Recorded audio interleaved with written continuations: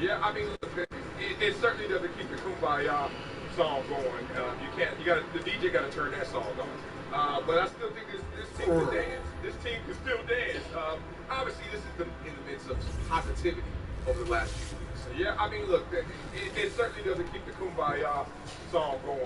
You can't. You got the DJ got to turn that song on. But I still think this team can dance. This team can still dance. Obviously, this is not the moment to talk about flipping this over, but that's what Magic Johnson's thinking. I think Magic is in the alignment with what I'm thinking, which is we're going to handle this, but we're going to handle business. And this is not business necessarily. This is y'all talking about how is it not fair? How is it not hurt business? Because you have a basketball team that plays basketball, and now you have somebody who's in charge of running basketball. Like, we're all celebrating the Lakers' success over these 20, 30 years because of how they play basketball. This is brother and sister beefing, bickering, which they've been doing. Right. No, remember we had Ramona on last week, I believe it was, and she told us, we had some more dialogue with her. She was talking about the fact that this isn't something where I had to crush my brother who I'm close with when she let him go. Right. This wasn't something Dimensional insertion they point was don't off. have that relationship. That ain't them, bro. They've not had that Tough and relationship. interrupted established Like, this continuity. isn't the typical sibling. What happens That's why I next don't is think it's big. It's a headline, and it's Allied not offerings good. MIA. But you can Have recover. no choice but to We've continue been like, this is Division our 1. status quo almost. This we've been on it. But the only thing is, if something has been known, but it's been, at least you could say, under wraps, meaning people know they want it back close, but it was under wraps. Now there's a public view. I just don't see how that helps. And I understand what you're saying when it comes to the X's and O's. But that's part of the X's and O's is getting players, is getting creators, is getting some of the pieces that you need. And that's going to make Magic and Rob Pelinka's job more difficult now. As if they needed it to be more difficult. Well, Infestation I'm confirmed. looking forward Positive to identification of an 115 on organization site. that will respond to urgency. As expected, my You can't memory's walk around slipping. with a whole lot of Unable to effort. determine current jump count to this location. Two at least, maybe more. Yeah. Well, guess what comes with that territory? Responsibility. And you're responsible to not only overcome. This is an organizational entity. This is like them having to train NCL as an organization. I don't want to hear how you can't play for the rest of the year. Heal up, get over this, and stop making excuses, even if it's brother, sister, victory. Because if Magic's in the room and I'm a creator, I hear that y'all brother and sister are beefing, but I also see Magic Johnson in your brother. So that, I will tell you what, that was a key piece to this, specifically Magic, not just letting Jim go and then putting someone else in. Specifically it being Magic, because then at least, again, you go back to Having failed to secure the intel, test subject's location is currently unknown. Damn it, Richtofen. Why do you always have to screw everything up? Yeah, but when we say the midst of this, in football we used to call it window dressing. And I think we talked about this. But it's a dive play and then all Let me do it. 32 died. 32 dive. 32 died. And then we think it's something different, but it's still a 32 dive. That's what we're Coordinator out here. Man, this organization better not get caught up in this window dressing. Okay, y'all warriors are beefing. Okay, the brothers and sisters not talking. All I know is this. Don't let this be another distraction. But it already is. How? Well, it's a If you're George Clarkson, you gonna miss a shot tonight because of this? not the guys who are here. I know that's for me. Why you going to be it's not the guys who are here. You're starting playing, you already know your coaches. For them, it's kind of the ground floor. You have the players on the team now. This is ground floor stuff. We talk about, all right, it's us, it's our assistant coaches, my shooting coaches, our coaches, ball. That's where they pretty much stop. They're already mentioned Jordan Clarkson. He's already signed up for that. Right. It's the other George's who set out there. He was like, Did they move the organization to another thing? Oh, still come down. by the way, we have to talk about that. Paul George, people were saying, Paul George, like, this may make you happy, big dog. It didn't have to be when they said LA is the Lakers. You heard what I just said. He's coming back to LA. I ain't saying like No, but I'm saying everybody else. Oh, right. Yeah, I know. Someone Sean and Broyle. very grateful to Paul. Called me and had a conversation about that. We got through it. It's always been LA, but he never said the Lakers. That Dolphin. That goes back to the conversation we had yesterday. LA, Lakers. But that's not necessarily the case.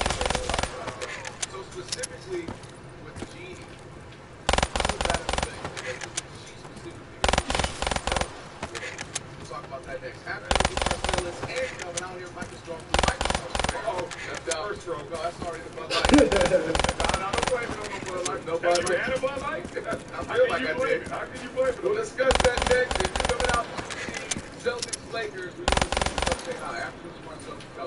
ESPN. They didn't take them. Yeah, bro. Take over. This freaking sucks. Why did you put this in your top 5? Because I don't think it's top five. Oh, yeah, me neither. No. And Jim Buck playing it. Jim Buck, he riding around to this? He said it's number one right there. I see you, Jim. Is he dapping up his brother Johnny? Man, they ain't going down slow. They ain't going down quiet. They won't let Jeannie live. Nah, They wouldn't let her bring her band here. That's messed up. She couldn't have Phil back. He had a wooden leg. They wouldn't let him back And in. it could have been in her and Phil, but who knows? They could have blasted and been back. No, if it would have lasted, it would have lasted. That's a long distance. New York, LA, you cannot get any With further. that type of money, and he wasn't working. They ain't like he in New York to work. Nah, I heard he was in the market. I play all the time. He'll sell it. Yo, Just something so let her have a Let the buzz in the city enjoy the buzz. Magic Johnson coming back, raining on the parade of the people of LA, the people who bleed purple and gold. Wait, coming from a Clipper fan. hey, I know what it looks like, don't you? Welcome to our world. Hey, what do you call this? Carnival. Oh, my bad. My bad. You ever get a circus? My bad. I just heard a seat. I just heard a seat. Okay. Afternoon with Marcellus and Kelvin hanging out at Microsoft Square, right in front of Staples Center again. Have the Celtics in town. Here in LA. He and I will be here until 6. Back. Come game. Come say hello and a bunch of stuff out here. Already looking, I already know. So, Lakers girls are Lakers there. girls, you're right. That's it. Coop. My guess is Coop. Hope not. Michael Cooper will be over here. Not today. No. They switch it up the list. Jaleesa Thompson. Who is it? Michael Thompson. That's Michael Thompson. Budget cut. Yeah. Well, bring him some champagne tonight. Michael Thompson. You're the backup. Yeah, Michael, if you want to see Michael Thompson, maybe not. People might stay home now. We should not be around. Oh, you're over there? But the biggest, I think you say Section 8 right now. And getting out. Yeah, I'm trying to get lit because that's what it takes.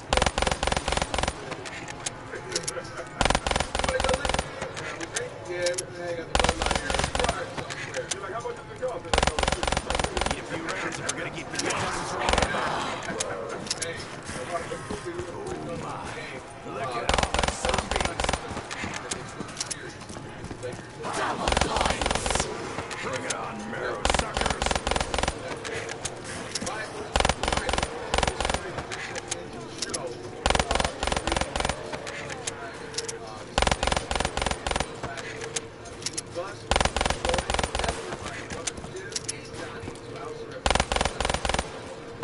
No, this ain't as much fun when we don't have bullets.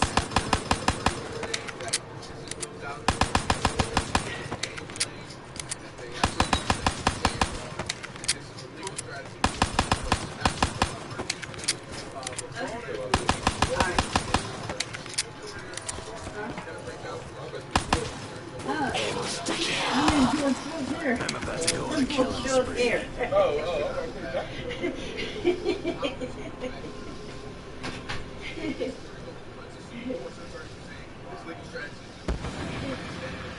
Sex me my soul. Time to put you down, puppy dog. I'm gonna have to resort to some old-fashioned ass-kicking if I don't get more ammo.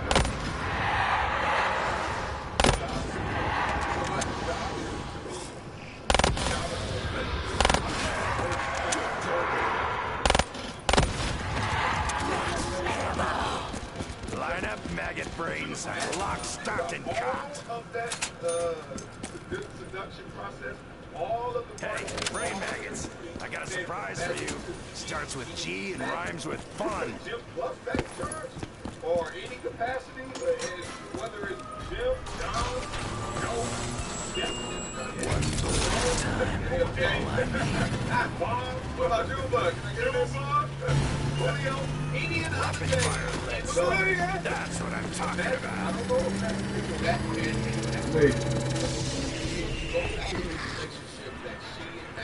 There you go. beyond that, it's really like a sibling relationship from sister. They've known each other for This tastes awful.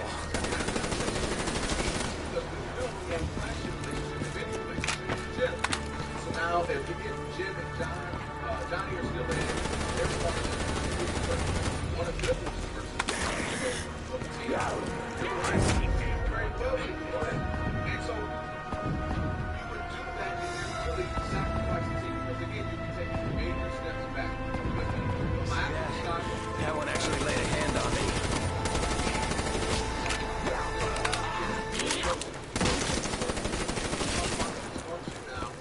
And how outdated even Anderson outdated. Talk about the fact that we're 6, 7 years behind. So we already need to be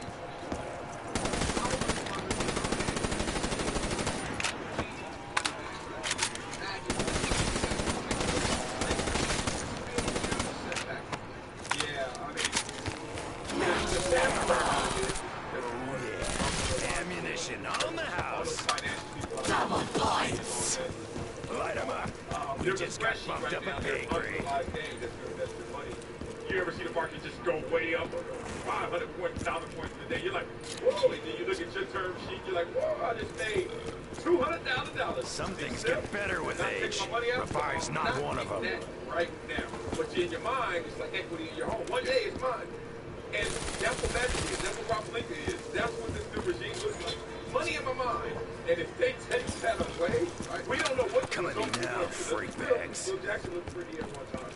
That's what but it's just sad that you lose all this and it's about the fact that simply just honoring your father's request, which was exactly happy the position the way it is now. The GDP the one. Well, so in that respect, the GD bucked the system and bucked dad's last wishes. Yeah, technically, but he put the man in what is possible to in charge. Kicking ass and tearing torsos. Part of that is saying you will have to have those tough decisions. You have to make those. You have to which in this case happened to be your brother in history.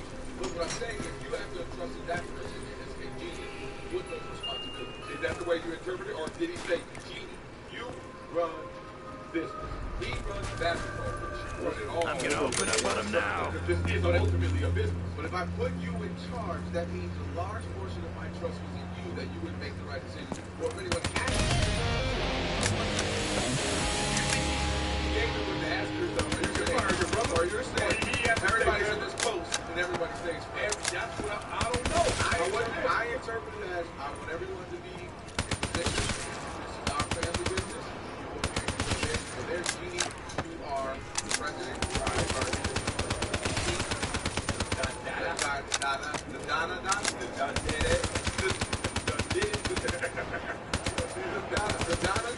Yeah, right. And you're making the final decision. And you're being at a point in time. You have to make tough decisions. Know what I'm saying? But you know what you're doing. That means that there is a tough and different decision to make. I trust you. That's how I interpret that. Boy, Dr. Buzz. I don't say it. And you know, I'm not going to say that. I don't feel that's respectful right there. But boy, I is not happy. not happy as a little clown. Not happy. All right, Mike, are we having Roger Kosick, ESPN legal analyst? He's going to join us at 4 o'clock to help us break down the legal aspect of this. We'll continue to have this conversation. If she comes down, we'll have her join us.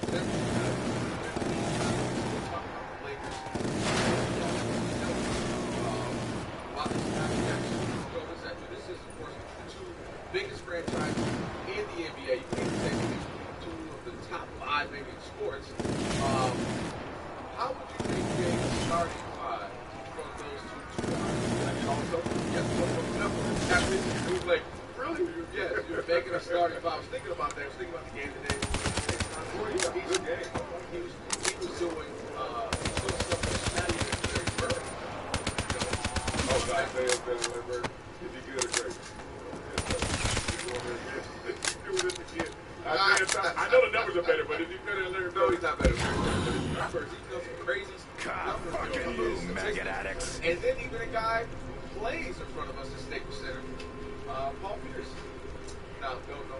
Oh, is this a historical all-time? This is you take the starting lineup from any of the Lakers, any of the Celtics. Okay. So you can have, for instance, Magic at the 1, Bird at the 3. Oh, Red this at is the top amazing game. So this is something I had planned, but then so maybe we'll do that again. Next, in turn, again, the bonus now. We'll go straight back to this big story. And again, at 4 o'clock, Roger Johnson is going to join us, legal analyst for ESPN, to break it down even further. After this, Marcellus and Kelvin at Microsoft Square. Come on out, watch the game, hang out with us, ESPN. Baseball fans, how's that roll? Now the ladies' baseball fight like this.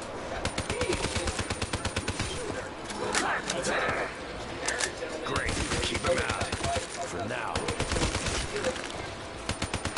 Hey, don't listen to him, man. I can't hear you, Laker fans. Enjoy, hey, I want to hear winning. rock your jersey, man. Rock your Kobe jersey. That's great. Oh, look at this family divided. This couple divided here. He has the Celtics First you hat, take he has my the money, Lakers hat. now you fly away. Like, what happened to y'all? Whatever. There are some, man, hold on. Hey, it's cool. Oh, you know they travel. Yeah, they do travel. Laker fans travel too. We just never leave LA. I'm just happy you said cool.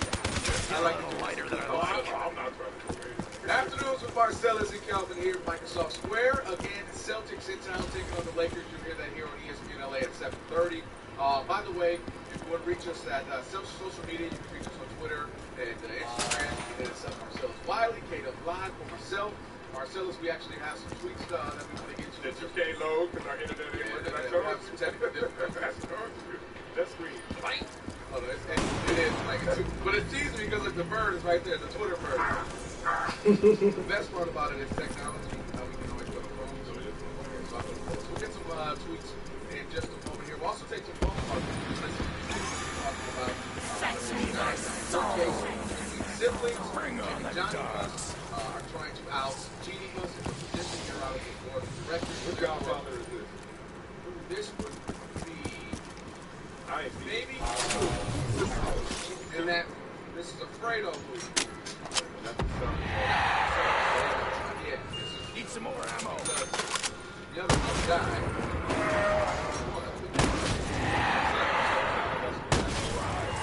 No, yeah, you know this is Fredo. This is Fredo. This is Fredo. Yes. Backstabbing, you know, the brother. But all right, 877-710-ESPN, 877-710-ESPN. It's okay, baby. I know you need me. Seriously. Thank you. I'm so dead. I got some tweets here. This is from Alex to us. He said, forget Genie, say it that way, and Magic. Jim has won 2 titles. They haven't. I trust Jim. Jack tweeted, as long as Magic and Clay are in their positions, obviously affect free agency. It only matters if she's out. And then something else about Paul George wants to be late for our Clippers. Good luck with that. That's about to go. Let's see those meat maggots try this on for size. This is great news. Genie is awful. Who says Magic is any good as a leader? Sell. Well, I don't want to skip over the first room, which was interesting. The support for Jim Buss right there. And I think that's a growing portion I'm hearing from people who said Jim Buss was integral to some of the Lakers' success. And why not, if he wants to come back to that position where he really has to do hours, he should be afforded it. What's your response to that? Well, because I have some of those people, especially Kobe Bryant, they were going to be competitive with that roster that they had, and they would. But when you start to dive into this right across the field, that's the guy they missed. Who's the guy they said they're targeting? Kyle Lowry. That's the guy they missed in 2014. We talk about whatever the reasons were that they weren't able to do it.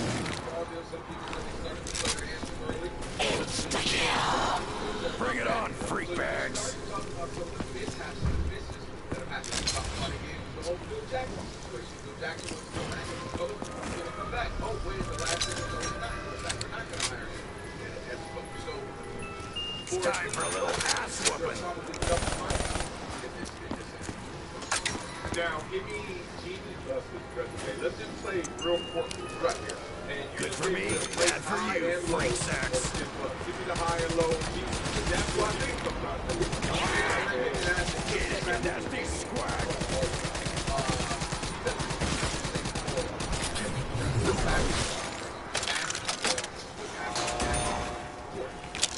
Overall, he oversees the business side and actually understands as well.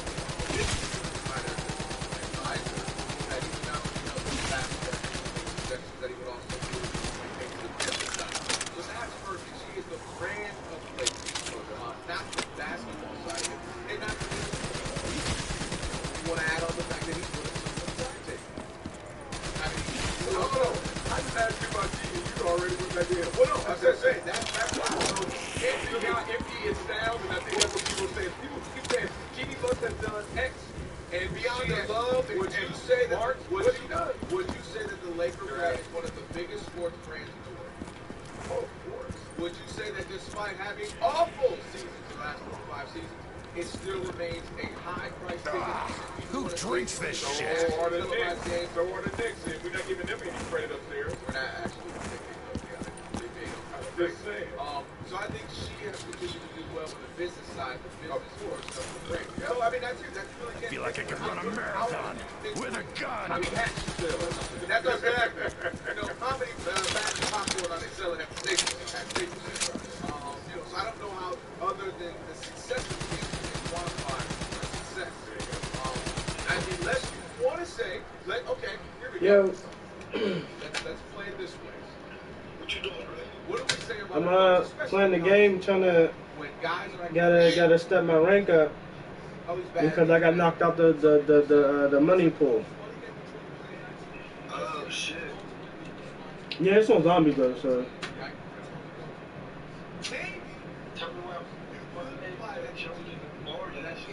She got jumped in the bar last night.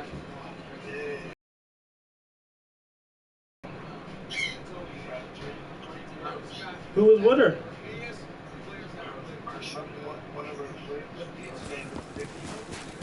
Wow.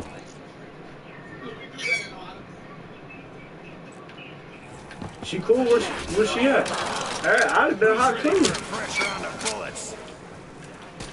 Not a chance in hell. Break backs.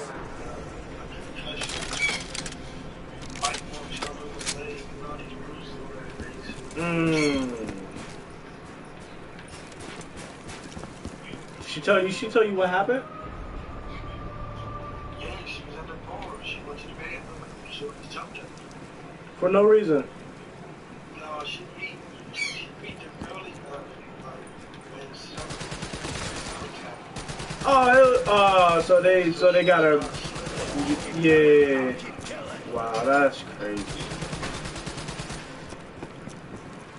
They really held on to that though. That's crazy. I bet.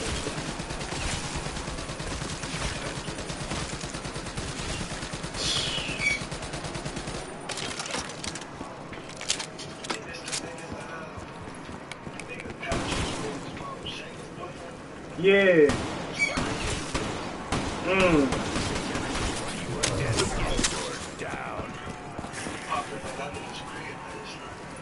Yeah. Was he there?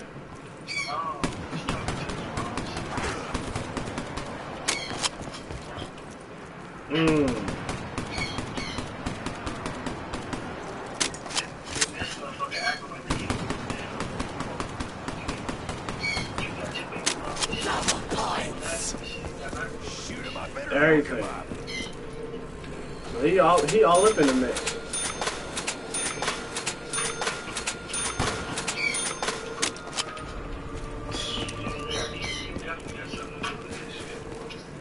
Yeah, he probably told her, yeah, you know what I'm saying, she down at the bar, this, that, and the other.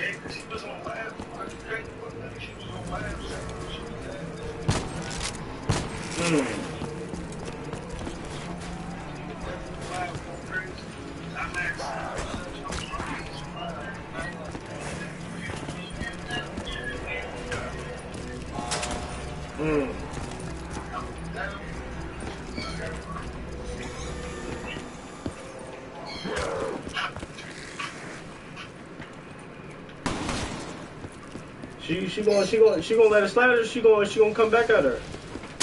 No, she went to the hospital last night. She gonna press charges and she gonna shoot it. Ah, there you go. But she said she's still on the fucking.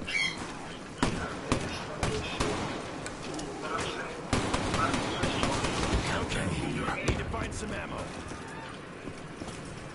Yeah, she got to let one of the other situations go. Yeah, well, she already did the charges and shit. Oh, alright.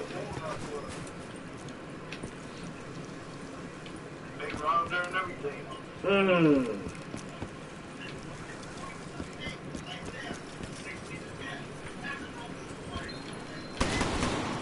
So what's up with her friend? Where'd she go?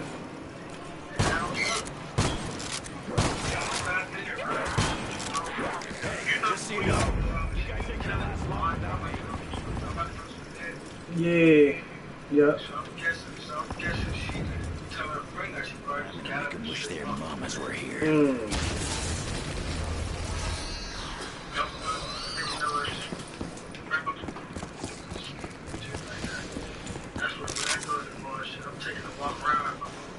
Yep. Do the whole surrounding.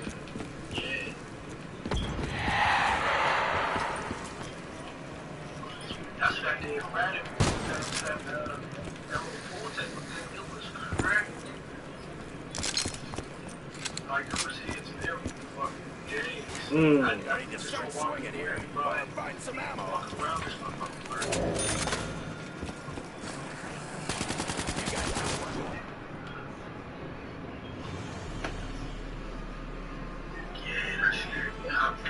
That's crazy. I don't.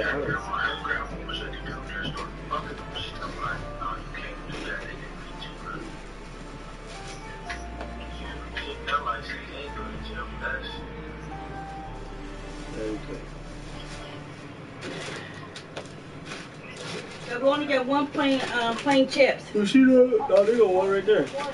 Oh. Right there on the side. Oh, no, I got it. Do she know her other friends? With her? She know two of them. She don't know the third one. Oh yeah, catch them slipping, yo. Who's that?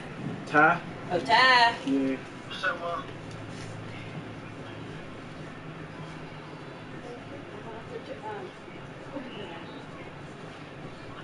That's what you're doing? They playing a game? Yeah. Tell him you got Mel up here too. Mom said you got Mel up here. Dad told me this fire stick. He told me to jailbreak it for him. I'm like, well, what's the point of jailbreaking if it's new? So. And You know how to jailbreak it? no, all I gotta do is go on YouTube and find out. And then he gave. Some of them shows you gotta pay. Yeah, I bet it's you gotta download it onto your computer, and then from that point on, that's how it be.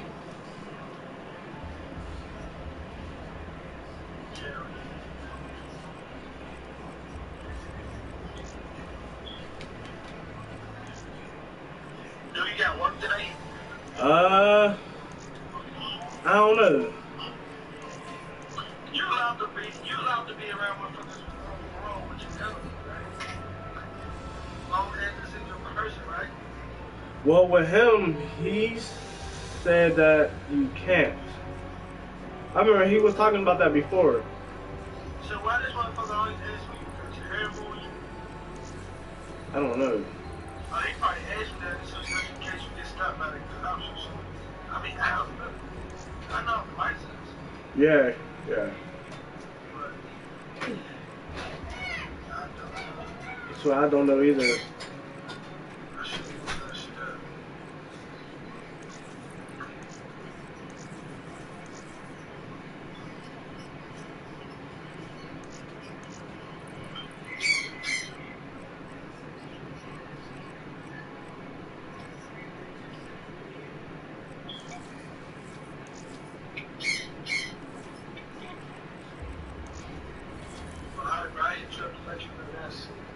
Yeah, that's great. If you plan on doing anything, dog, let me know, yo. I'm with it.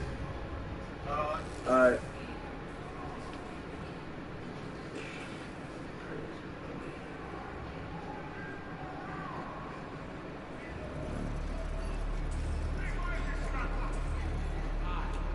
Dr. Maxis. Hit me one more time. We're gonna see what's happening. No, it ain't. I'm about to scoot over. This dude be talking with his hands. Talk with your mouth. You in the frat. Half Italian. That's the frat nigga. Boy, I used to fight the frat. Stop touching me. Here's the thing. It's interesting. Like me to rub your lower back. Right over that spot. You know what that spot is? That's why you better to Yeah, accept it's the last one. Oh boy. And then, ooh. approaches. There is a chain of Here's the events thing. that must be I think Genie is in for a little more of a battle than obviously they're going to let on. Future hangs by a thread. It's only Must one of awaken her, the and test. she's the one with power. Think about how difficult it is to stand on the tip of the... Hey, I forgot to tell you. Dad hit me up talking about yeah, do you need a screen for your iPhone 5? I'm like, yeah. I ordered one though, but he was like, yeah, do you want to practice on your phone tonight or something like that? I said, yeah. He was like, I'm gonna bring it through. So he brought over 4 of them Johns, and they for the iPhone 6. Richtofen, whatever you're thinking of doing. Cold curveball, Doc. I don't know. He was like, you think you can show him? Like, no, you know how I'm gonna hit up. That's exactly what I'm gonna hit up, Doc.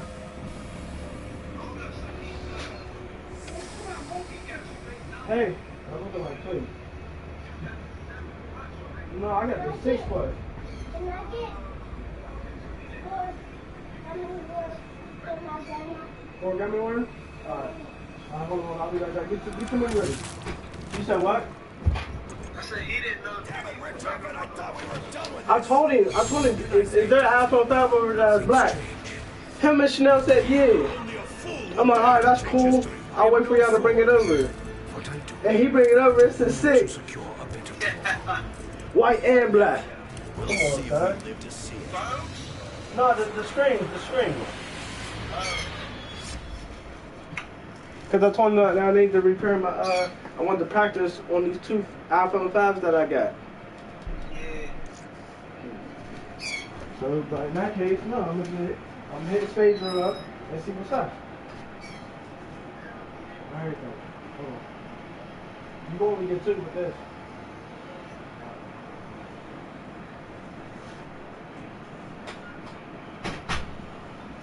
So yeah, man, I'm gonna hit him up. Like, yeah, man, I got these screens out there, and they fresh. So what's up? Man, you can bounce.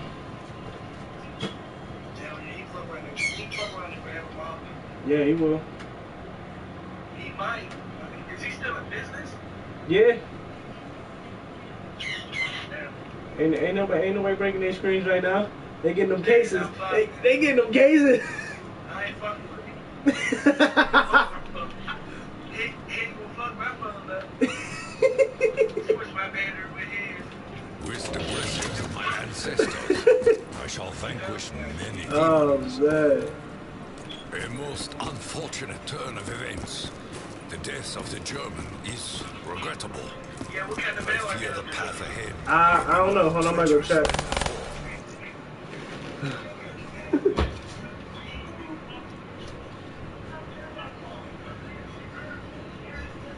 Your phone ringing.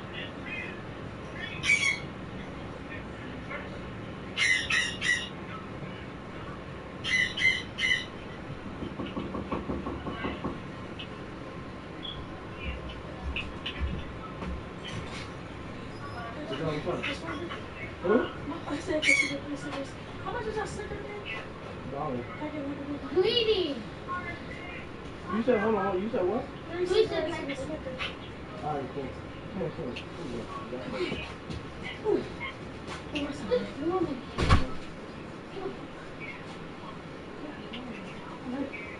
Go ahead, call me. Take a call.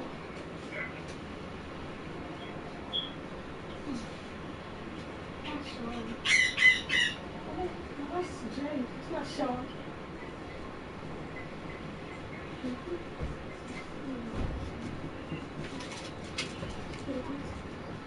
Oh, no, I'm talking about the Crunch one? Oh, no, we don't got those right now. Oh, you're not gonna Yeah. Alright, Alright. thank you. Yep.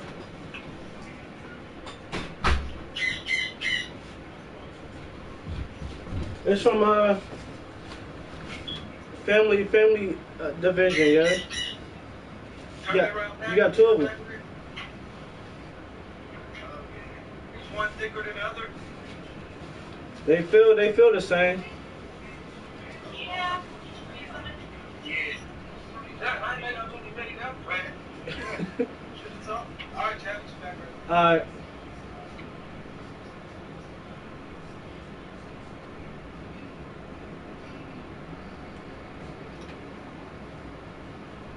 The mountain, the summit of the mountain versus the base. It's 5 other ones at the base sitting there saying, "Oh, we can all split you." Well, it's only a couple of them. Well, it's the Jim and Johnny. but that's the you have support Joey, you have Joey, Jesse, and Amy. So Jeannie are still in favor of Jeannie being in position. Right. At least as of right now. Who knows? Hey, it started off with just Jim, and Jim went and found Johnny. You think Jim and Johnny ain't gonna keep for Does this? this sound like a fake conversation? Like you Like you additional use an digging. example? Yeah, Jim told Johnny, Johnny told Jim, and then actually real people here. All right, so let's break down Roger I Gossett. fear the Emperor's displeasure. Let's dive deeper into I this, know not especially where the he legal is, aspect of it. yet I remain loyal. I This didn't go and get my degree. I must never forget. Brother, what you just trying to say, we can tell. You can tell. So he can help us break that down. We will do that next afternoons with Marcellus and Elvin. Oh, by the way, what? They're going to come on down. We have tickets. Let me also tell the people that there's a line of people behind us. Stick around. Hey, people lady. listening. We will have tickets for tonight's game, and we will also have tickets for Sunday's game. We'll be giving those out. So if you get a chance, come on out Microsoft Square. You get a chance for tickets to see the Lakers. Afternoons with Marcellus and Kelvin, ESPN Television. Hey, TV man, you have a radio show to do. Afternoons with Marcellus and Kelvin. Marcellus is over here. Who was that? KABC? ABC said, hey, I'll see you guys in a week. Tell Rob Fu I said, hey.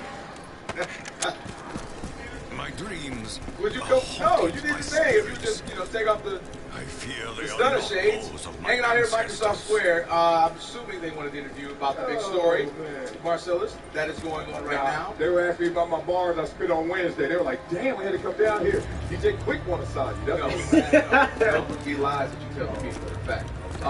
Okay, so if you're just listening, you just hop in your vehicle again.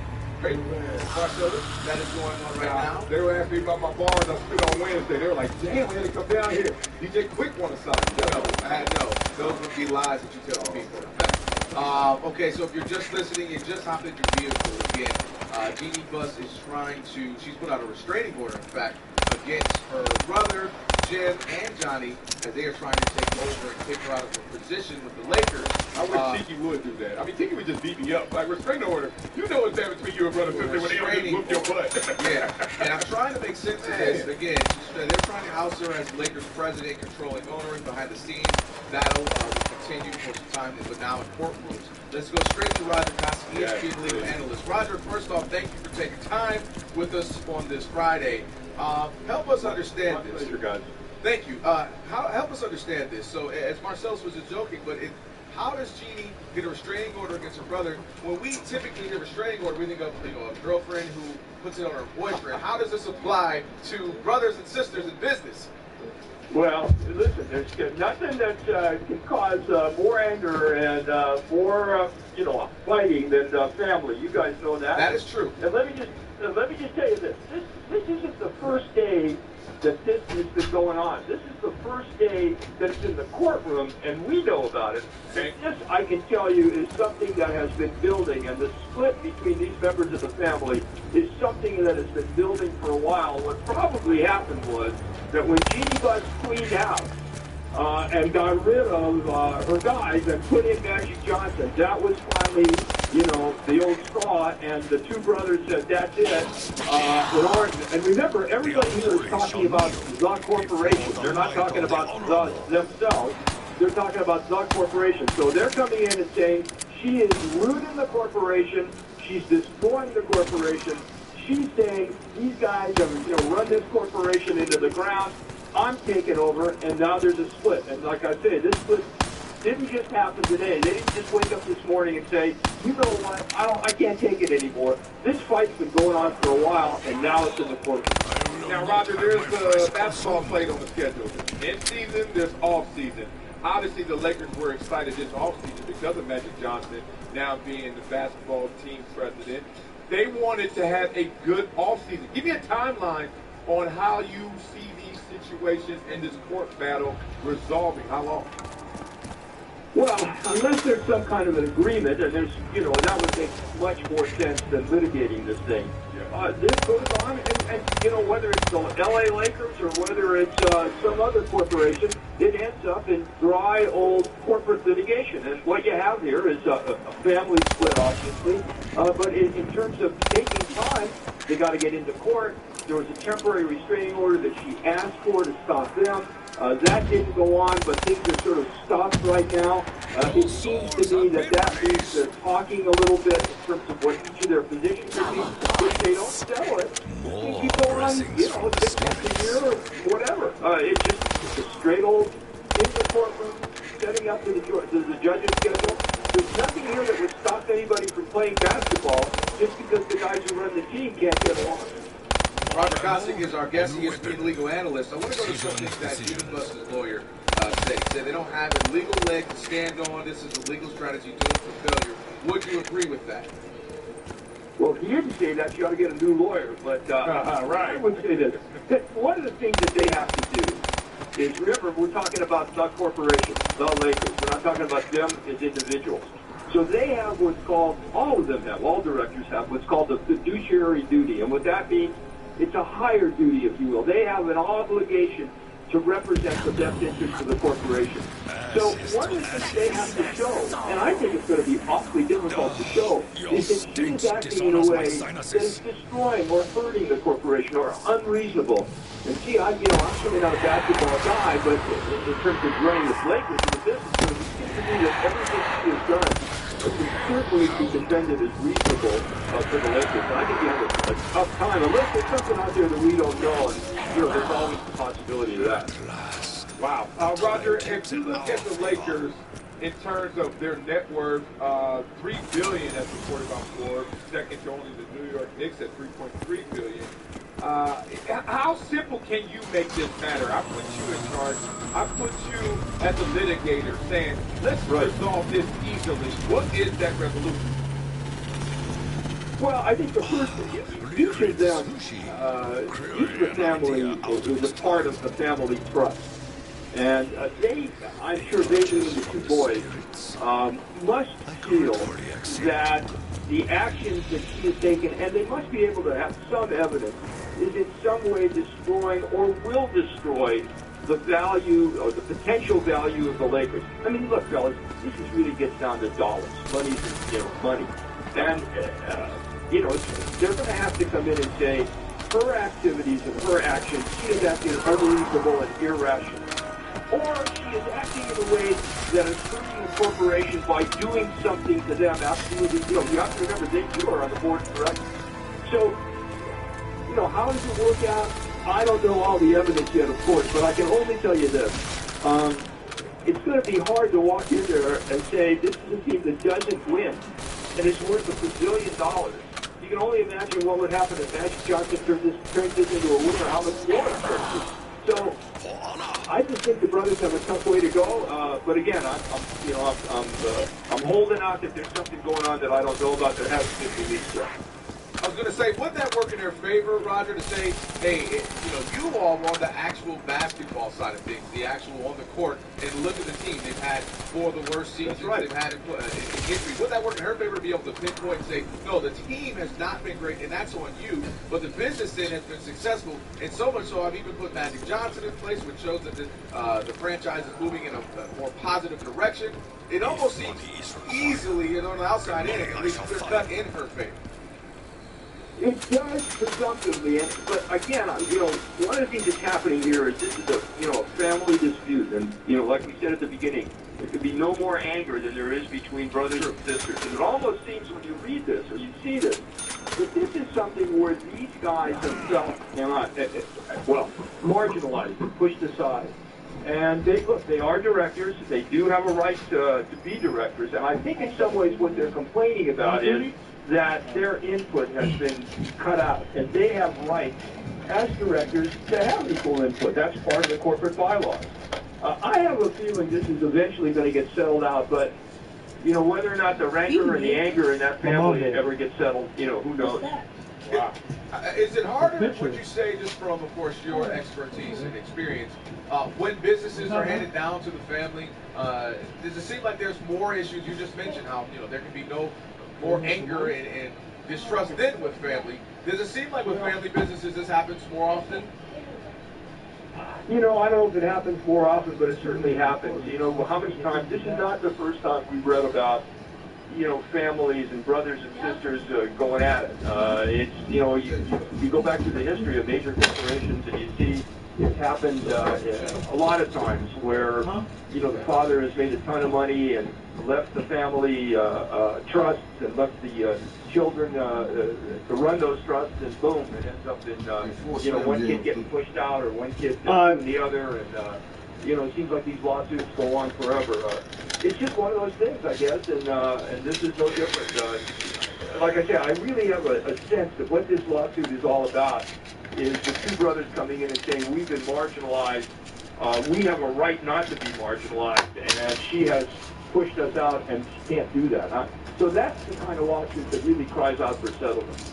Now, lastly, Roger, in your experience, looking at situations where a father does leave a trust for his children, and the siblings as we see currently, how much are the well wishes and the actual commands by that father taken into consideration when it comes to court?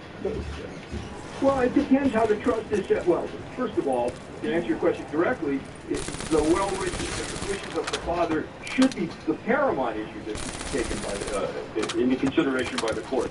But it also depends on how those wishes were spelled out in the trust agreement. Oftentimes they're a little vague, or often, and I'm not saying that's what happens here. I think there's a family trust. Who got what and how are oftentimes spelled out in the family trust. But oftentimes, you'll see a situation where one of the siblings gets a great deal of control and then is instructed by the father or whoever the trust maker was to then equitably portion out some of that control. That's where the problems begin, and that's when you see fights. And we'll let you go on that one. Roger Kosick, again, thank you for joining us. Thank you, brother. Legal Analyst for ESPN, we appreciate it. And of course, this is going to continue, as you mentioned, Marcellus, there's really no end in sight. I mean, this is just beginning. And you hope that they can at least solve this soon enough that it doesn't affect the offseason. Because that's one of my bigger concerns, is that, again, you can have players sitting there and saying, you know what, again, there are the Lakers having front office issues, having, not having one vision in mind, one goal, one voice. I'm done with them. I don't even want to take a meeting, or laughing at the meeting as we had over the last couple of offseasons. Well, the only reason I say I don't agree with that is if I took a poll of the top players in this league and said, give me the names of the 30 owners of the NBA franchise, I don't think there's a dude out there who can name more than 10.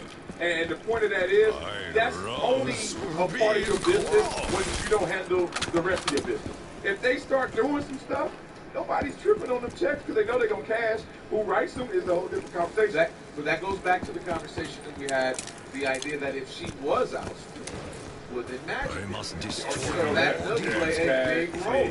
But that's what I'm saying. That does play a big role. If I'm a free agent thing, there's a chance Magic may not be here. Rockland may not be there. These are the guys that I play for, and maybe they won't be there. So, all right. So we'll put this to the side for now, unless new information comes. When Ramona comes down, I know she's doing a lot of sports in her head. She's all over the place, getting a story up there. Sound like she just stand you up. Yeah. Well, that would be you. No, you two have a thing. We do it. You two have a thing. Hey, I didn't text her to come on. She would have been on for you. Well, then do that. No. No, I'm not going to step on your toes. When Ramona comes down, she passes by. We'll grab her and we'll continue the conversation there. Coming up, we will have also Sam Amick of the NBA insider of USA Today Sports. We'll talk some more basketball with him. Now, I want to go back to something we were talking about with the game. The Celtics-Lakers. There's an actual game that will be played tonight. Starting 5. All time between the two franchises. It doesn't matter which side you want to do. You can even have all Lakers if you think they have the best 5 of those positions. Let's do that next. After Marcellus and Kelvin, ESPN LA.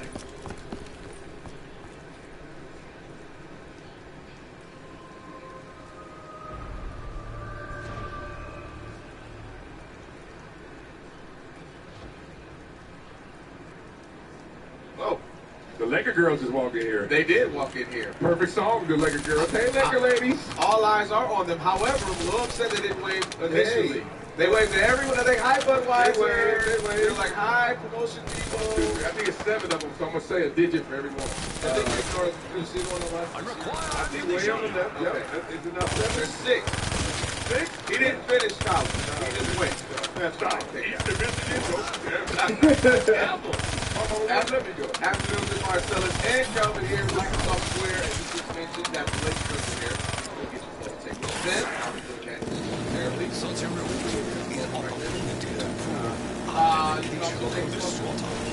you can take a photo with the Laker cutouts. We'll have a bunch of tickets to give away. Reed was just telling me we'll give away tickets for tonight's game, Marcellus. We'll give away tickets for Sunday's game. I have to pull it up, actually. I thought Reed just told you. I just told you that tickets for the game. New Orleans, actually.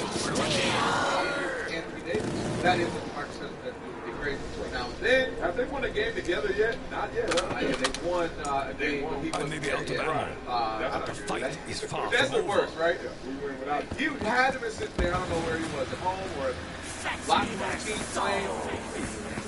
We have truly angered him. Hennessy on that float. Remember that? They were like right after the All-Star game. And they can't win with you? Don't win. Please don't win without me.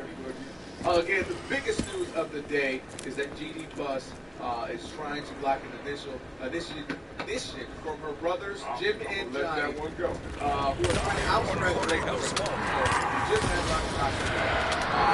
down for us, basically said that this happens all the time in family businesses, and that he believes that they can come to some reasonable later.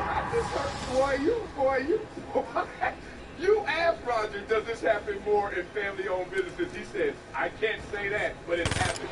You just turned that into, this happens a lot in family-owned businesses. Vengeance Boy, will not wait for ammunition. He said no one for going at it with family, Gordon head. I did ask that. So again, as more information comes in, we'll get that to you. And just a quick little more reminder of that. In order for Jeannie to be the controlling owner, she has to be a director. And so what Jim and Johnny are trying to do is get her out of the board of directors. Therefore, she cannot be in that position. We'll have to see what happens again. Ramona Shelburne is writing a story. Of course, she's reporting it, and she has more information to get to. You now have the late lunch too? No pain. I mean, with ESPN writing, with the ESPN, TV, she's probably writing a story. Oh, that's what you know? Yeah. Momo is very talented at multitasking, okay? But she might need to throw us in that add one more layer to it. I'm busy, boy. All right, so in the meantime, KSP in Los Angeles, until we get more information, of course, we will circle back to this. The game tonight is not the Celtics, now the Lakers. Isaiah Thomas has really changed. Blessings rain down from above. 4 years ago, we thought it was going to be a very, very long, downward spiral for the Celtics, and that ended up not being the case. They had maybe one not so great season, and then they were right back at being competitive. And now you look at them just beating Cleveland the other day. You wonder, could this be an Eastern Conference Finals match between the Cavs and the Celtics? 25 straight games as the leading scorer that team tied 7 Randall. And Isaiah Thomas. So, but they got me thinking of, Mere they've just now opened up Microsoft not a Square. strong All the house coming in make. now. If you were going through a starting five between two of the, I guess, the best franchises in the NBA, really in all the sports, the Celtics and the Lakers, let's do a starting five that could be either team. Who would it consist of? You know, it's crazy when you first said this, I was like, this is going to be amazing. This is going to be so tough. Then I was like, this is so easy. You want my 5? Yes, start with the point guard first. We'll go in order. We really going to build drama over Magic? Let's start with the shooting guard. We really going to build drama over Kobe? Hold on. Oh, stop. Hold on. What are you going to say? Okay, that's right. Hey, Jerry West can get some love, though. Jerry West can get some love, but it's Kobe for me as well. Magic and Kobe, agree on the 1 and then we agree on the 2. Magic, Kobe, at the 2. I do it. What about the 3? What? James Worth? Man, stop. Paul Pierce? Paul Pierce? No, he's a 2. I'm trying to get he's a little bit. Yeah, okay, now. It was Rondo, Ray Allen, Paul Pierce. He's 6 now. for me, it's Kevin McHale. I agree. Larry Bird. I skipped one. Larry Bird. Well, that's not being two. Is it not Larry Bird? It's Larry Bird. I tried to do some drama. Okay. But now this is where you and I differ. You have Kevin McHale. I will take Kevin Garnett. Well, we both got Kevin right. You went the wrong way. Give me Kevin Garnett. You not remember McHale? I do remember McHale. He beat up on my business many a time. Of course, and he is one of the best post moves, postmoves.com, that kind of, is the talent on the block. His up and under move is legendary. However, if I had Kevin Garnett who can give me the same thing on offensively, but can give me even more defensively, then give me the leader and the captain of the defense, I would then take Kevin Garnett slightly over Kevin McHale. I'm not mad at you taking McHale. Area 21, huh? You taking Area 21 over Kevin? I like that, by the way. I like it. You like it a lot or you like it a little? Can I get a middle? It's business something. Can I get a middle? They need a moderator or a host. You can't do it all. It's Don't fun. be too anxious I to cross like it. swords It's with not better than the four but I like it. It's fun. I like it. I heard about it. Yeah. Far upon your own It was out there. It sounds like Willie McGinnis and Even louder. Even louder. Why you call that trophy on that? I was like, that trophy is nothing. That was good. All right, so I had that, and then now the 5. The 5 is difficult because I'm a manager. You can have. You forgot. No, I You can have did. Kareem. You can have Shaq. You can have Willis. You can have This is interesting because of Shaq. That is the interesting. I'm taking him. I don't That's know. tough. It is very tough. Kareem or Shaq. I would go with style of play just because nothing was more dominating than Shaq. All the same guys was more. I mean, nothing was more. Nothing was more indefensible than Shaq. But nothing was more, oh my God, what just happened to our sport? Physics course. I think Shaq. Mike, Kevin Garnett or Kevin McHale? I need to hear this. I gotta go Garnett. Oh, okay. You like You that? will not die with decency. Was that a who? And that fire. Was that a who? That fire. That's to go to clinic. Where's Mario? Mario's not. Yeah, Mario. Just because we're not in the studio, Yeah. doesn't mean you didn't do your job. And Marcellus Wiley came live on social media. Oh, I take Shaq. I can take Shaq. I have Shaq, so I have. We're gonna write it down. Mike, Yeah, I had Shaq. Kevin Garnett or Kevin McHale? I need to hear this. I gotta go Garnett. Okay, like that. Yeah. Was that a who? And that fire. So I may put you down. Was that a who? That fire. That's to go to clinic. Where's Mario? Mario's not. Yeah, Mario. Just because we're not in the studio, doesn't mean you didn't do your job. And Marcellus Wiley came live on social media. It was up there as well. See what we have there. I'm not gonna mess with this internet right now. At all. Yeah, I wish Shaq. And again, that may just be the style you mentioned or what I witnessed. Yeah. Because how do you argue with Kareem? I mean, Kareem may be outside of Michael. Some people would say, even with Michael, the greatest Begin basketball. from afar. That is weird. I think he's the second best basketball player. But we didn't make our top But five. Shaq on my team is different than Which is not yours. That's true as well. And then you still, part of you still feels like if Shaq was all in, No blue chips. no blue chips, no sands, No man, no blue could you chicken. got a little bit more out of it, more dominance. That's You hard do to wonder that. It is hard to imagine. You do wonder that. So yeah, I had a couple of different one actually. But I even can hear Garnett and Kareem or Garnett, Shaq. I can hear those combos, Is a but I don't virtue think of we the go honor. outside the realm of those two I names. am patient. I am I virtuous. really don't I am someone hit me honored. with Ray Allen. Dennis Fuck. Johnson. No, Foul Paul demons. Pierce would be the only. And now look, Kobe alive. Oh, he played a three Yeah, again? like a three. He's not with Larry Bird in the house. You know what's funny about Larry Bird, actually, believe it or not? I believe Larry Bird is actually under. Sometimes, like, they'll show, those old throwback games, and I'll watch them, or sometimes you look at his numbers. He had career numbers that were absolutely ridiculous. Numbers like, 27, 28 a game, double-digit rebounds, 7, 8 assists. Yeah, And then we can read. It's not as by the way, never get my game now.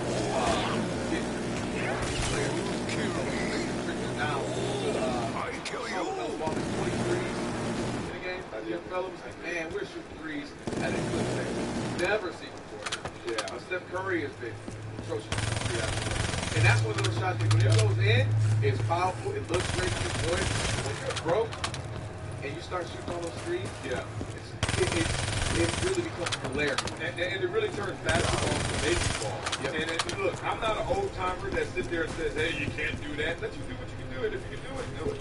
But damn, it's almost like cats are going from free throw line to 3-point line because they get the rebound, free throw line, rebound, 3-point line, jack, half court, jack. And it's kind of like, y'all not winning the whole playbook. There's no way. From afar. The Lakers are trying to avoid a series sweep from the Celtics. Again, this will be they haven't had that happen in 9 years. So they're trying to avoid that. They're going to have a tough time doing that when you have the Celtics who are trying to really play home court advantage against the Cleveland Cavaliers. They're going to do the 1 seed. They're 2 games behind. They just beat the you get destroyed. To see where they are. They're trying to get that stride going into the postseason. So it's going to be a tough game for the Lakers. Game 1 is going to be Man, I like what he said the other day. After the game, he asked about the game, kind of talking about the place in the league. He said, man, I'm scoring 30 points a game. This is who I am. And I like the swagger that he has.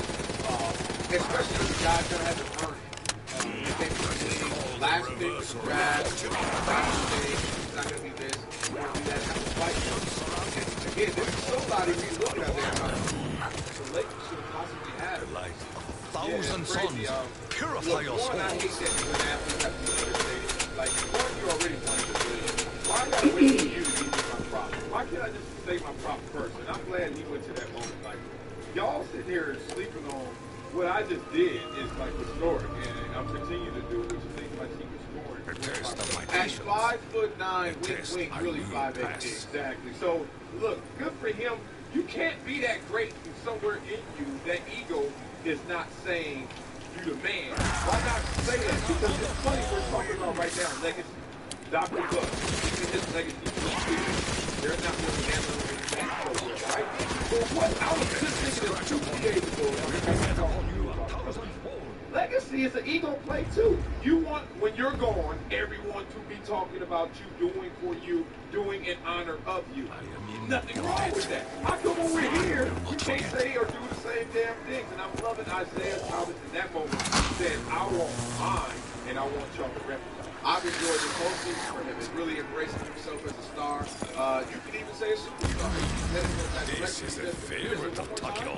If he does what he did this season, you know one more what? time next year. It's like Shaq selling shoes. They ain't gonna never sell. Let me go to that Little man being superstar like that little man. He has a chance. Okay. Steph Curry wasn't a superstar until he had a couple of good seasons back to back, and then the machine took him and made him a superstar. So how it works is you have a good season, okay, you get a couple of spots in there. You have a good, great season this season, and then now you get these companies start talking about you, start getting these social, you start becoming relevant. Next thing you know, we start caring about who you're dating. And then all of a sudden, you become a superstar. Steph Curry's personality is not a superstar personality. Well, you gotta think they're now apples to apples. One, Steph Curry, like, it's really to me a size issue a little bit. NBA, we're thinking of Goliath, Giants, and they were like, oh, Steph Curry's the guy next door. Isaiah ain't even the guy next door. That's the kid next door. So people are like, I'm not necessarily following that. But two, you been playing on Boston, and you've been playing well for a couple years. Now, this is your best year, but you've been on Boston, the second most scoring franchise, and you ain't caught superstardom yet. But I would say Steph, because I would say Steph really got it that year, the first MVP. That's when he went from like, man, he can shoot. Yeah. Well, those splash brothers, I want to watch them. That's when he got elevated to superstar. And won a championship. And then that same season won a championship. So for me, this is not championship. Okay, I'm with you. And if he does Only by testing each and every weapon available to me, will I truly learn what this machine is capable of. He can use that effect. What I got to do with that? Fox Takio. Put him in a commercial with vertically challenged people like Kevin Hart is something funny, and then it becomes a thing, and it sticks, and now he's playing well, and we're talking about it, and that's how it happens. It always isn't just the game part. There's so many guys who have balled out. Like Kawhi Leonard is an NFL superstar. My point is, you say it's not always just about the actual ball. It has to be the outside factor. Yeah, but all right, let me get you off the fence. You give me the argument he can. Is he? No, I said one more season. No, is he going to be? Oh, is he going to? I say no. I bet against him. Being a superstar, I bet he will never be a superstar. Like, is Paul George a superstar? No. He ain't going to be bigger than Paul George. You don't think he'll be bigger than Paul George? Man, still be. Well, we know he's going to be bigger than Paul George. Well, we know that. Who are the superstars in the league to Kelvin are LeBron, Steph, Durant, yes? I'll tell you next. Oh, okay. I'll tell you next. Hanging out with Microsoft Square. Let me see. Come on, man. You got to make one. Come on, brother. Make The one. spirits come to our aid. Come on, you got to make a shot. We got the basketball rims out here. The Laker girls are here. You can get your picture taken with our cutout of the Lakers. Of course, you can come see us.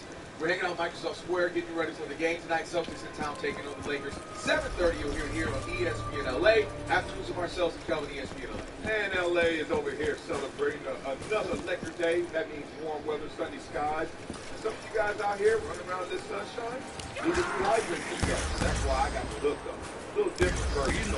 None of those sugar. We got Bipro. That's right. Ready to introduce a new flavor to you guys. Berry, herbal, protein, and water. Same exact great taste and nutritional profile as the other water flavors. Protein profile and a new dairy taste. Wins. 20% off promo code.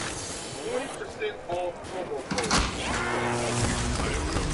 My price consumed. BIPROUSA.com, BIPROUSA.com. Enter the promo code VERSE at the top. Hey, lady, what's up? And you will get the hookup. That's clean.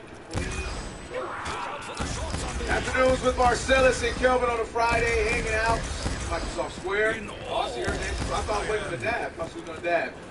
Celtics Lakers tonight, 7:30. You will hear the game on ESPN LA. And of course, my Lakers countdown is happening at 6 o'clock. Big story today is that Jim and Johnny Buss are trying to oust their sister Jeannie Buss as Lakers president, controlling owner, and expect this to be a big thing. It's going to grow. You have people all over the story right now trying to find out all of the details. But again, I'll say this quickly before we kind of go back to that NBA conversation about superstars, that Jeannie had to have known this was coming, especially considering the relationship with her brother. And I would guess Johnny said brother. When she made the move, when I heard about it, I told you that this was going to resort in Magic Johnson being the GM or being the president, because you don't make these moves knowing the relationship that he had with Jim without saying this is going to be where you're having the final say now, man. And with also coupled with that, if you did that, you didn't just relieve Jim of his duties. You put in the guy he had some issues with, and maybe has had for a while as far as being overlooked because Magic has been the adopted son, if you will. And then Gold Child as well. You had to know that you made that move. Once more, that was going to be son prevailed. He was going to have to make a move, and now he's lawyers.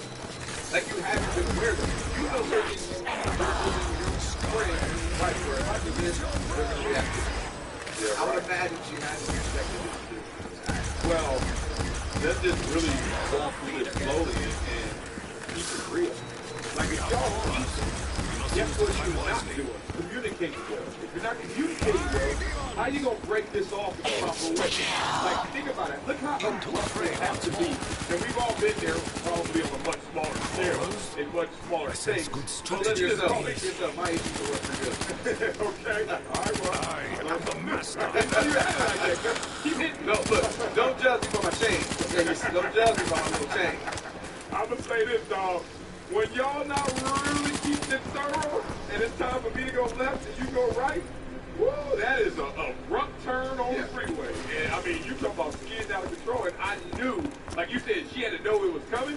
She also had to know, if I do this, all hell is all hell. If there was like one little small thin layer of something that was together, This day, that was going to shatter. I will find another path. Not only again, you didn't I will find a way to continue our journey. That's my guy. Why did you do that? I'm upset, but fine, and move on. You relieve Mitch and you relieve your brother. And again, but we know those two have not seen eye to eye for quite some time. Who has been more critical of a big name than Magic has been super critical of the moves that Jim Buss has either made or hasn't made. Him and Stephen A. Lord. And those two have been done about 5 shows together ever since. The alliance has been has been formed. So again, something this go all the way. I'll say that. Yeah. How it plays out, we'll have to wait and see. The legal ramifications, again, we'll have to wait and see. Is that encouraging though? Because if it's not a surprise to you, guess what? You already looking behind you for them to come with the attack. And maybe Genie's already prepared for the counter attack. I will couple that with what again what the lawyer said. Adam strategy doomed for failure. So then if you already know this is coming, right, but what I mean is if you already know this is coming, talk to your lawyers, like, look, if they try it, there's no real debate. There's no real debate. Fortune smiles upon us this day. I'm like Roger. I agree with Roger. You got to fire your lawyer if he don't come with that little fake thing. That's what they got to do. But I hope also the board of directors, you have 6 kids. Yeah. 4 of them, again, seem to be on Genie's side. So knowing that, it's early. What is it going to come down to swing? Hey, man, I gave you a couple. Me. Remember that? Hey, you always said you love my boat. Yeah. You always said you love my boat. I don't think it's a money play with these kids. I think it's a little power play. And look, the Falcons were up 25 early. It's early right now. Look, Jim already got Johnny.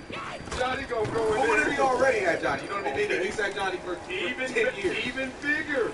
Because but Genie's showing up in court with Magic Johnson. right. And In the LA court. But that ain't family. Uh-oh. So now, if I'm a judge, I'm sitting there saying, oh, this is a family trust that you bring in a big game to land. Who's already left your franchise and came back to save the day, but you let him save the day and you don't let your family go? I might use that again. Destruction reigns upon the unholy. It is a family trust. This ain't about, like, this ain't TMC court. True, but if the ultimate goal is for this business left to us by a father to thrive and be successful, solidarity matters, right? And Magic doesn't treat solidarity when he's in the courtroom. But Magic doesn't have to preach solidarity when Genie made the move, meaning if that's the move the president tells you to do, that's what she did. But that's what gave them the privilege to stand on the floor. Because they're like, look, it's 6 of us and it's him. I know it's Magic, but that's what a big him. They're going to be like, that's a big him. Can you see Magic walking in the courtroom charming? I just stick to the last Lest ye be destroyed. There's going to be showtime. I am not a bust. And I think that's going to come into what again when you hear about attorneys for sorry, Genie Buss sought a temporary restraining order and blocking the meeting. Suicide One was ready to Like begin a that. true samurai, I will yeah, that was cut them supposed to down happen without the effort. brothers are holding a meeting next week. We'll let the new board of directors. Well, yeah, she has to do that because if they do that, it's like anything. It's harder. You're supposed to ask for forgiveness, not permission. It's harder to ask for someone that allows you to do something other than you just doing it and then saying, all right, I apologize. She doesn't want it to happen because it's going to be harder to unwind what occurs at that same meeting. So you can't let that meeting happen because if they oust her, she's going to have to now unravel all that. That's going to be horrible. What's crazy about this is, again, it goes back to the relationships either brother or brothers have, or just siblings in general, where no matter how this plays out, I would imagine Jim's still owner, so we're still having to have this friction because it's not like something where you and I are having an issue about something and you can have it whoever way it's the case, whether it be me or you, it's over, it's done, but I don't have to see you. Right. He's still an owner. She's still part owner. Yeah, exactly. That's So what exactly then does it change? Power. It's not a money play. They all gonna get their $500 million each. $500 million times 6 is $3 billion. That's good. We get that. But hold on, why you get to call the shot? How come I can't call shots to make this $500 million, $750 million? Because again, going back to the last wishes of the previous owner, the Dr. Jerry Buss, He wanted her in this And position. he wanted Jim as the president of basketball. But he gave Jeannie the power to make decisions, and ultimately, if she has to be tough, he trusted her to do So so. what did Roger say? If that spells out correctly, the future. right. If this vague, he's Fear right. what And new that's where it's terrors coming my down. visions may bring. Your children at home, It you is say, much like both I of my children, expected. you know, keep the This house praise safe. brings But with you always it put one in a charge. growing Exactly, but it's not sense what the of assumption is. If familiarity. you go wrong, you kick that one out. And this situation, she kicked him out. But it's that you have the ultimate say. No. And when I come home and whatever happened, I trusted you because I put you in charge. I got 2 kids, so I got a real example. When Yeah. I leave my stuff, it's for y'all. If I leave something for them to jointly share, it's to never split apart in actually execute that. But Now, it's you not- can have more power to him, but he can never be on. But he's not gone. He's gone from a title, but he's still all part owner. That's the point. He said, he's like, I am going. She's just going to give me a check. That's not my job. Yeah, let's take the check. That's gonna be interesting. It is going to be interesting. It really is. Gotta argue. Because we were talking about it about again. It's one of the things I say. Just on the outside looking in, you can also remember he was saying that they would have to prove that she is sending the business down the drain, that she's ruining the business. That's what he's saying. That one of the things that they would have to prove. It's difficult to do that when they're working. It's difficult to do that when they're selling out. It's difficult to do that when they still are the Lakers in that position. Now you're going absolute. Let's go relative. The Lakers sell out, but it ain't the same sellout as when they were winning the championships in 09, 06. Remember? Because now they have the new attendance rankings that come out and say seats in attendance. Like how many people really showed up?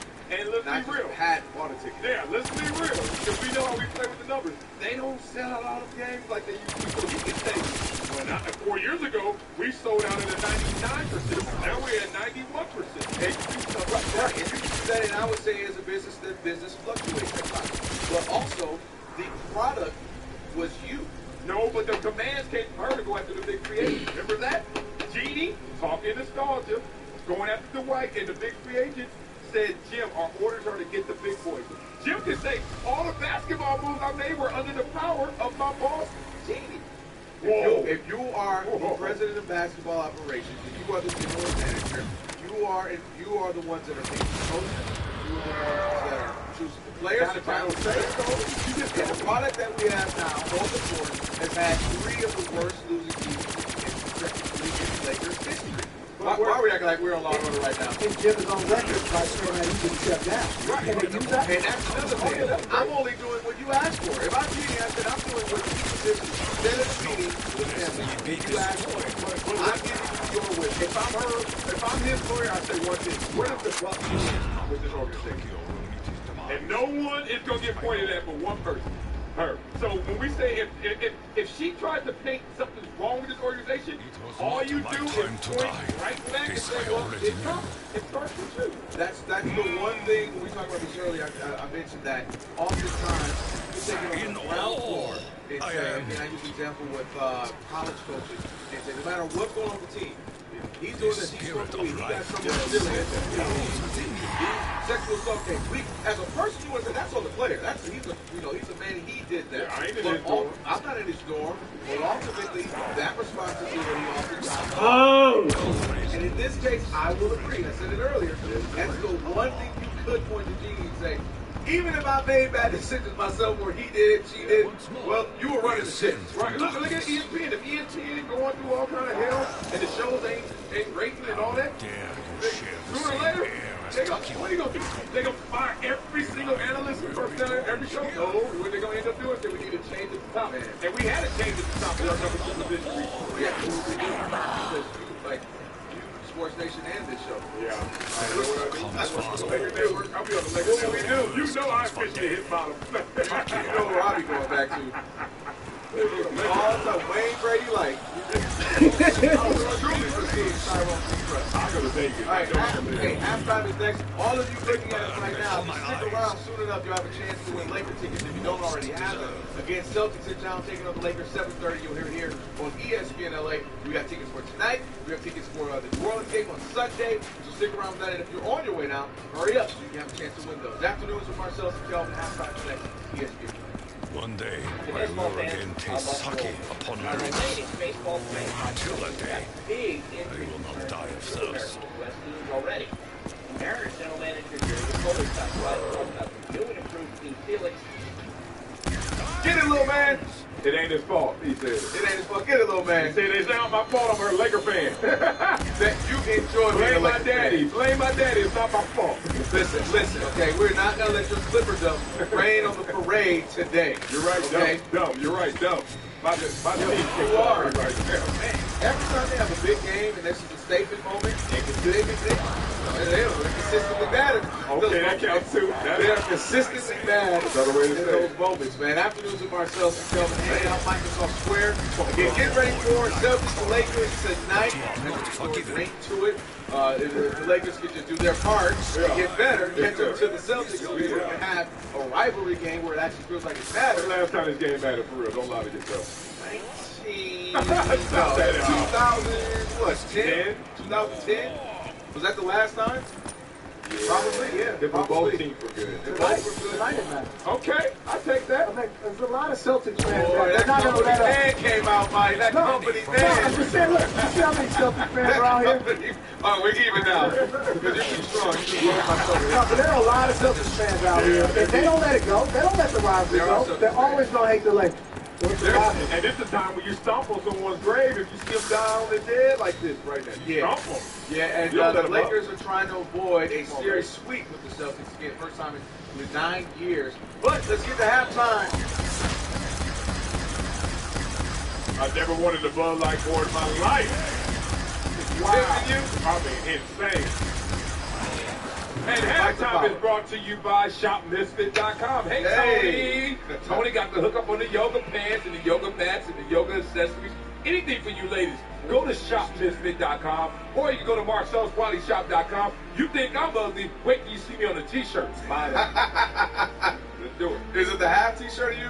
Oh, Where it's only your left pec? only my left. Only your left pec? Looking like a rock. All right, Mike, what do you have for us? All right, the Celtics, speaking of rivalry, the Celtics have 17 championships, right? And the Lakers have 16, all right? Lakers. If you had to put money on it, who would get to 18 first? Now, of course, you're going to look at the Celtics and say, looks easy. But they're on the East. LeBron is still playing. Say it.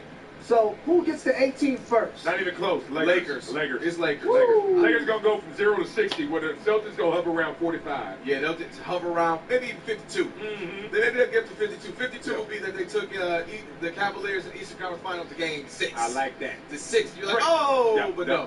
no, they don't have They quite ain't enough. gonna And there's a monster sitting there in their way named LeBron. So I would go Lakers because the Lakers, they got some young talent. They make a move or two in the next few years. You imagine maybe the Warriors start to come down a bit. You'd imagine the Spurs come down a bit. The Lakers would have a chance. This is what they do. The Lakers find a way to get back in. No one on the Celtics, and this is to the Isaiah Thomas, is he great superstar conversation. No one on the Celtics is going to lead them to a championship. I hate to be that guy. But the Lakers, we don't know. Is Brandon Ingram going to be that guy one day? I don't know. But at least they got that potential. But no one pretty much is on either roster saying championship first. But at least you got some hope. Someone tweeted me and said, you can't be a superstar and you're bad on the defensive end. And I said, I'll need you to see Steph Curry for that. See Steph, mind your business. This dude is doing a TV show over here, Mike. He's filming. He's filming. Next! God, Kelvin! My You gotta God. I gotta age it, dog. You're not on it, though. Look, I am on it. Look, you just leaned in it. Filming that. You did the ABC hit earlier, and he said, hey, I'll see you next week. It's like I'm coming on Sports Nation. Dude. Mike, next! God, Kelvin.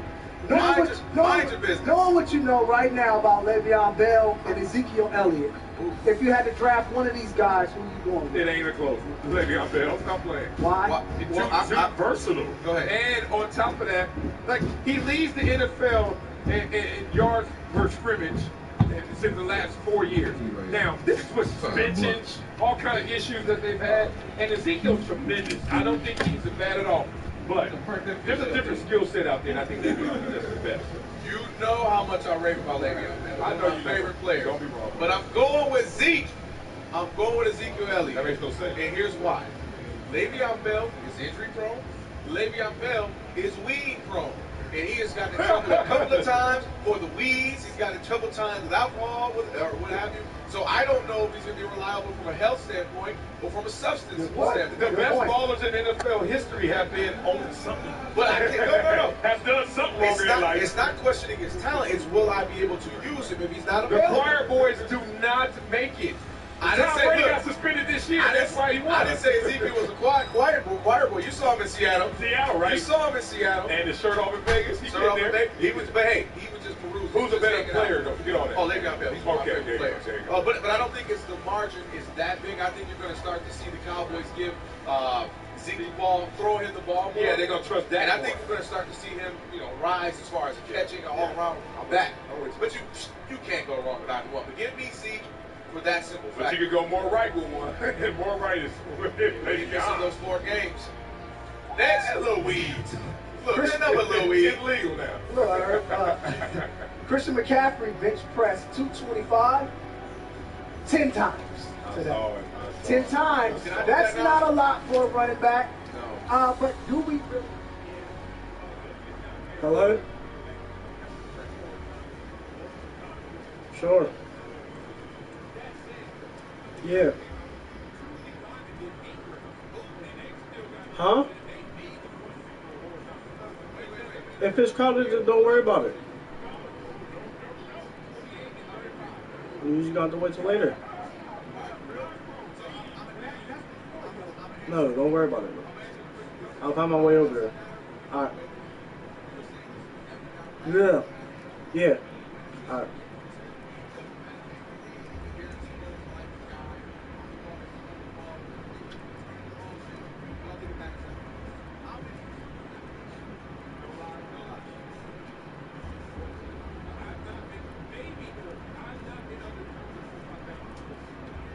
So I don't know how I can test it, but I think if you put money on the line, I got to get over 10 because there's no way I couldn't, but it will be hell to pay. I would say 3 to 4. Yeah, it's real. That weighs heavy. Yeah, I think 3 to 4 is about my maximum on that right now. I ain't got that in. Next. All right, rapper Noriega sent out a tweet today that said, I want to bring back Rap City to Revolt TV. Yes. What do you think? Oh, he's going to be He he's still not done He's yet, on but he Revolt wants TV. to. His Yeah. show is on. That's why he was biased. The podcast they have? Yeah, the Drink Champs. Yeah, the one that Mario knows it. I think it's called Mario's right. Drink Yeah, I Champs, love it. right? It's called Dream Champs. Yep. Drink Champs. So Yeah. with the new Rap TV, Rap City TV interest you? Absolutely, but not him as the host. No, for real. Like in these Big Tigger or something of that kind of cloth. Or Kelvin. Kelvin. Was he? Or Kelvin. Was he pushing himself as that? No, I think Or he just saying wanted get the show back? But either way, get the show back. I'll be with. It's gonna happen because Big Tig specifically. Hey, Jay, them ain't the ones you put in the microwave. They raw. You gotta fry them. Down in Atlanta, so I can see them pulling it back. It would be interesting to see though if they would do Rap City and would they try to keep it retro and go classic. In what way? Just keep it with the classic hip hop, or would they?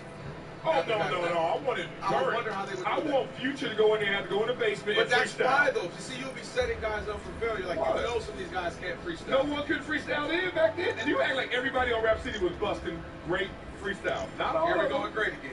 Well, all right, good. They didn't say it was great.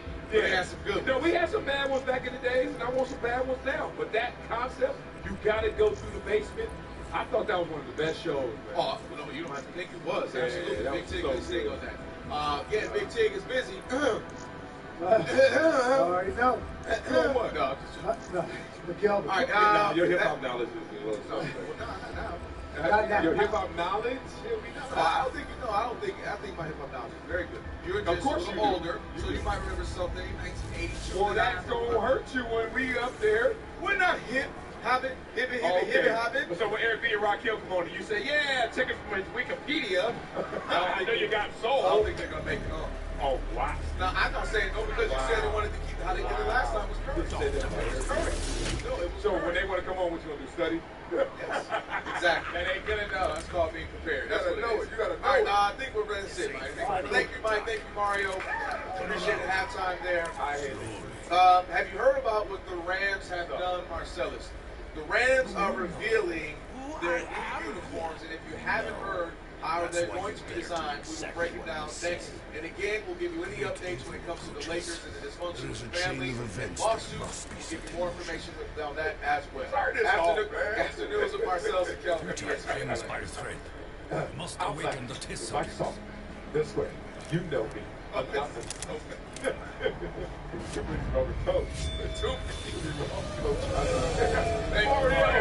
Mario, hold on. This ain't even the best. This song is not even top 5 on their album. You heard the whole album. See, that's why you can't host. Mike, that's why he can't host Rap City. He does not know the legal.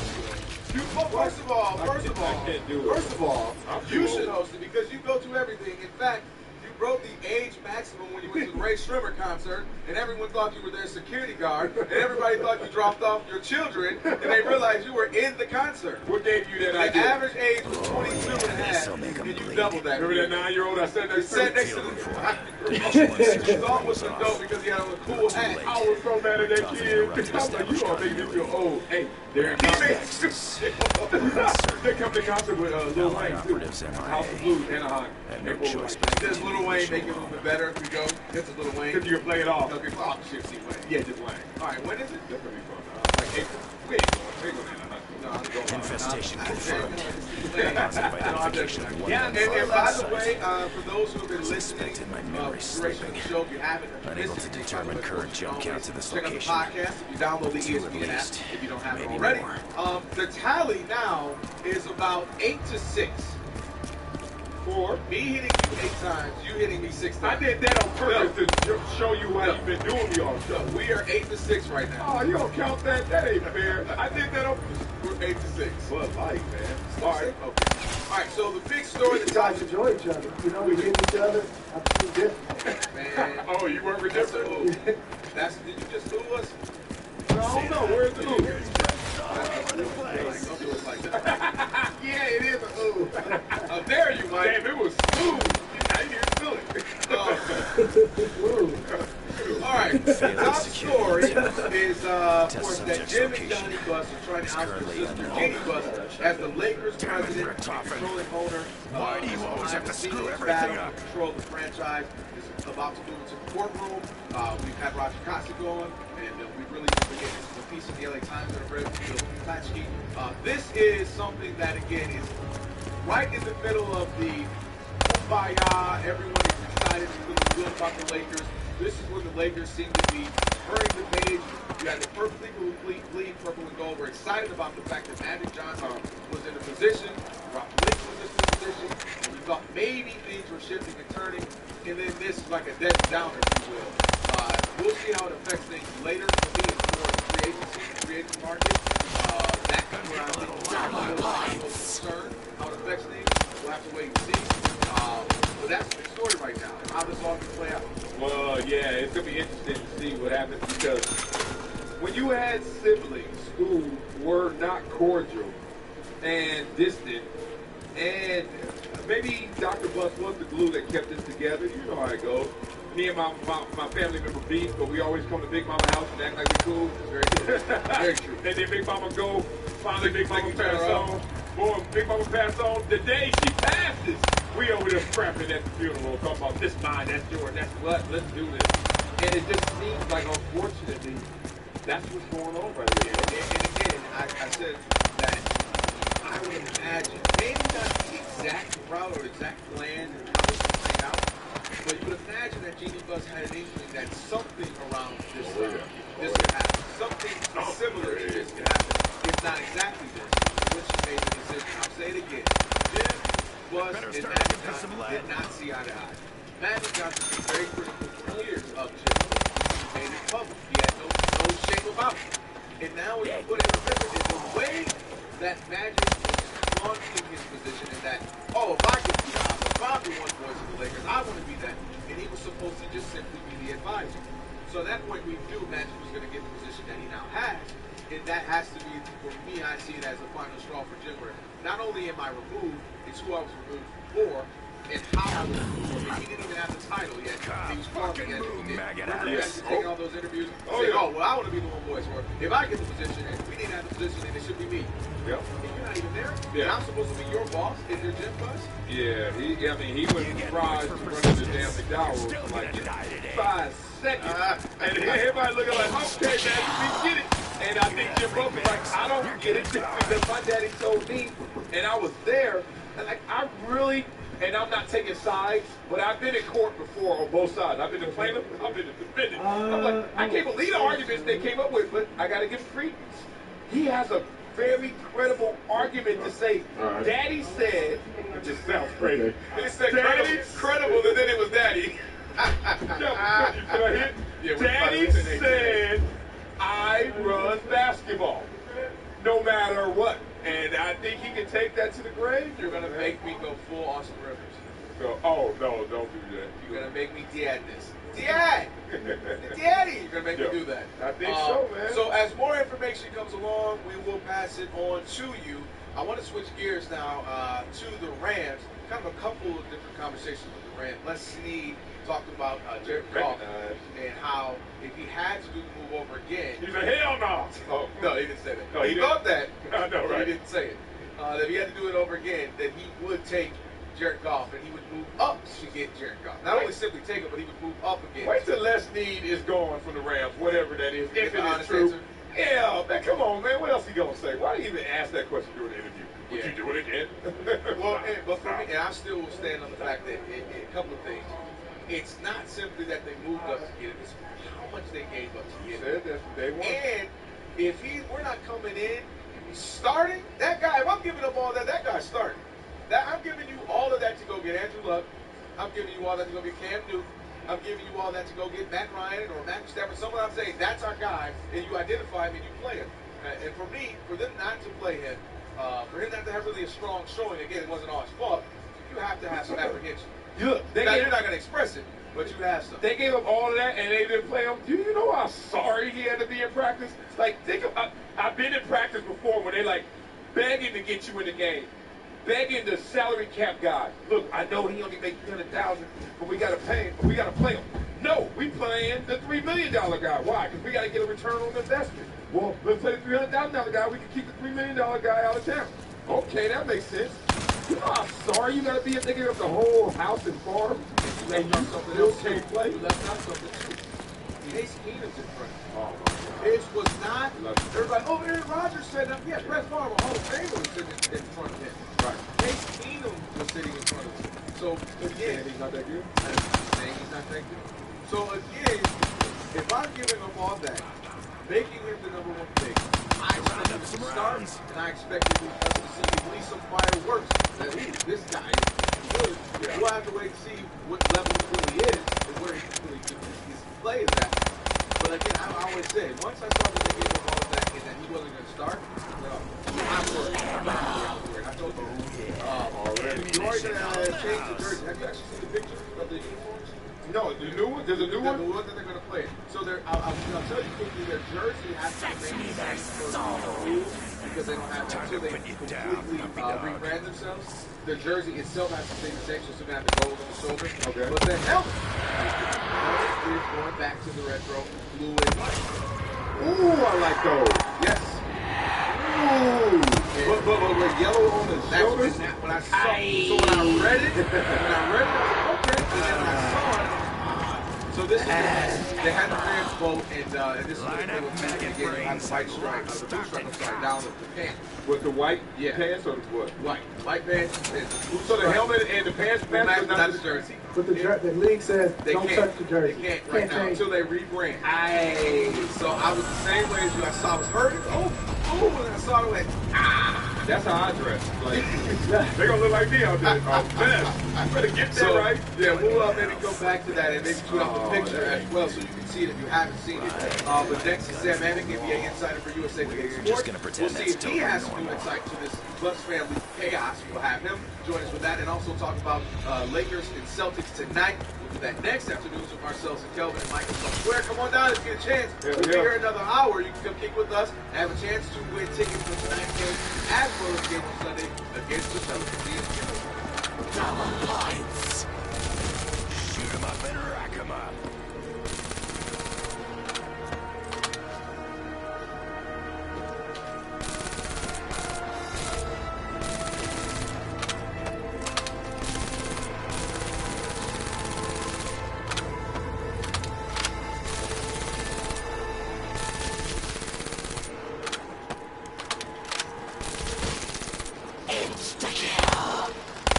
Oh yeah, it's hunting season.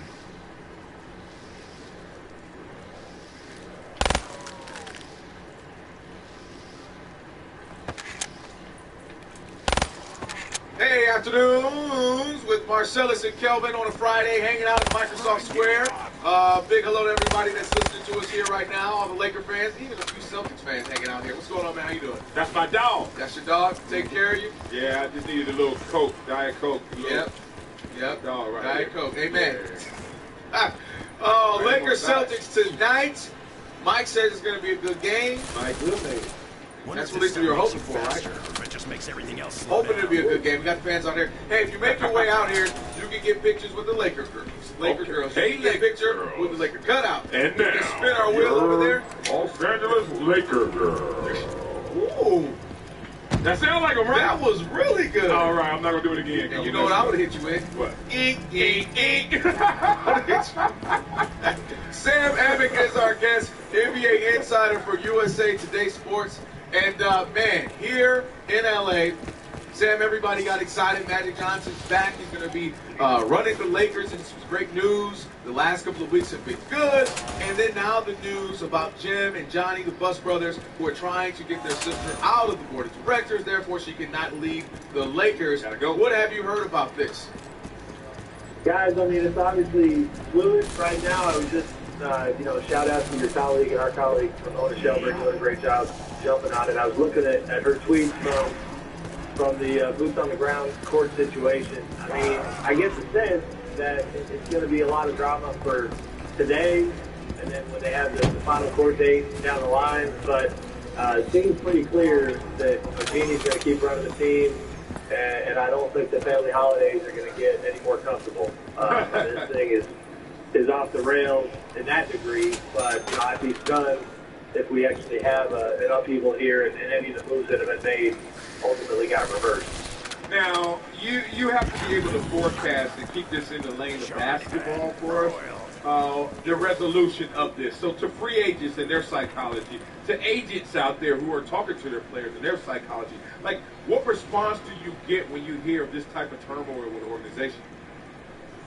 I mean, you've been getting, negative response for the last couple of years in most circles. I think if, like I said, this thing plays out like I think it will, and if the power structure remains the same, I think they'll be fine. If it gets messy and it looks like it's a 50-50 proposition, and maybe Jim and John get their way, then that's a worst-case scenario for the Lakers, because you don't want prospective free agents and players all around the league just kind of wondering if it's the same old garbage in Lakerland. But if it continues down this path, you can make an argument that if you're Jeannie, if you're Magic, if you're Rob Pelinka, you can tell folks around the league, hey, this was a tough move, it had to be done. It shows the degree to which we are dedicated and trying to make this thing happen and change what's been happening here the last couple of years. But, it all hinges on what happens here. Looking at, again, you talk about the Lakers, Marcellus and I had this conversation about ownership. And how much do you think that weighs into a free agent, prospective free agent, when he thinks about the ownership? Does he really care, or is it simply the X's and O's and who's he's going to be playing with, or maybe even who's coaching the team?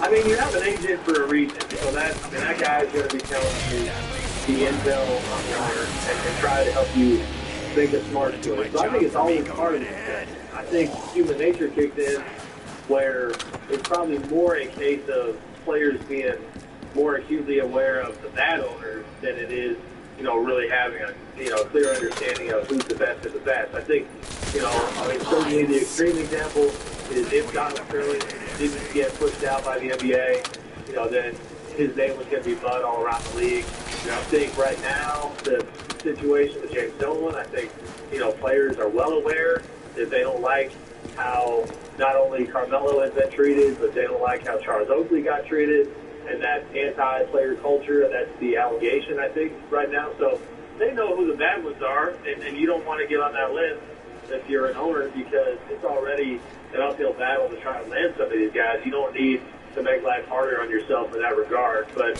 I feel like they've got a pretty decent understanding of that landscape.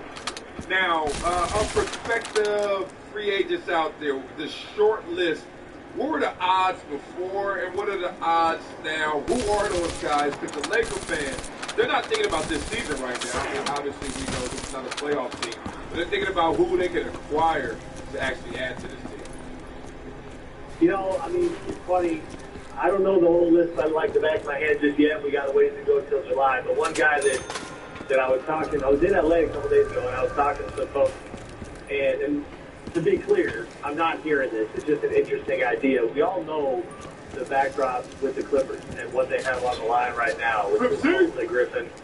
And it's like, you just kind of wonder if things went off the rails and they had a terrible finish to the playoffs. Chris and Blake in particular absolutely love living in LA. So if they just decided that they were done, you know, with the Clippers experience, and if they were encouraged enough by what magic that those guys had going on the other side, and Chris, you know, the obvious backstory there being that he looked like he was going to be wearing that Lakers jersey, and maybe he decides there's a certain kind of karma that comes with ending your career that way. So, I mean, that's not so much as on mine. You know, the Warriors obviously have got a situation where they expect to lock up Steph Curry and Kevin Durant, but, you know, nobody thinks they're going to be going anywhere. So, you know, LeBron is doing these 1+1 deals, and so he'll be re-upping with the Cavs again. So, you know, mostly guys staying put, you know, but the Lakers are going to be in that mix. I think the next number for me is a bigger deal for the Lakers because, yeah, they need to turn this tide, but that next number is when you've got Russell Westbrook, Paul George, Isaiah Thomas, guys of that nature who are actually coming up. Sam Amick, our guest, NBA insider for USA Today Sports. As you just mentioned, Isaiah Thomas. Let's talk about he and the Celtics. The Celtics, how would you assess how they were able to turn around? This was supposed to be, maybe 4 years ago, give or take. They were supposed to be similar to Lakers, you know, in a down spot, playing, performing poorly. But all of a sudden, they were able to turn around pretty quickly. How would you assess their turnaround? And then I do want to talk about Isaiah Thomas and how he has resurrected his career and become a star and maybe even potentially a superstar. Yeah, I mean, it's been fantastic. Danny Ainge has done, I really can't remember, you know, an executive in the front office. Mike Barron, his assistant GM, does a great job. Having this kind of success when they take the patient route. They really haven't gone out and done the blockbuster move. You know, they got through the transition of KG and Paul Pierce and Ray Allen and, you know, and did that deal with Brooklyn. And got a bunch of assets, and including, you know, the number one asset in the league right now, that Brooklyn pick that's coming up in this June. That, you know, that even though it's one of the best teams in the East, they have the strong possibility of getting a guy like Lonzo Ball or Markelle Fultz. And so they're in a great spot. You know, the Al Horford pickup was good last summer. People killed him a lot. I think he's been great for him. He's never going to fill the box score up the way people want. A max contract guy too, but they're winning games. They have good defense. And, you know, Isaiah, he's just something else. I mean, I've been living up in NorCal for a long time, and I saw him up close in Sacramento. And I've told the story before. He's one of the only players. I don't normally traffic in, you know, patting players on the back. You cover them. You try to be professional, objective. Isaiah is one of the only dudes where I felt compelled one day to tell him that I admired the way he competed and the fact that every single time that the organization that he played for tried to put guys in front of him, he just destroyed them over and over and over again. You know, he was a 66 in the draft. The Kings took Jimmer Fredette, and he ate Jimmer alive in practice until he got that job. He went to Phoenix. You know, you're coming off the bench, Eric Bledsoe, Brandon Knight, and Goran Dragic. Yeah. And, you know, and he wasn't supposed to be the man there. And he did the same thing, and then now with Boston, he's just taken it all to a new level. I mean, he's been amazing. Is he a superstar? Marcellus and I had this debate earlier. I said that he's not a superstar now. I said, but one more season similar to this season, and then you add in the commercials and the limelight. I said he had the potential to be. What do you see as far as taking it to that next level, similar to what Steph did maybe 3 years ago? Yeah, I like those parameters. I think you got to have a body of work. He's made a massive jump this year, and you know you got to imagine he's going to be pushing hard to keep this level next season. And you know, barring he can renegotiate and do an extension this summer. I don't think it's going to happen. So I mean, assuming he's going into free agency 2 summers from now, people kind of sleep on the fact that he's not a young guy. He's going to be 30, I think. Next summer, and so that's going to be the massive contract in his career. Superstar, if he does it another year, for sure, the marketing stuff is going to come. The guy's got personality, he's got character, he's got these two. You know, in today's day and age, the mainstream public loves it when these guys get humanized, right? So Tim Curry with his daughter, and Isaiah, he's got these 2 adorable sons that he has some fun with at press conferences. I was at All-Star Weekend. There was a Mountain Dew event where I got a little glimpse of Isaiah in the marketing side of his profile, and he's doing some pretty hot things that have worked well. So, he's going down that path, and if he keeps doing this, he's going to be considered a superstar because you're carrying one of the best teams in the East. I mean, the load that he's carrying is historic, especially in the fourth quarter. The numbers aren't even there. He's back in 96, and this is in your guys' neck of the woods. Even Kobe didn't do this in the fourth quarter. He never did this, what Isaiah's doing right now. Sam, I like how you kind of were politically correct, and you didn't mention the fact that he's short. That's good. That will mark you well. Can't you see the commercial with me and Kevin Hart? Yeah, I already see the commercial. It's going to happen. Be a little itty-bitty man. Yeah, like it's the little penny. There was a picture, I forget the official, there was a funny picture I saw today where he was arguing with the refs, and the refs are not, most of the refs are not normally looking the players right square in the eye. And, and they were looking, it kind of looked like a teacher that was trying to tell the students to calm down. And but that's not even poking fun. Like that's what makes his story even more fierce, that he's doing this in the land of the giants, and he's a giant himself, impressive stuff. Absolutely. Hey, Sam, thanks for joining us, Sam Amick. We appreciate it. NBA Insider for USA Today Sports, not USA Yesterday. All right, we have some more news regarding the Lakers. Hold up. And Beanie and Jim and Johnny bus situation. We will read some of Ramona's tweets. She's been going like crazy. She has this carpal tunnel in her thumb right now. We'll read some of the tweets from Ramona to give you an update on this situation. We will do that next. Afternoons with Marcellus and Kelvin, ESPN LA. Thanks for adding to my fatdom right now. I know, Kaylee. This is slightly embarrassing. You eat calamari. I am eating calamari. Sophisticated. That's octopus. I did not know that calamari was sophisticated. Is that octopus? Squid. Is like an octopus kind of? Yes. It goes right there. Look at those. Ah, you about to eat that? You eat that part too? Yeah. Would you like to eat one from it? I don't want to see. You would have to continue the conversation though. If I do so. You don't have to keep 5 feet right up to life. Oh, I know you're not talking. I know you're not talking. Afternoons with Marcellus and Kelvin. Hanging out, Microsoft Square starting to get thick in here. It is thick in here, let's say the truth. And people are here too. Yes. And y'all know me, y'all know what I'm saying.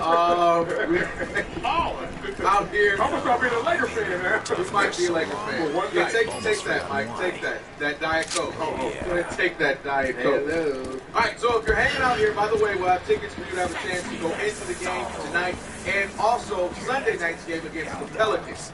Marcellus, let's do an update here, man. All right, let's do it. So, Ramona, who has been tweeting like crazy about the latest in the Bus family, I'm going to try to make sense of all her tweets again. It was like 45 tweets. That's real ghetto that you read tweets from a piece of paper instead of just Twitter. Well, Mike is right, because some of them, you can kind of skip some of them. All right. All right, good luck with this. Good luck with this. So, Robert Sachs, who's the lawyer for Jim and Johnny, they say that both Jim and Johnny hope that any issues that might arise will be handled within the family. It goes on to say, they told ESPN they were never trying to oust her as controller. They voted to re-elect her just yesterday. Ooh. So this does make it a little strange considering we go back to the Jeannie going for the restraining order. Overreaction Friday? It very well could be. And so I'm trying to read up some other things. Jim and Johnny told current board of directors the yearly board of director meeting is overdue, and Jeannie wasn't included, which could be why for the potential new board members, which is why she, of course, was upset. And here we are with the she missed restraining order. You didn't read the last week.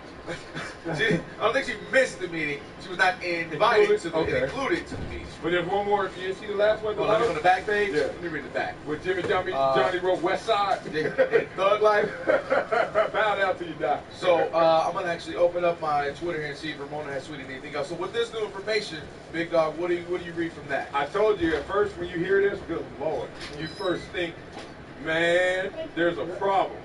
And then you start to really take the temperature of this situation, and you start to realize there are credible arguments on both sides. I mean, both sides, left and right, left and right, left. Stick to the story at hand. So the point of it is, wow. And it's amazing. I told you, Kelvin, this being in a total spectrum of a courtroom before, there are times that you're sitting there like, this is blasphemy. There's no way that they have any leg to stand on. And they actually do in their own mind and in their own world. And I'm starting to see the sense and the understandings of what Jim and Johnny are talking about. I know for a fact, if I leave something in trust to my children, and I have 2 children, a boy and a girl, which fit perfectly with this situation, there's no way one of them can kick the other one out. Now, you can reprimand them, you can discipline, but you cannot abandon him for anything or anyone. And I wonder if Jim and Johnny's stance is, Daddy didn't say to do that, and you didn't. Let's read some more from Ramona. Again, this is from Ramona's Twitter. She said that SAC said both Jim and Johnny hoped that any issues, that was the family rights. And they said they informed her lawyers orally and in writing, orally, and Jim and Johnny fully support her, and that they want her to be a controlling owner. Then, inexplicably, she rushed into the court saying they're trying to out me as the controlling owner. So that now, with this information again, this is Ramona. Yeah, right. You wonder if this goes back to something I was saying earlier, that this is maybe, I don't want to say overreaction, but a reaction for protection. Maybe more. Protection from what we talked about with putting Magic in position, knowing that this was inevitable. So if I thought something was going to happen, if I make this decision, put Magic in here, they may try to out me, they may try to cause a fuss. The minute that they call in lawyers, I immediately put a restraining order, and maybe I overreacted based on my assumption of what could happen. And oftentimes we do that. But the timing of this meeting is strange. And why wasn't she on the get reading some more from Ramona? Why wasn't her name on the list? Said Sachs did not comment on why Jean's name is not on the list of minutes, which has noted the controlling owner must also be a director. So her list was not on the director's list. Her name was not on the list of directors. And of course, she has to be on the director. Yeah, that's not by coincidence. Her name's not on it. And it's also not by coincidence that maybe she took that further than they meant and intended that to go, whether that was with malicious intent or not. But what I'm saying is this. I feel a stir of emotions right now, Kelvin. And must I remind everyone about your impulse reactions. Let's talk about the fact that your intuition reacts 6 million times faster than your cognitive thought. That means when you walk to the alley, you feel something may happen before you think something may happen, before something actually does happen.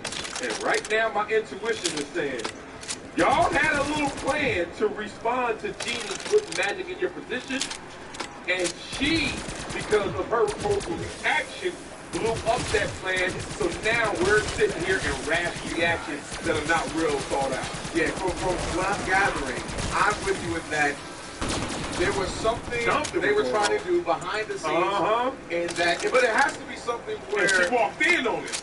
Basically, by saying, "Where's my name?" Yeah, and they're like, "Why is her name not on the director's list?" And the only thing that makes it, you could say, well, they voted her, they still voted her to be controlled. But that's just for now. Yeah, right. That's for now. Hey, you stay in control for now. Right. But if we can have a meeting later where we can then oust you, we will then do so.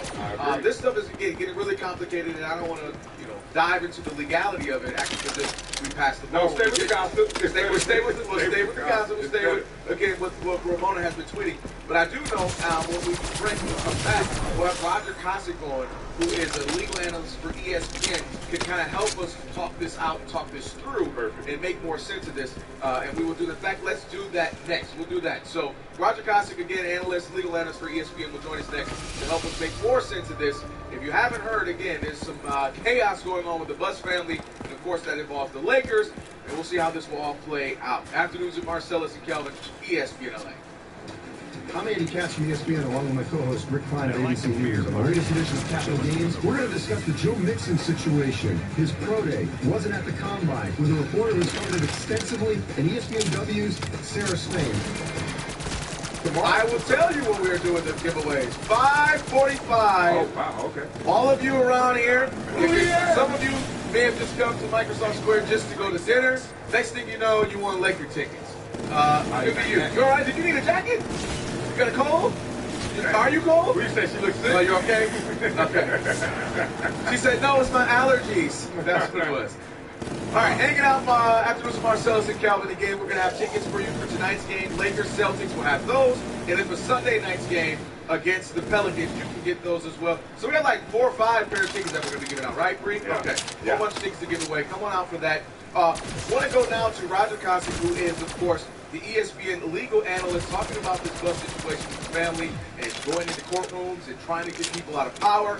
And when you hear Jeannie Buss has ordered a restraining order against Jim and Johnny Buss, that typically is something you hear about girlfriends and boyfriends when it comes to restraining order. You don't usually hear that with brothers and sisters, and especially when it has business to do with it. How do we get here? Please help us out, Roger. Well, listen, there's nothing that could cause more anger and more, fighting than family. You guys know that. That is true. And let me just tell you this. This isn't the first day that this has been going on. This is the first day that it's in the courtroom, and we know about it. This, I can tell you, is something that has been building, and the split between these members of the family is something that has been building for a while. What probably happened was that when Jeannie Buss cleaned out and got rid of her guys and put in Magic Johnson, that was finally, the old straw, and the two brothers said, that's it. And remember, everybody here is talking about the corporation. They're not talking about themselves.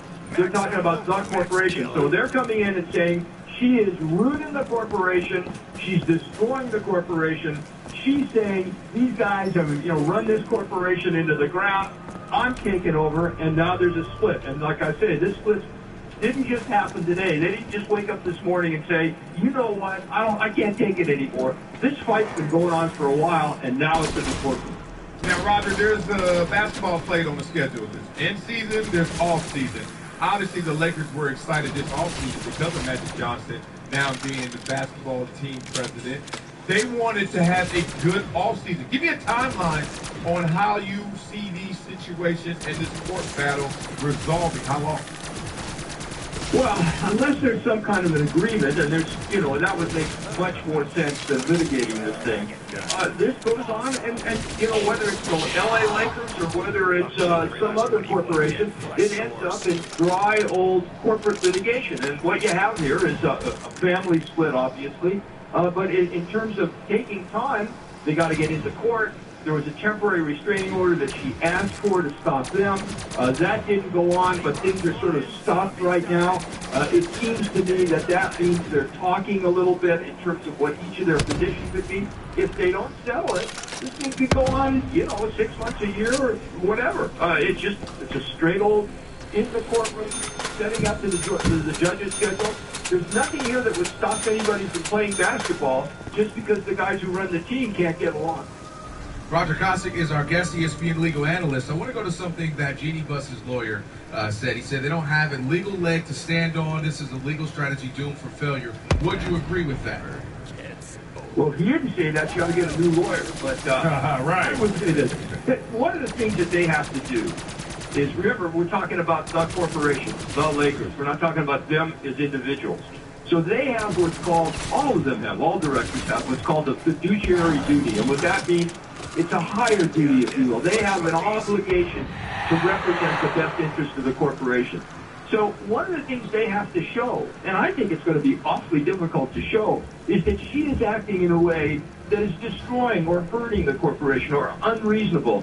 And gee, I'm certainly not a basketball guy, but in terms of running the Lakers or the business, but it would seem to me that everything she has done can certainly be defended as reasonable for the Lakers. And I think you have a tough time, unless there's something out there that we don't know, and, there's always a possibility of that. Wow. Roger, if you look at the Lakers in terms of their net worth, $3 billion as reported on Forbes, second to only the New York Knicks at $3.3 billion. How simple can you make this matter? I put you in charge. I put you as the litigator saying, let's resolve this easily. What is that resolution? Well, I think each of them, each of the family is a part of the family trust. And I'm sure they, meaning the two boys, must feel that the actions that she has taken, and they must be able to have some evidence, is in some way destroying or will destroy the value or the potential value of the Lakers. I mean, look, fellas, this really gets down to dollars. Money's money. And, they're going to have to come in and say, her activities and her actions, she is acting unreasonable and irrational. Or she is acting in a way that is hurting the corporation by doing something to them. Absolutely, you have to remember, they too are on the board of directors. So, how does it work out? I don't know all the evidence yet, of course, but I can only tell you this. It's going to be hard to walk in there and say, this is a team that doesn't win, and it's worth $1 bazillion. You can only imagine what would happen if Magic Johnson turns this into a winner, how much more it's going to be. So, I just think the brothers have a tough way to go, but again, I'm holding out that there's something going on that I don't know about that hasn't been released yet. I was going to say, wouldn't that work in their favor, Roger, to say, hey, you all were on the actual basketball side of things, the actual on the court, and look at the team. They've had 4 of the worst seasons they've had in history. Would that work in her favor to be able to pinpoint and say, no, the team has not been great, and that's on you, but the business end has been successful, and so much so, you can put Magic Johnson in place, which shows that the franchise is moving in a more positive direction. It almost seems easily, on the outside end, at least clear-cut in her favor. It does presumptively, but again, one of the things that's happening here is this is a family dispute, and like we said at the beginning, there could be no more anger than there is between brothers and sisters. And it almost seems when you read this or you see this, that this is something where these guys have felt, marginalized and pushed aside. And they are directors. They do have a right to be directors, and I think in some ways what they're complaining about is that their input has been cut out, and they have rights as directors to have equal input. That's part of the corporate bylaw. I have a feeling this is eventually going to get settled out, but whether or not the rancor and the anger in that family ever gets settled, who knows? Is it harder, would you say, just from, of course, your expertise and experience, when businesses are handed down to the family? Does it seem like there's more issues? You just mentioned how there can be no more anger and distrust than with family. Does it seem like with family businesses this happens more often?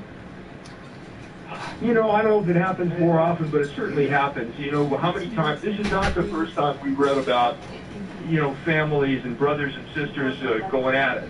It's you go back to the history of major corporations and you see it's happened a lot of times where the father has made a ton of money and left the family trusts and left the children to run those trusts, and boom, it ends up in one kid getting pushed out or one kid suing the other, and it seems like these lawsuits go on forever. It's just one of those things, I guess, and this is no different. Like I say, I really have a sense that what this lawsuit is all about is the two brothers coming in and saying, we've been marginalized, we have a right not to be marginalized, and she has pushed us out and she can't do that. So that's the kind of lawsuit that really cries out for settlement.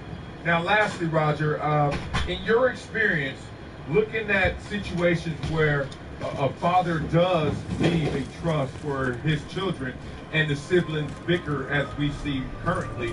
Right. How much are the well wishes and the actual commands by that father taken into consideration when it comes to court? Well, it depends how the trust is set. Well, first of all, to answer your question directly, the well wishes and the wishes of the father should be the paramount issue that should be taken into consideration by the court. But it also depends on how those wishes were spelled out in the trust agreement. You know, oftentimes they're a little vague. Or often, and I'm not saying that's what happened here. I think there's a family trust. Who got what and how are oftentimes spelled out in the family trust. But oftentimes, you'll see a situation where one of the siblings gets a great deal of control and then is instructed by the father or whoever the trust maker was to then equitably portion out some of that control. That's when the problems begin, and you know that's when you see fights. There you have it. Roger Gossett, ESPN legal analyst. This is, of course, a full situation.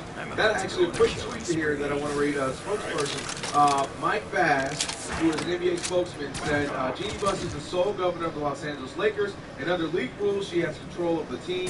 She has not only been a terrific leader for the Lakers organization, guiding the business before and after her father's passing, but an incredibly influential voice among all our team owners. So there you have it. The league, at least, is speaking very favorably of Jeanie Buss. We'll dive a little deeper into this as well with Lakers Countdown, Travis Rogers, who will be joining us next. Also getting ready for Lakers, Celtics. Afternoon with Marcellus and Kelvin, ESPN LA. All right, I know. I hear my mirror talking to me. It says, mirror, mirror on the wall. Who the finest of the ball? Oh, fattest? Get lean and mean on that protein. That's me on that Vibe Pro.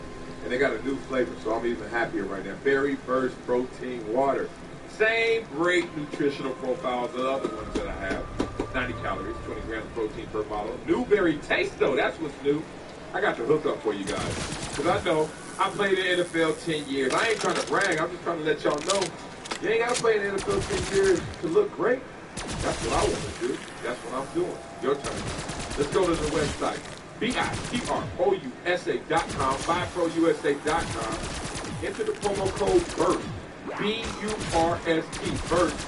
Get 20% off of it. I'm talking about the new flavor with no sugar, no fat, and no carbs. That's BIPROUSA.com, BuyProUSA.com. World is mine. Get back.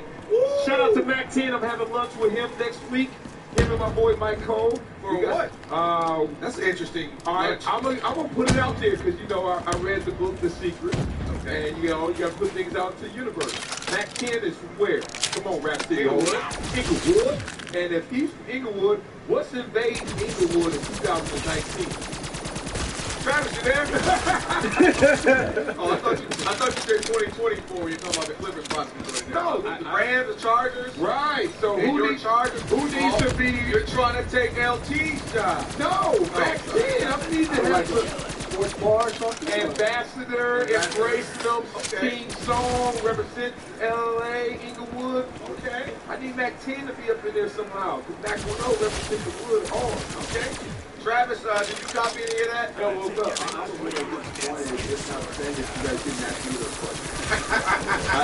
I feel like that's an area of expertise that I thrive on, and I could have added a lot to that conversation. You really could have, and that's why I'm glad you're here. Afternoon with Marcellus and Kelvin. One more time for us before we send it over to Travis and Andy for Lakers Countdown against Celtics Lakers. All right, you've heard all the chaos that's been going on for the last 4 or 5 hours now with Buss family. We've been trying to keep up with it via Twitter with Ramona. What did you make of this right now, and especially coming off the great Kumbaya, everyone was happy when Daniel was hired a couple weeks ago, and now here we are. Yeah, you know, it's interesting. To be honest, I wish I had a better answer. I don't know what to make of this. It still feels like it's kind of playing out. It's like a really bad combination of dynasty and basketball wives. It's weird. It's a coup attempt that didn't work, that never really happened, that they're suing each other, they're not suing each other. It's a really convoluted, confusing sort of thing, but it's interesting if nothing else, I guess. Yeah, the Lakers, of course, that's one thing about LA, right? Yeah, interesting. The drama. Now, you know, we really, I hate to say it like this, but let me be real. I don't care if they're beefing up top. It's almost status quo. The last 3-4 years has been that. What do you think are the ramifications to free agents and their mindsets, their agents, their psychology? I think forward? that's the right question. I think that as far as what takes place on the court is what takes place on the coaching staff. I think they're just going to go to work and keep doing what they're doing. But your point is a good one. When you go to pitch the next free agent, whoever that is, and look, one of the things that I think was so exciting and intriguing about Magic coming aboard was his influence in those meetings and whether or not he would be able to, maybe if he was the deciding factor, he would be the guy to tip it one way or another. But now all of a sudden you've got the other dynamic at play.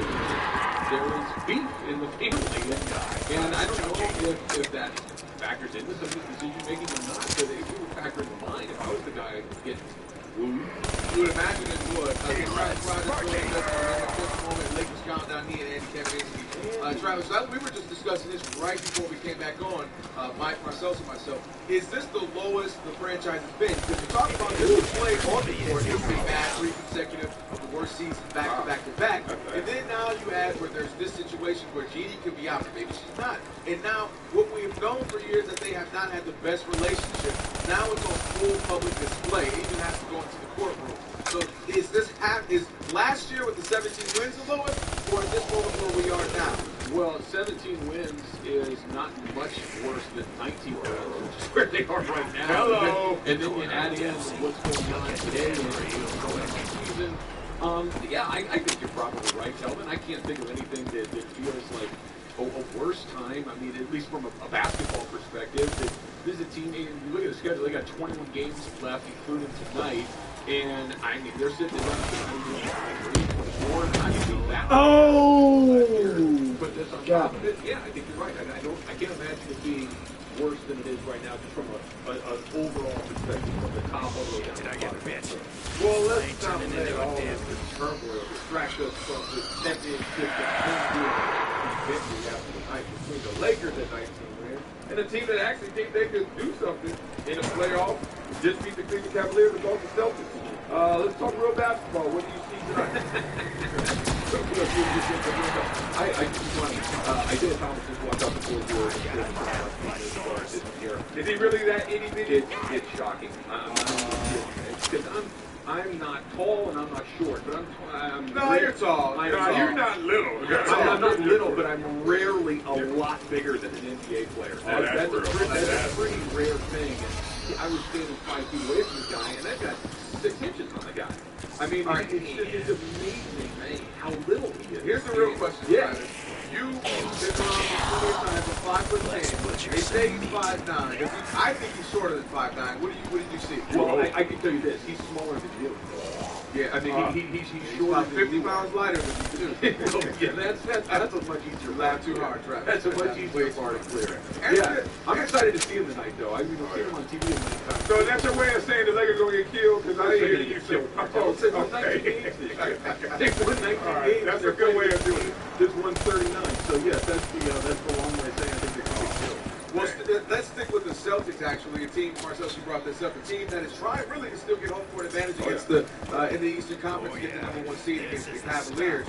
Do you think this team has a real chance against the Cavs in the Eastern Conference? Do they have a real shot? Is this a real championship contending team? Or just, hey, you guys are doing better than 100 miles an hour. I think that nobody has a chance at the East if LeBron is healthy and interested.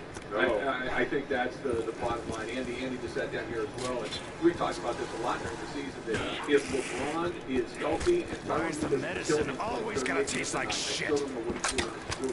LeBron said he's okay with that. He said I'm a robot. Something like that. Whatever. And this is one of the few times where LeBron needs to be told what to do. I've never seen a robot that went to 6 straight finals. Andy! Only a robot can do that, Andy. Right. That's the whole point. But I do think if he's right, no one's beating him. At some point, man, a robot's batteries break down. Yeah, he's not human, man. LeBron I remember 2 years ago, LeBron made it public that the regular season didn't matter as much. In part why he left Miami. In part why he hitched his wagon to Kyrie instead of old, aging Dwayne Wade. In part why he gets mad when Steph Curry MVP when he's going 80%. But when it comes down to crunch time in the finals, we know where LeBron is. So that said, Golden State loses back-to-back games, first time in 2 years. No Durant. I don't want to overreact, but are they in trouble? You know what? They're in a certain degree of trouble if Durant is either unavailable or is going to be at like 60, 70%, something like that in the playoffs.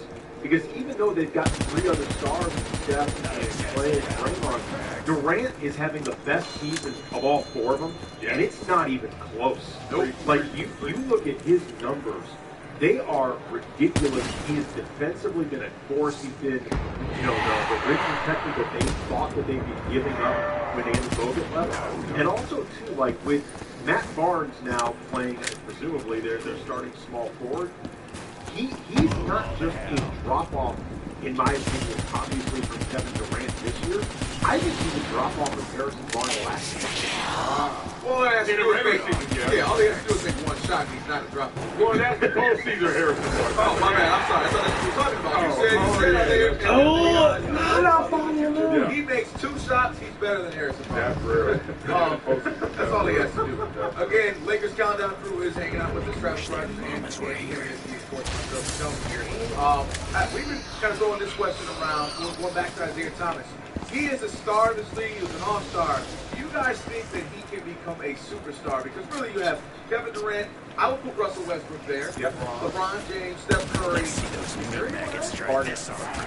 Harden. Yes. He makes like 200 something. Yeah, Harden superstar.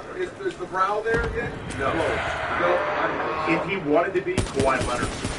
Oh no! If he said something, he hasn't said anything in 8 years. He already has a t-shirt line. He has his own shoes and t-shirt line. He's the best two-way player in the league. Yeah, he doesn't say anything, and he already has marketing deals without saying a word. So, did you say Curry? Did we say Steph? Yeah. So is Isaiah a superstar? I think he can be. I don't think he is. You got to do something in the playoffs to kind of go to that next level. You got to do something with everybody that's not just your market is paying attention. And I certainly think he's capable. I think they could make a late run, a deep run into the playoffs this year, maybe get to the Eastern Conference Finals and take on LeBron. And if he does work in the Eastern Conference Finals, even if they lose, yeah, he can go superstar. Well, you guys know that I'm a marketing and promo guru. So if you combine him, don't you see he and Kevin Hart? Don't you already see this? Don't you see this commercial? To Travis's dismay, this may happen. Kevin Hart. I like Kevin Hart. You don't like Kevin Hart? No, I do. I like him a lot. I think he's very funny. I think he's Kevin Hart ain't that funny. But he's the biggest comedian. Don't think you that funny. I feel like I've got. They still wait for it. I feel like I don't. There's no meat left on that bone for me personally. I've got my full share of Kevin Hart. I'm all bone marrow. I'm good. That's just right. All bone marrow. No Oso Buco of Kevin Hart. That's like Marcelo Buffalo wings. All bone. Oh yeah. I did get that. Yeah. All nothing left. I give you that. So with this team, guys, of course we've talked about all year long the core, the youth of this team, and now here we are with 21 games left. What do you want to see going down the stretch? And if you want to maybe pick one particular player, and would love to see him improve, and you can do that. But what do you want to see from maybe, pick one of these young guys for the remainder of the season? You know what, man? I'll cheat and say all of them in the sense that I'm really curious to see how fourth quarters in any game that happens to be remotely close play out now in terms of creating a dynamic and like a pecking order with Lou Williams no longer there. Because somebody's got to be the guy who regularly takes big shots. And Luke talked after the Charlotte game about how he's going to let this organically happen. And I think what he's really doing is testing these guys, particularly in tight games where one of them hasn't been shooting well. Like if you're 4 for 17, are you still going to take that shot? Well, Marcellus and I were talking about this, I think earlier in the week. George Clarkson, I thought, had a chance to maybe submit himself as maybe he's the guy. D'Angelo Russell was supposed to be. Really had to stand out that play. Brandon Ingram thought maybe his play this season. Why George Clarkson did that play you just mentioned, Andy, where I'm going to take over the team. Fourth quarter, I'm going to take over. Because I think that's the reason. That's the reason. It was Luke. That's the replay, Luke. Luke's been one of the best fourth quarter players in the NBA, much less on this team. Have you heard his album? Unreal. Lou can rap. Everyone that says that athletes that do something off the court is distracted, I give you Lou Williams. He raps A+ level. Really? He plays basketball like a great guy. Yeah, the dude is a bouncing act. Bars.com. Bars. Like he really is good. That guy just sort of has him wired, man. Lou Williams on and off the court just has mastered the art of being Lou Williams. Not to mention he can act.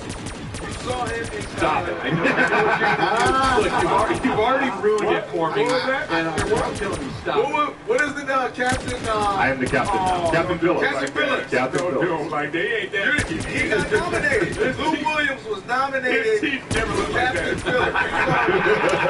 Phillips. Too much damn seesaw. That's what he told D'Angelo. He got on the team and he looked at D'Angelo and said, "I'm the captain now." Look at me. Look at me. D'Angelo, look at me. I'm the captain now.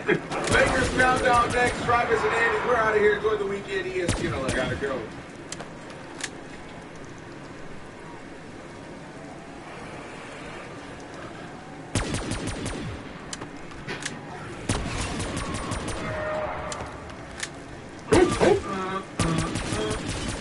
Jason Ireland, ESPN LA, now sagging to Sagging, huh? Sagging. I like Is that. that correct? Millennial over there. Sagging over there. Sagging. I don't know. I've heard of sagging, but that's No, sagging. sagging, like a segue. We're sagging. I'm with you. Marcellus and Black Max. Don't are say here. it. For now. What? Don't say what? For now. According to these reports. Stop. Stop. Just bought a new house, damn it. They're gonna make me go to my Jerry Jones money. Trying to protect that, preserve that. I don't need that. Are you actually? Did you put that somewhere? Yeah, that was the model I followed. I was like, all the money I make from football sits away frozen. And I'm going to go out there and aspire to make more money and then act like that doesn't exist. To the point where my motivation was to get into ESPN and try and climb the ladder. Some people question, was like, why? You don't have money and stuff? I was like, no, I have begging ass cousins. And I got family members who are broke. And I'm trying to make sure I can at least leave this earth with them in a better place. That's like a gambling strategy. Yeah, exactly. If you ever play at the table, like big time games, they'll sit. You wanna keep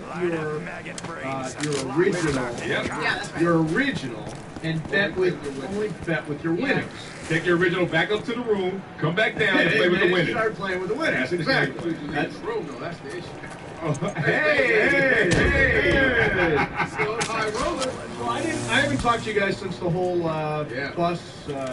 Yeah, because you don't hang with us on weekends. You don't text us. I was on vacation. Where'd you go? Hawaii. To the same place? Yeah. He's using his Hilton honor point. You see that guy? Same vacation. Did it storm? We were talking about you. Hyatt Regency Honolulu. Did it storm at all? Totally not where you You know what? We got nothing but overcast for the first 5 days. And then So at least you got a couple sunbus. Overcast with rain or just overcast Just with overcast. gloomy? Just overcast. What am I? Still beautiful. No, it's awesome. So, the timing of it, it was just a killjoy. The last week or so, especially from this past Friday, a lot of enthusiasm, a lot of excitement. You got Rob Lincoln, you got Magic. You're starting to realize they look like they're going to be at least in contention for the top 3 pick because they've come to the conclusion of we need to lose. And so you start to feel some excitement, and then this. And it just goes, it continues to. There go the Lakers, as opposed to back in the day, there go the Lakers getting free agents, getting splashes, winning titles. Now it's there go the Lakers. It's always drama. We'll pause on that free agent. They've never gotten a free agent. No, I'm talking about history, not the last They never 5 got a years. free agent. Shaq was a trade. They never come with no free agent. Contract over. Getting the players they want. No, I know. Basically a free agent. Yeah, basically a free agent though. But you know what? It's as Byron Scott said it today on the jump. It's shocking, but I'm not surprised, and I have to just say the same thing. We saw this coming. You have 2 siblings who were forced into a business relationship with a fractured personal relationship. What did we think was going to happen? Okay. And we saw the writing on the wall. Can I give you like a good metaphor though? Yeah, look at that.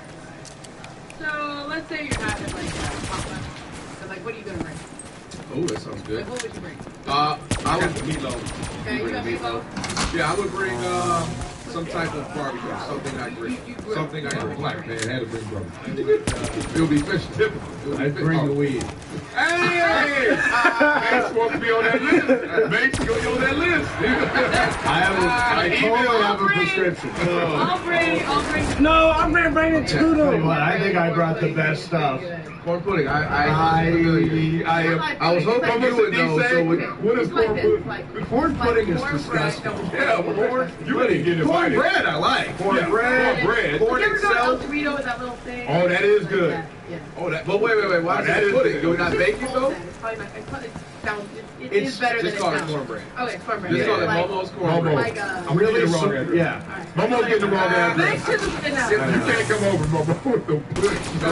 I'll bring it to Jim. Not about that So if either. we're having a barbecue, if we're having a potluck, you got, Grilling, you yep. got meatloaf, you got meat over there, and I got. Yeah, cornbread. Keep going. Okay. Jeannie Buzz, what do you think Jeannie Buzz is gonna bring? What's she gonna bring? Magic Johnson. Right? Magic, she's gonna bring magic. Johnson. Magic. Okay. And the food tastes better now. Okay, and then what is Jim's gonna bring Johnny. What's Luke Walton gonna bring? His dad. Okay. All right, What is Jim Buzz gonna bring? Pack of sugar. Cars. I don't know. You know what I'm saying? A horse. Baseball hat. You know what I'm trying to say? Like him out. Like, what if they brought in Magic Johnson? Horse. Hey, didn't go to party if it's for my son. I take Jim Buzz. Let's bring a horse. Well trained. Yeah, well, of course. Thoroughbred. What But it will be Magic there. Johnson was hired for that You get out job? there, no Rolls Yeah. Royce. Fourth place. A fourth place horse. Like, what are you gonna bring? Like, what are you Win bringing to plays the for table? show horse. You know, leave Jim Buzz alone. Give a bad No, rap. but that's the a terrible problem. Once thing. Magic was in place, like, Magic, Hall of Fame. Dog, you get in my way. Nobody's business, like, takes pictures Oh, of all the man. TVs and what are you at? What do you bring to the table? What are you gonna do? Yeah. And his resume, which has championship success on it, sprinkled in there. He's been in the trenches. I think one thing, and this is an interesting conversation, Jeannie escapes criticism Yep. in part because she didn't play on the O-line and D-line. Like she stands back in a very protected place and wins where she is. But Jim's in the trenches with the highs and the lows. He's been out there trying to do some of the dirty. And I would contend that not that he was a head coach, but you're talking about the trenches. When you talk about sports, head coaches are always the ones that go. The team has a bad season or two bad seasons. It doesn't matter if you had a great season. How many times have we seen coach of the year, next year you're fired? So that could be We an saw answer. that here, You talk, Mike Brown. exactly. You talk about Jim Buss, Get where your money up. I get what you're saying. He's had some wins, some victories, but then of course, along with those losses, who do we point to? It's him. But when you put yourself in a timetable, when you talk about the fact that your father, Ramona, you would know more than us, he was excited for him to be a part of this, and this was something that he wanted. He trained But to do then, this, like- right? But then you say, even to others, I don't think he'll be here longer than 5 or 6 years. This is year 6. It almost seemed inevitable. But the Between buck you stopped saying it where? yourself, and then Dr. Buss, saying I don't think he would do this for longer than 5 When or did 6 Dr. Buss years. say that? I was reading Kevin Dean piece, Bleacher Report. He was saying that, talking about he wanted him to be a part of this. He was excited whenever he would come around. And, oh my gosh, my son here, Jim's here, because he typically wasn't there. And then he talked about that he would tell people, he'll be here longer than 5 Jim and Dr. Buss did have a pretty good bond. They talked twice a day. They had. That's great. They did. They That's had a a really great. good Which bond. my mother would love that. I know, right? I hope you're not listening. They were both into numbers and collectibles, and they show tunes, they were into the same kind of music. They had a bond there, so there was definite similarity there. What has the Wilson kind of outfit? But they did. But I think, and Jim did do certain things that I thought were the right moves. Like who wouldn't have done the Steve Nash and Dwight Howard training? Right. Like those were hailed at the time on the cover of Sports Illustrated. Yeah. But could you argue that right? someone who would be forward thinking would have said no? Like I'm not even saying me. Well, before that, they did the first ball trade. He mistimed it though, and that's the problem on both of them. Jeannie having the knowledge that this is not the right time because she was in the governor's meeting, and then him just saying, "Forget the timing. Let me just go ahead and do it." Pull the trigger, and they both kind of. I think what the most important thing to think about of what went wrong is when you don't have trust, and you don't have a connection, Yes. it's just not going to Not work. gonna work. That's why it's not Hey, shocking or Hey, surprising. Ramona, let me ask you this. We talked about this a couple weeks ago. You were on with Marcellus and myself. How big of a role does Magic play in not that he was just replaced, that, hey, Jim, we're going to relieve you of your duties. It's that it was specifically Magic. The one that's been around for 35, 40 years, the one who's been the pseudo brother, pseudo son. The golden child. The golden child. That's if I had to be replaced, I get it. I put myself in the timetable. Haven't been successful. We all. But if our ratings don't get great in a year, you got to go. I know. I was going to talk to you guys. We're on the email. We on the email group. So it's who you get replaced, right? Yeah, sure. Man, I'm out of here. Fine. I deserve it. Whatever. But then it's Magic, who's already parading as if I'm going to take your job.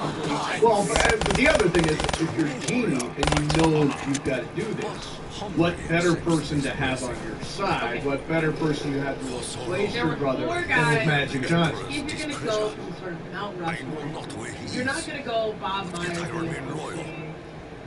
Tajiri, you know, Sam Presti model, Daryl Morey. You're not going to pick one of those guys to elevate as your president.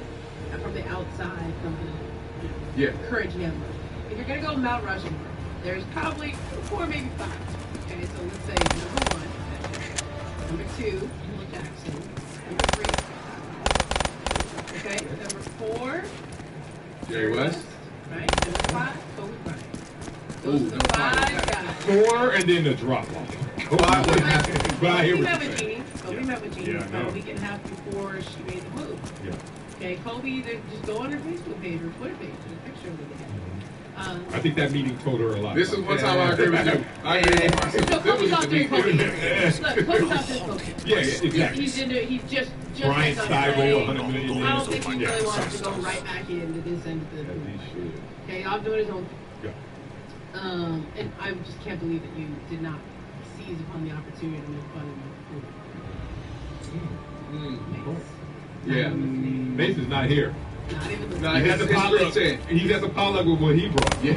It went back for seconds. No. Jerry West under contract with the Warriors. Continue. Jerry West under contract with the Warriors. Pat Riley under contract with the Heat. Yeah, he's not going. Cool, but look, he's still got a house in LA. Listen, everybody knows.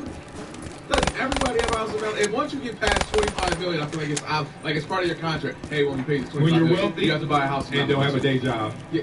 If Pat was ever going to come back, it would have happened a little while ago. Because there was actually, if you go back and read, there's Mike Wise had a story on this one where rain down from above. Pat, Jerry Buzz, Jimmy Buzz, Jeannie Buzz all had dinner out in Malibu when Pat's contract with the Heat was coming up. And it looked like he was going to come back. And somehow he said something like, John, wouldn't it be great if I got the GM with Shaq and Kobe? And apparently Jim said to him, we're probably gonna have to trade Shaq. And he said, really? Well, maybe I'll just go to Miami and trade for Shaq. Wow. Yeah. Wow. He didn't say that out loud. Yeah, he was like, bingo. Yeah. Go back and read that. Mike White has that story. So you ratted another one. He just ratted himself out years ago. You said Jim, right? Or was that Dr. Bus? Which bus? It was another one. Get to play this man out. Now Pat Riley gets Shaq. Win a championship. Yeah. Right? Well, even if you go back to the 2010 championship, which is the last championship, Dr. Buss met personally with then Ron Artest to convince him to come together. And from Italy, called Lamar Odom and talked to him about taking less. So even though technically that Jim Buss took credit for that championship, and it was certainly part of it, it had Dr. Buss's fingerprints all over it. The Lakers have not been competitive since Dr. Buss. There's this break for Breach. All of the team. Breach. Crosstalk is brought to you by your Southern California. That came back. I started. It did.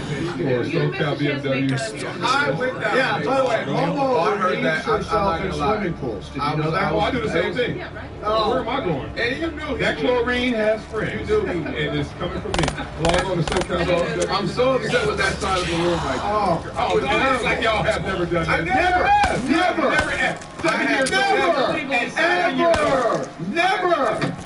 Would never even. I have too much respect for other people. I would never do that. I would never do that. Here's my question for you. A, I never have. B, are you in the pool that long? Meaning you jump in for 30 No, I'm that lazy. It don't matter. Why you think all the other water's there? So we can add to it. It's not there to be drugs. Now the ocean ocean. The ocean is different. Okay, so we ready The moment I hit the ocean, He's in the middle. Yeah, the wave got that. So everybody in Hawaii was toe up. I have a question. high tide, it's like, I'm water is a leaving little myself. different.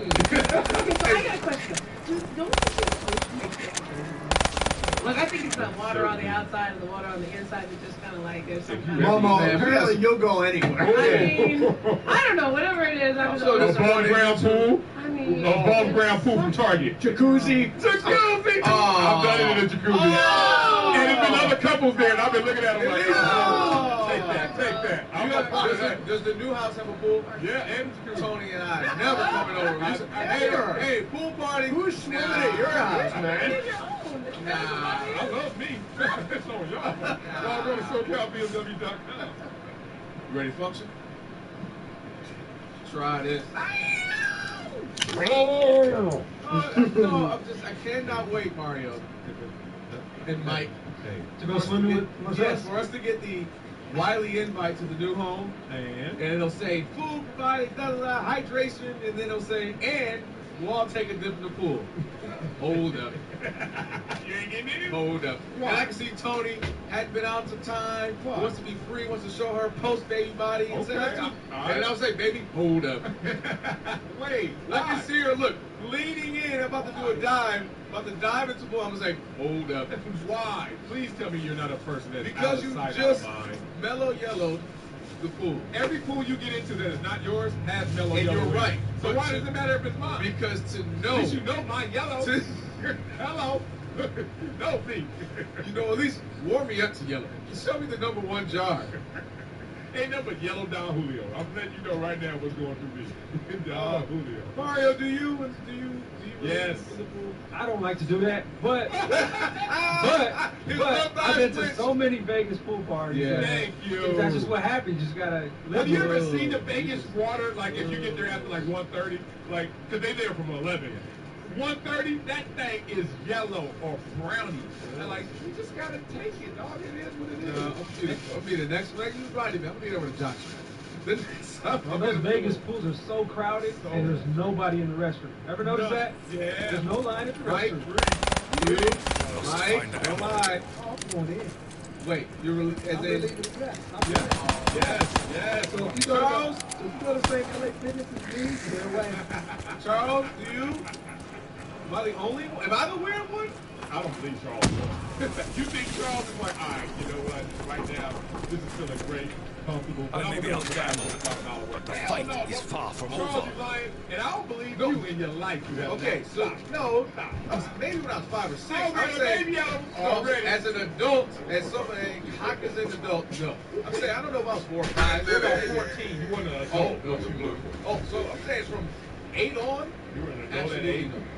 When I can remember on, absolutely no. It's just, I guess for me, I'm just not in that long. Like, okay, you do. I always go beforehand. You know, you walk through if it's public or you walk through the locker room, you do your thing. Like if you're at a gym or something, hop on in, do your laps, whatever. Because you don't drink alcohol. That's true. That's why. If you had any drink in you, what do you mean long? It takes 20, 30 minutes you got to go. But Mario doesn't drink either, but Mario in there chilling for a while. He's just like, all right. Matter of fact, my boys, when we're at the pool in Vegas, they'll be like, okay, I'm red zoning right now, just to let you know. Yeah, back up a little Yeah, bit. yeah. Red zoning, that's what we call it. Yep. Whoa, y'all gonna put that on the invite, red zoning. My invite Put possible red zone. Red zoning. Man. It is what it is, dog. It It ain't gonna be no shark. Ain't no number 2 in there. You act like it's a problem. All jams up in there. Can you imagine? Peanut butter chips. Nope, That's Marcellus Jr. That's Yeah, Junior gonna let the chips go. And he's so polite. You gonna drop the Cleveland Browns off? Dog. He always says excuse me every time he passes gas, anything. So just out of the blue, he just gonna say, excuse me, and then you gonna know he let one go. And it was funny, is I can see him getting older, they turn to Kubi. Well, all right, way to start the show. Afternoons with Marcellus and Kelvin. Let's hop in the DeLorean and go back to Friday when the news broke. Talk about the Bus family and the bunch of the craziness that's going on there that we've discussed. We were just talking about it a moment ago during Crosstalk, and I was looking into some things. Again, just kind of backtracking to discuss this. we talked about Jeannie Buss getting a restraining order against her brothers, but then just applying for it, but actually not going through with it because they canceled the meeting. The meeting is now May 15th. This meeting that they were trying to have without her involved as far as having the board of directors and not having her there. And remember, we talked about it on Friday where, well, we know their lawyer said, Jim and Johnny's lawyer said that they did vote for her to continue to remain the chairman and remain in the position which she's in.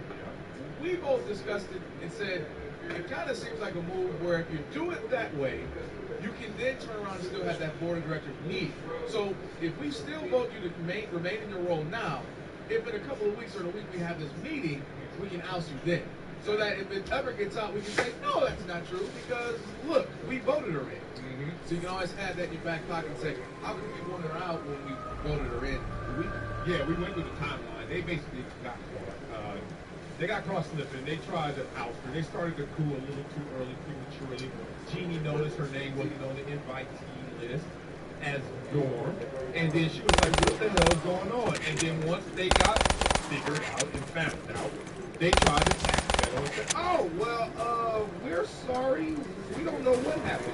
That's where they are right now. You're the head of a household. Let's not even make it a big time. Just the head of a household. Let's say it's you and your wife and your kids. There's no way you guys are having a meeting without me. Oh, duh. And I'll run it. Duh. If you need something from me, you'll invite me. I know that. So when you don't need something from me, why? And reading the post that Brian Windhorst and Ramona did together on ESPN.com, talking about there were new incentives that they were trying to throw out there, more money for the board of directors, almost a to win you on my side feel, wink, wink. So this continues to be interesting. But the larger couple of questions that I had, I mentioned this a moment ago during crosstalk. I wonder how much of it could have been would have remained animosity, because it always seems like there was there anyway. But animosity, and maybe it's aimed in a different direction, if again it was not Magic Johnson leaving here. Foul demons. You have this great relationship with your father, so we don't make it as if you don't. But he also has a great relationship with Magic. Magic has an excellent relationship, at least it seems, with your sister. And then he always has been critical of you. He's come at your head the last 10 years or so, I think to say. And then he gets hired as an advisor, simply an advisor, wink. And then he goes around saying, oh, yeah, I would this is the school I would do. They are in the past, living 6-7 years behind. We need to already be at 2020. Saying all these things about you, and you're the boss. And then the guy, of course, Magic into the position we're in. I wonder how much of that made it to the level where we need to get her out. Because she didn't just relieve me of my duties. It was because it was Magic. It was replaced by Magic. Well, it adds gas to the fire, Kel, just because, one, we don't have a great enough relationship where you're going to be gentle in my dismissal or the insertion of Magic Johnson into my role. You're not going to be gentle. You're going to be callous, just like it was really handled. Callous. An advisor is going on a media tour telling everybody he wants my job, if not more. And no one's checked him. And no one's checking him because he's Magic. He got the smile. He has, obviously, the business acumen, the business resume. Yeah. He's beloved, blah, blah, blah. And then on top of that, if you're Jim Buss, you're like, did you forget what Dad wrote and said? He put it out there in our trust. Now, I don't know how he spelled it, but he certainly put it in word. Jim is to run basketball. And then now, you're not going to let me run basketball, and you're going to have my quote-unquote arch nemesis, if that's not an extreme, come in and just take my job? That's messed up. Yeah. But when you talk about he wanted him a part of it, again, I was reading this piece by Kevin Gaines, Bleacher Report. He wrote it in July. I was kind of reading a couple of articles, one recent, going back some, talking about, we had people around the Lakers organization who would say how excited he would be. Dr. Buss would Jim would come around because he wasn't around all the time, and he would tell him, hey, Jim, come in, and he'd be excited about this. But then he talked about the fact that he didn't see him being no longer than 5 or 6 years. It seems to be, you talk about Jim Buss putting himself on the timetable. It almost seemed to think it was inevitable. And you mentioned him wanting to have him a part of it, but I go back to, if I put Jeannie in power to make those tough and difficult decisions, then so be it. And if that meant eventually she felt the need that Jim needed to be relieved of his position, so be it. That's why I made her president. But I don't think any father says, I put you in ultimate position to run your son out. I put you in decision-making ability when you and him compete. Like, I go, but it doesn't go Jeannie and no brother. I I really disagree with the argument that Dr. Bell constructed this was does it change though when I just told you again? He was saying that he knew he didn't get the That's why he put it in place. He's like, I need to incentivize this dude to stay still because he ain't gonna stay still. Or this is exactly how he knew it worked. It didn't have to be so much, but he knew that he would burn. He knew that he would burn. When he didn't burn out, he got burned. Real simple. Burned up magic. Oh man, more to dig into with this, and if you want to jump in, 877-710-ESPN, 877-710-ESPN. How will this affect the upcoming offseason? We'll jump into that next after news with Marcellus and Kelvin, ESPN. Hey everyone, I'm Rachel Buin. On the latest ESPN Esports podcast, Christina Kelly, Jacob Wolf, and I discuss Team Liquid's recent roster move, final round 20th anniversary, and more Team Liquid. Be sure to check us out. Afternoons with Marcellus and Kelvin on a Monday. What's that? It's a whole week in front of us, Kelvin. It's outside of Thursday. Let's go to war. Thursday off. It's coming. It's coming? Summer. Is it really? I mean, I'm just saying. Can we go to spring first? I mean, damn. Spring. You ready to get my pool, ain't you? You already summertime. You want the red goggles, a hazmat suit, all that. 877-710-ESPN. Marcellus Wiley, K-Dub Live on social media. Go ahead and get that ESPN app if you don't already have it. Of course, that's where you can download the podcast. Talking about the Lakers, and again on Friday, we heard the stories that Jim and Johnny were trying to out Jeannie. Jeannie then, of course, had a restraining order, but just applied for one and never actually went through with it. There was a meeting that they were trying to have with the board of directors without her, and now that is scheduled to have a meeting, in a court date, on May 15th. We'll see how this all plays out. We'll take some phone calls. Let's go to Miko in Compton. Miko, what's up? Yeah. Hey, Marcellus, take that apple juice jar to the pool with you, man. And then what? Take the jar to the pool with you. Yeah? Miko, that's for overnight. That's when I'm at the crib. Oh, hey, but on Magic though, it's like I think Jim and John Buss, they so surprised that he's the ultimate team player. Magic is the ultimate team player. And I think they looking like this guy usually defers. I would have liked to see Magic say, I really only want to take this role if Jeannie and her brothers are together, because that just seems like that's who Magic is. He's always deferred to others. It's like, if I'm Jim Buss, I'm like, Magic, you could take Starbucks and cinemas to the inner city that don't get no business to become and make it so positive and make a lot of money, but you can't take that. They're looking like of all the people in the world, Magic helps the whole world. Why does he have to help millionaires? Like millionaires, essentially. And why does he have to help someone who he feels like he can do the job better than? And I think behind the smile is a cutthroat businessman, a cutthroat, person who knows what he wants and what will do what it takes to get it. Don't let the smile fool you, Miko. Well, yeah, but he deferred to everybody in the basketball court. He was better. He deferred to the whole. Did he defer or did he stir the pot? So I understand he's a good businessman, but I think that just surprises the buzz. It surprises me that Magic didn't include them and say, I want them to get the best out of it too. Nico, thanks for the call. That does not surprise me that Magic would want to get Jim. When Magic is tweeting about you, it's bad. Because it's not going to be a great tweet. Yeah. It's not going to be great. It's going to be obvious. But he's going at him. He was going at Jim for years. It's no surprise that he wanted him out there, believed he could do the job better. And for Magic to get rid of other opportunities that he's invested in and other businesses and other jobs, and then to commit to this role, shows how fed up he finally was and said, I'll do this. Well, Miko's talking from a distant place in relationship to Jim Buss and not a peer. Magic grew up with Jim and grew up with G. So he could call it like he sees it, like, dog, you can't do this. I got your job. And it is what it is, and Jeannie sees it as well. So I think because they're all on the same level landscape, they're looking at it a lot differently than Miko would probably have. And I think even when you talk basketball, I don't think Magic deferred. I think he was calculated. Magic knew, I'm the guy who needs to get the other guys involved. I'm the one who needs to stir this part. Kind of like a Chris Paul. Blake might get all the highlights, dunking on everybody, DeAndre, and so on. But really, I'm the engine that makes this thing go. And that was Magic. I don't think he deferred anybody. I think he just chose to get everybody involved. What's the negative connotation to say deferred? Like, Magic took shots. Magic balled out as a rookie in the finals. Like, Magic did what he had to do to help whatever. Hey. And sometimes that's being aggressive. Sometimes being dispassionate. And sometimes that's smiling, sometimes that's deferred. But you do what to do, as you said, which recipe to cook up. Some people who smile a lot. Look behind the smile. Yeah. So I got distracted. AI.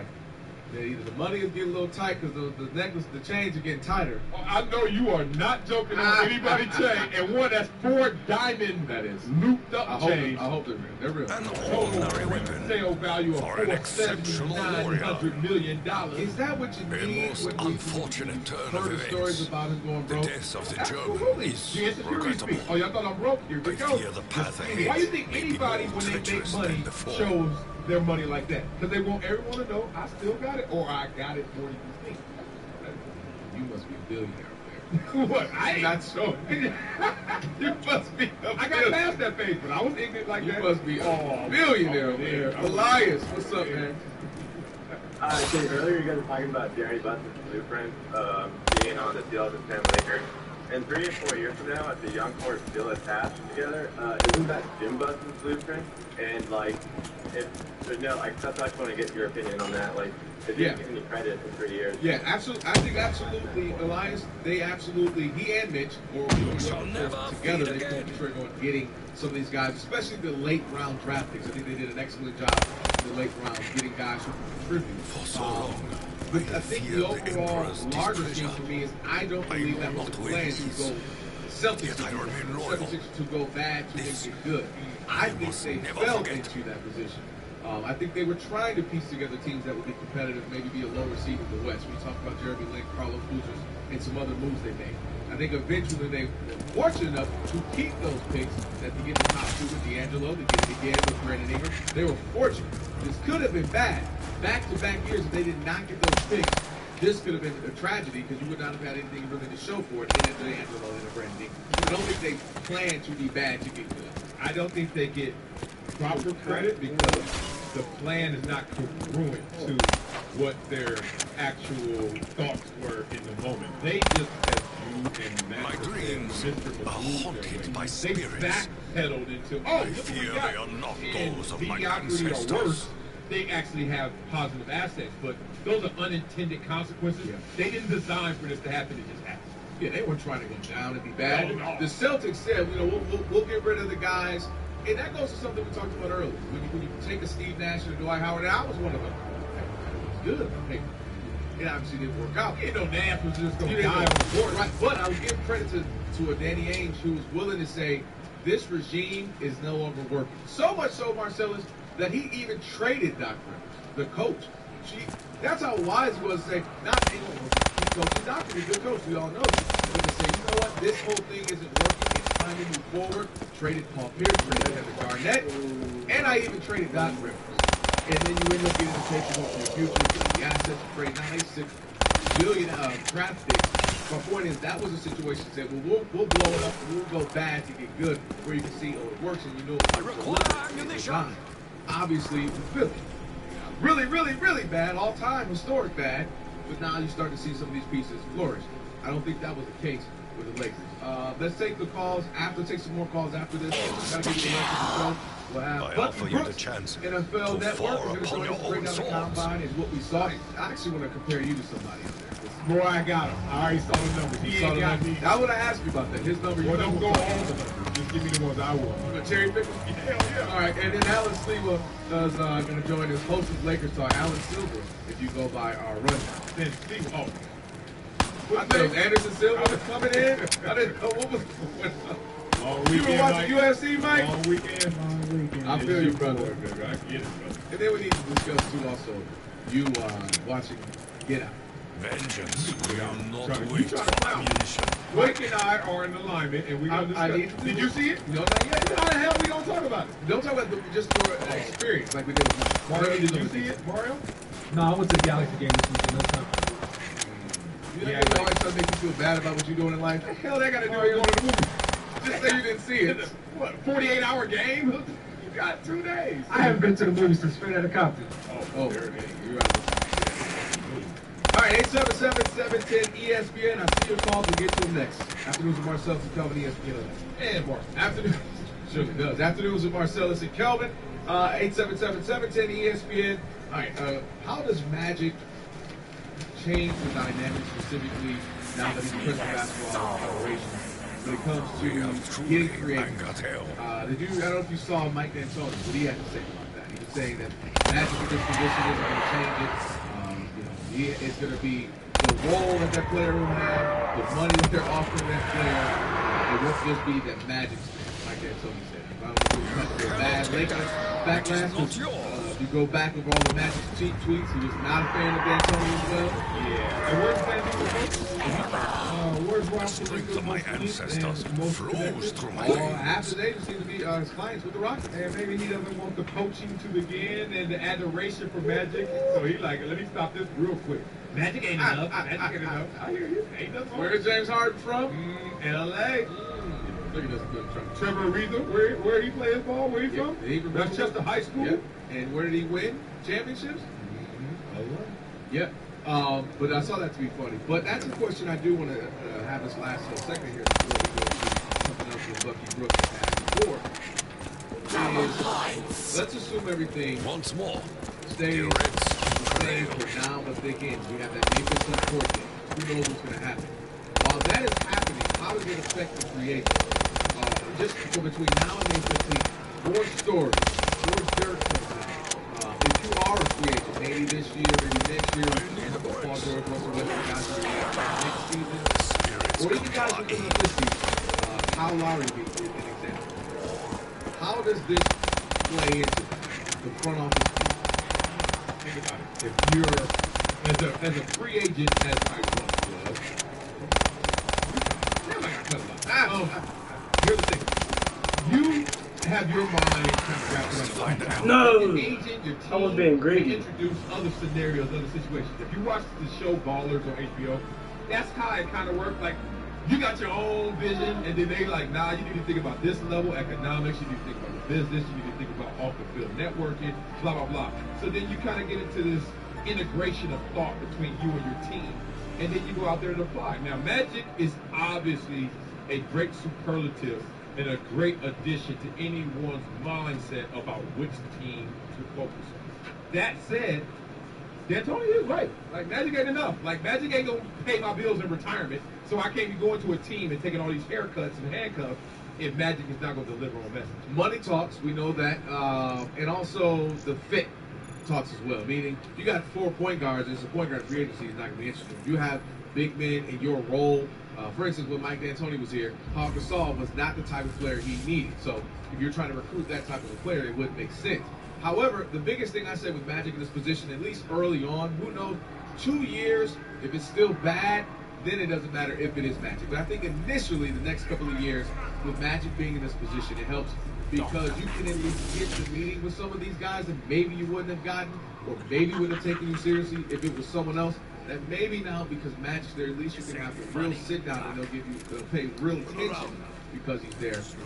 But it doesn't guarantee anything simply because he's in the position. No, that's not what happens. And look, there's nothing negative that comes from Magic being in the fold, except if we look 3-5 years down the line and Magic is paper thin in his role, which means, hey, I'm a nice, smiley, good face who used to play great basketball, who runs great businesses outside of basketball. Unfortunate but right here in this turn of role, events. the Lakers are still The death of the German is regrettable. That world, that's I fear the path ahead may be Equity more that Magic treacherous has than with this before. role specifically, that it's another.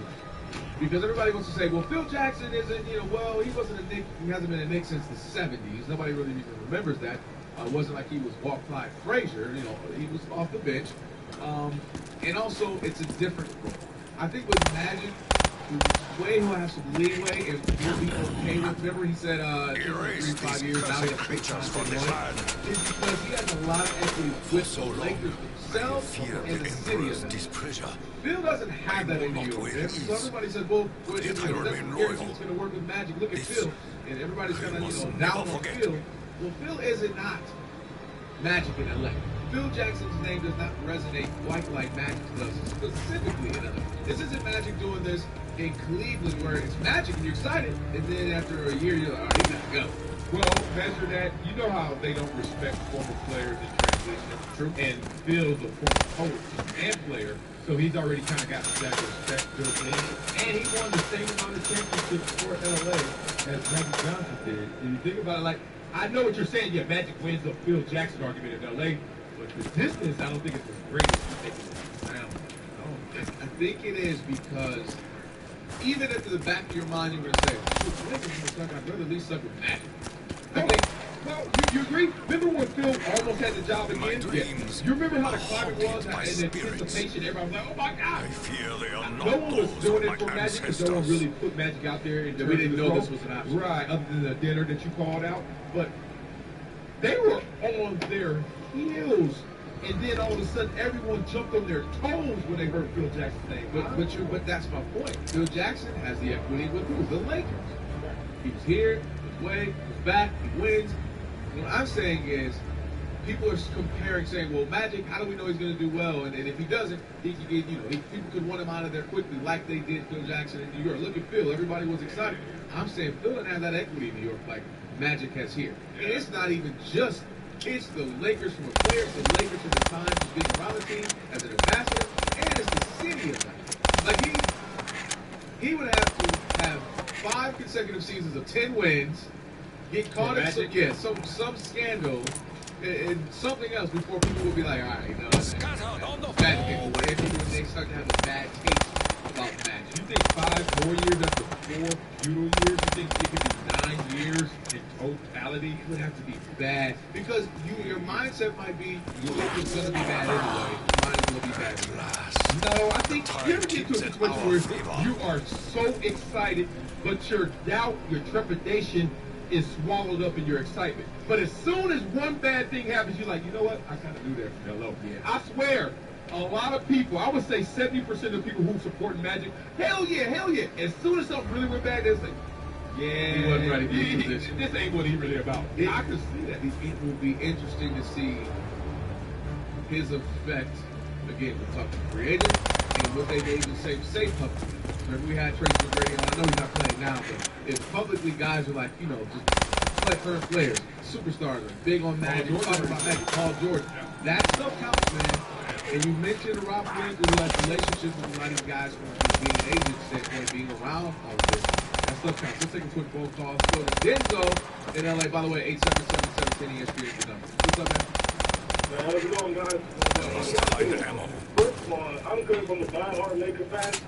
Biggest Kobe fan. But I gotta give it to the Celtics. They did it right from the start. The trading call period to the big three, they did it right. And we're seeing it now.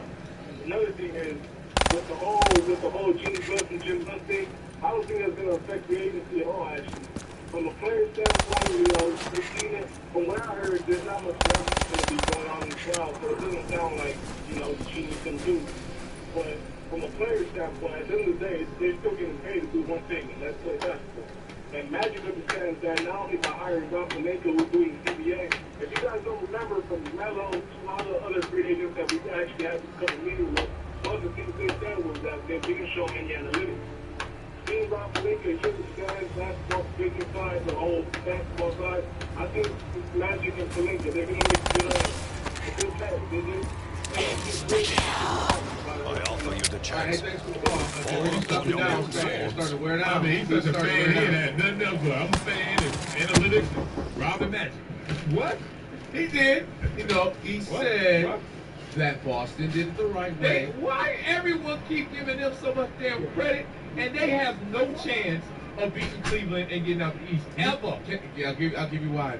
You expect them to be down for quite some time. Like everybody, you and all, it's going to be rough for the Celtics. They got rid of the players. They got rid of the coach. You thought, it's going to be down for quite some time. And they were. And now, where are they right now? Like number 2 in the East. Okay, what does that get you? We'll see. Oh, stop. See, it's amazing that when we see other teams in that same position, we're like, that's not good enough. Look, if y'all don't win a series and second get to the Western Conference Final, please, I want y'all. You know what? I want y'all to do this. If we don't win it all, I want you to do this so I don't have to get this. So we can admit that Boston did a great job of coming from when we. There's nothing they can do to make me say it's great. They didn't tank, but they just were sorry as hell and picked up all these picks. And now they're sitting there saying, yeah, we're right behind Cleveland, and we're going to be here until LeBron retires, and everyone's going to give us love. They have first of all, because say it live. They ain't got no shot, and you know it, Kelvin. They have a Taj Gibson. Did you see that shot the other day? From the other rainbow 3-point shot. However, they have a shot. Secondly, they are an entertaining team. They are a relevant team, and they have a guy who's right on the line of a superstar. You sound like the Clippers, and you clown the Clippers for that So same we clown the Clippers because that same team has gone at it for years and does not make moves to change it. Oh, We don't so know. it's fine if they only try The it Celtics, once. the Celtics, this is them going at it. Now, if we're sitting here 3 or 4 seasons from now, and it's the same team, and it's Crowder, and it's Isaiah Thomas, and the guys, and Olynyk, and we're Look like, at those names you just said and compare I them need to Blake, some Chris, and DeAndre. What? I'm gonna ask Kelvin, not the radio guy, my boy. Do they got a chance? You play basketball. Tell me. Bucky Brooks, NFL Network, Combine Recap. We'll talk about what the Rams are looking. Yes, they got a chance. I told you they got a shot. They have a Steph Curry from the other free throw line shot. Hey, when Steph shoots it, we all go, oh, that's the shot they have. But just saying that they have a chance. We'll talk NFL Combine next and what the Rams should be looking at, and also a little bit later, Oakland Raider fans. And if you're a Vegas Raider fan, you like the sound of that, they may be back on. We'll tell you that a little bit coming up as well. Afternoons of Marcellus and Kelvin, ESPN 11.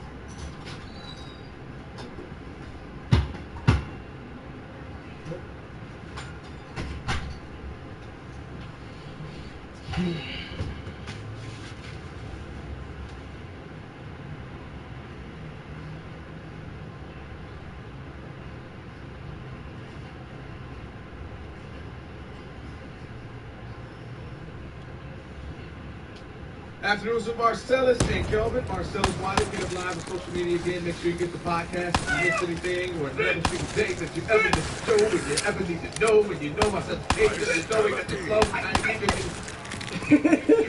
Just came out of the show.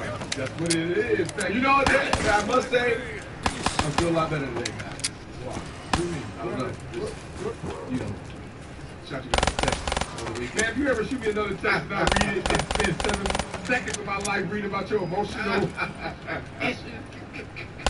Dude, this dude did revelations on sex this weekend, y'all. Just let y'all know. I just want to apologize for my what'd you say, the seizures on air? Yeah, you said, remember you said I had the seizures? Wow. First of all, what is this cup of lean going on here? What? What? Wait a minute. What? Why does he have 2 cups on that lean? Like he is around. I figured that out too. Not before death. Or undead. I don't even want to talk to you. We are joined now by Bucky Brooks, NFL Network, and help us break down the Combine, which I guess you can say this is one of those years that didn't seem like I heard a lot of people talking about it, except for one particular workout. That is Myles Garrett.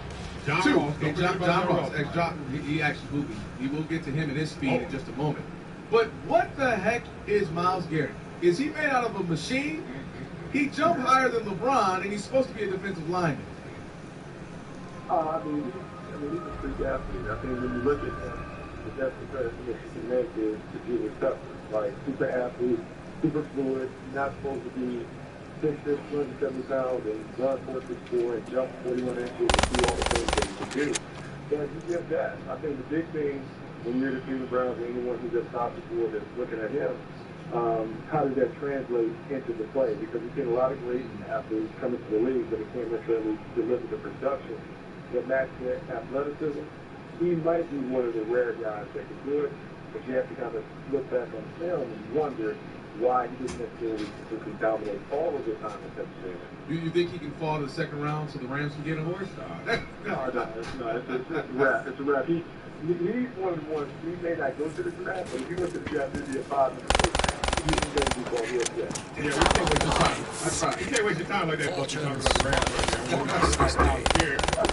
Bucky, much respect, much love, brother. Haven't seen you in a second. Let's talk about the fact that the translation of this guy, as you said, the player, because to me, the most impressive number is 33 reps with those type of levers at 6'6". You're not supposed to have that strength and that ability on the field. We know what his ceiling is, but what is his real projection based on what we've seen on film? Well, I mean, I think when people talk about the projections, comparing them to Julius Peppers, I think that was his real skill. When I was at Carolina, Julius Peppers was a core part of that team. He was a super freaky athlete. I think fifth on the offense. I think that's a real projection. If he's able to come to court, the technique, the athleticism, the power, the body that he has, he can be a confident player. So when you're top of the board this season, you're hoping to get a player, a guy that's a transcendent star. All of the things that you look for to get with Monte has got to be a transcendent. Bucky, let's talk about another person where you have these numbers, you get these numbers that come out of the combine, what you're saying, how do they translate into actual on the field success? John Ross runs a 4.22, sets a new record, everybody's talking about it, everybody's watching the video, and it was ridiculous, it was a sight to behold. But how does that translate as well? I mean, is this something, Darius Hayward-Bay, I mean, are we looking at a guy who is just simply fast, or is that another attribute to his skill set? You must use the time wisely. I was really impressed because I thought he was one of the rare guys that actually ran fast, but also had the ability to stop and start. Vengeance will not wait for ammunition. I think the 4.2 was a high opener because he was going to take 2 guys under that 4.2 range, much less he had the combine record. But he has done that. I think the good thing is that he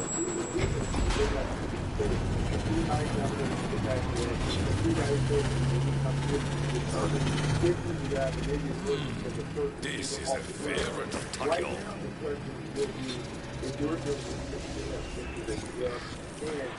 Taste is unpleasant. The facts speak for themselves. That is called a reversal of fortune, beast. A true double on the season.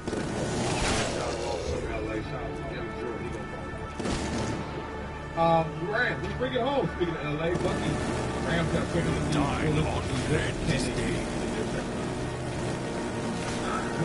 It's tough because there are things that have so like you have to think about the way you get the team. You got a quarterback, you got a team, you got a coach, you got the offense, you got the quarterback. And the thing is, you look at the Rams, so they don't have any places. They need to wide receivers that can make that I know the answer is run off with Nathan Davis, they run off with Nick Camp, one of their 4 pieces. But what they really need is someone that can come and make plays. Clearly a drink intended for Gaijin tastes. Yeah, some of those seasons that can come and make an impact. I believe they have to kind of stop by the perimeter plays, find playmakers, find different measures in the pass game to allow Gary Goff to do any of those things that he could do when he came up with 50 years ago. We talked about John Ross. Let's go back to that. And I know that saying we had Les Snead was saying that he's somebody they'd be looking at. Where do you see him? I mean, did the speed just put him up a couple of draft picks? Oh, he's done, man. He's the first round pick. Like, he's going to go. I think he's going to get going to fall for the top 10. I think he's probably the first to the top 15. I am strong. I am ferocious. I am I just don't think he gets any top of the scenario where the Rams keep getting him. But I do believe there's enough guys where they can find value and they can good on there to find guys that can come to make an impact. The thing for the Rams is right now, when you got 13 picks, you have to make sure that you hit on all your picks because the time is down. They're going to get going. I think Sean McVay is committed to make sure that their quarterback gets going about the line with the right people. Now, Bucky, make us smarter. And in the first, second, third rounders, even the casual fan is a little familiar with those guys. But take me to the 4th round on, and so a year from now, I can look smart when I say, I told you about this guy. Give me somebody like that. Well, there are a bunch of running backs in this draft. This is a deep running back class. There's guys at South Florida, Marlon Mack, this would be a guy that can certainly make Kareem Hunt from the University of Toledo. Come, so I may put you down. I know a lot of the conversations talk about George Pickens. He did the heinous act that he committed on videos, and he had the Netflix foul against the woman. But the people inside the ring talking about him, they say he's the most extreme running back. So he can do everything that you want to see as a running back. But we also consider out for wide receiver and do all of the other stuff. And so the conversation that we'll have, much like people had to have with Tyreek Hill, where do you value the final therapy? So this reward could be significant for the team that takes the chance of them if they have the right support system to allow them to be the player that they think they can. Bucky Brooks, NFL Network, and it's funny you mentioned him. I literally have his name written down. Joe Mixon, and the question I had was, what's the next step for him? So he was not allowed to participate in the combine, as a handful of other guys were not as well. What do they do? Is it the supplemental draft? Is it simply a pro day? What's the next step for Joe Mixon and guys like that? Well, the next step for him would be the pro day. This is the pro day. He'll have a large contender there because people kind of know what the talent is. The talent is probably one of the top 2 or 3 guys in the draft. So now what you have to do is assess what is the test to like. Is he a guy that's going to have repeated missteps? Is he someone that you can trust?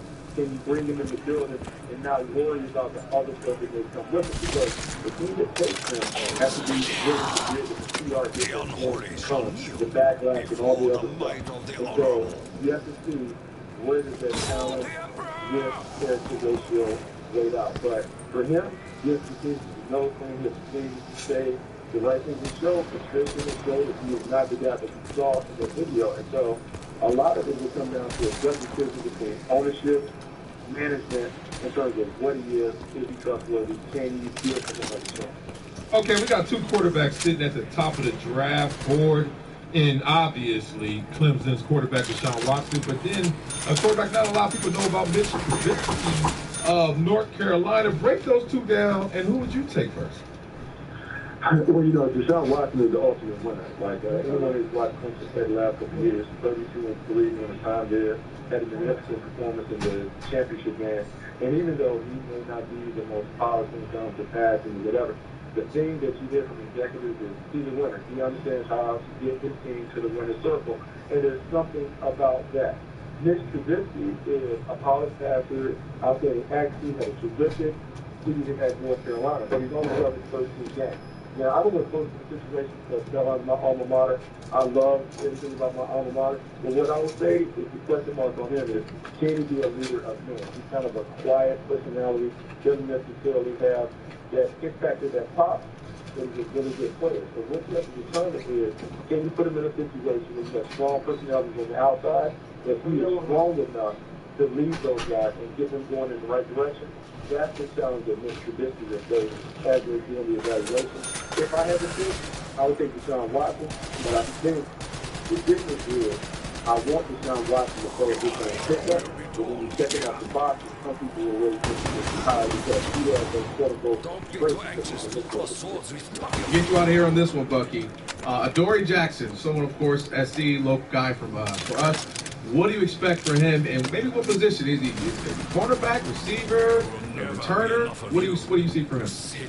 You know, Adoree Jackson is one of those rare commodities in the league. World-class athlete and elected playmaker. He's a guy that I think can make plays in a variety of ways, whether it's cornerback, whether it's return man. The thing about Adoree is just trying to figure out what is the best way to utilize him at the next level. I believe he's a cornerback that can play like a Fonte Canyon. Play off, through the quarterback, make plays because he drives and plays in the ball in an aggressive manner. Worst case, he can be a dynamic punt returner, someone who has Devin likability. Regardless, I believe after the performance of the combine, he's pretty much a lock to your program. I don't know how people can let that pass them by all 32 teams here so far. I think he's going to be so far. All right, Bucky. Thanks a lot, Bucky Brooks, NFL Network. We appreciate you breaking down the combine for us. Thanks a lot, man. Hey, man. Thanks so much for having me on. Yeah, Adoree Jackson, talk about world-class athlete. I mean, he'll whatever they do, whenever he gets the ball in his hand, everybody's gonna do well. And if Adoree, you out there listening, man, you gotta get that eye discipline back. He was getting John Ross. You remember that one time, John Ross with the 80-yard? Yeah. And then in the Rose Bowl, word is on the streets, they were looking for Adoree to go after. You know, he got hurt in that game as well, but he's so talented. Sometimes he doesn't trust what he sees or looks at what he's supposed to. They'll take care of that in the league. Yeah, please. They will take care of it. Too damn good now. Yeah, they'll let them know you're not that good. Yeah. Hey, the Knicks game was on mute the first half. Knicks game was on mute. A lot of players did not like it. It had a lot to say. And of course, one will be Draymond Green. We'll let you hear what he had to say and give you our thoughts on it next. Afternoons with Marcellus and Kelvin ESPN. By the time not long ago. And it had like slow. It's like Paul. Everything now. Gotta hear what I say. When I was jumping, I know I learned my lesson. Afternoons with Marcellus and Kelvin. Thank you for joining the show. I want to talk about the game. Knicks, Golden State. Golden State had lost a couple of games in a row, and the whole world was starting to crumble before our eyes. And we were wondering, is Kevin Durant's loss weighing on them, and will they, start to suffer? Well, they got to win against the Knicks, but that wasn't a big story. I say, duh. A big story. No, the Knicks, right? Yeah, right. Even though it ended up being a bit closer. Yeah. I think it was, a 7-point spread? The bigger story was, you saw, if you didn't get to see the game, if you saw the players through the highlights, looking up at the Jumbotron, and reading the script that told them we will be having no music, there'll be no videos, anything in the first half. We want to get basketball back to its purest form, and so it will be silent. Like you see a lot of college games, except for, of course, the college atmosphere with the bands and the crowd. But players didn't seem to like it. One in particular, of course, Draymond Green had a lot to say. Do we have it yet? All right, we'll get what he had to say so you can hear, but I'll just paraphrase. He said it was pathetic. Talked about the fact of going back in time. He said, we have all this electronic and digital stuff. Why would we go back to pencil now? He said computer, go back to paper. Go back to paper, yeah. Draymond. He was still using paper. What are you going to do? You can e-doc. That's true. You can e-doc. Trust me, I've been signing a lot of e-docs lately. You can't e-doc everything, but you can e-doc a lot more than ever. Yeah. Oh, e-doc changed the game. Yeah. I was so tired of scanning faxing. And they said, no. Oh, no, you just click here that you agree and it'll put your own signature. All right, here's what Draymond had to say about the music-less first half.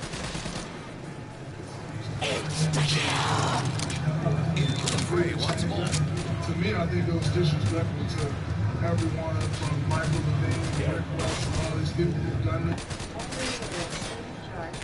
Take the perspective. You want to give a game a great vibe. That's complete disrespect. He had. That's just one of the things he said. We talked about what he just said with the paper and computers. When you watch the game, highlights of it, it was strange. And what we know about athletes is, better than me, professional athletes, it's all about routine. It's all about routine. Talk about Clayton Kershaw. He has a certain routine. Kobe Bryant. Everybody has a routine. That's what I do. Like when you see Steph Curry go get his shots and everybody watches him, he does this exact time, exact shots, exact same spot. And part of that includes music. Part of that includes warming up to music, whether it be your headphones or from the loudspeakers in the stadium, the arena. And not having that would be strange. And I think it was funny that you could tell the Knicks said, this might not go over well. So let's only do it for one half. Let's not commit to the whole game. It wasn't a big deal to me, but I can imagine if I was a player, it would throw me off. But that's the point. It was one half. Like, it's a throwback half. It's an appreciation for yesteryear to make you appreciate what you guys have in entertainment package and value today.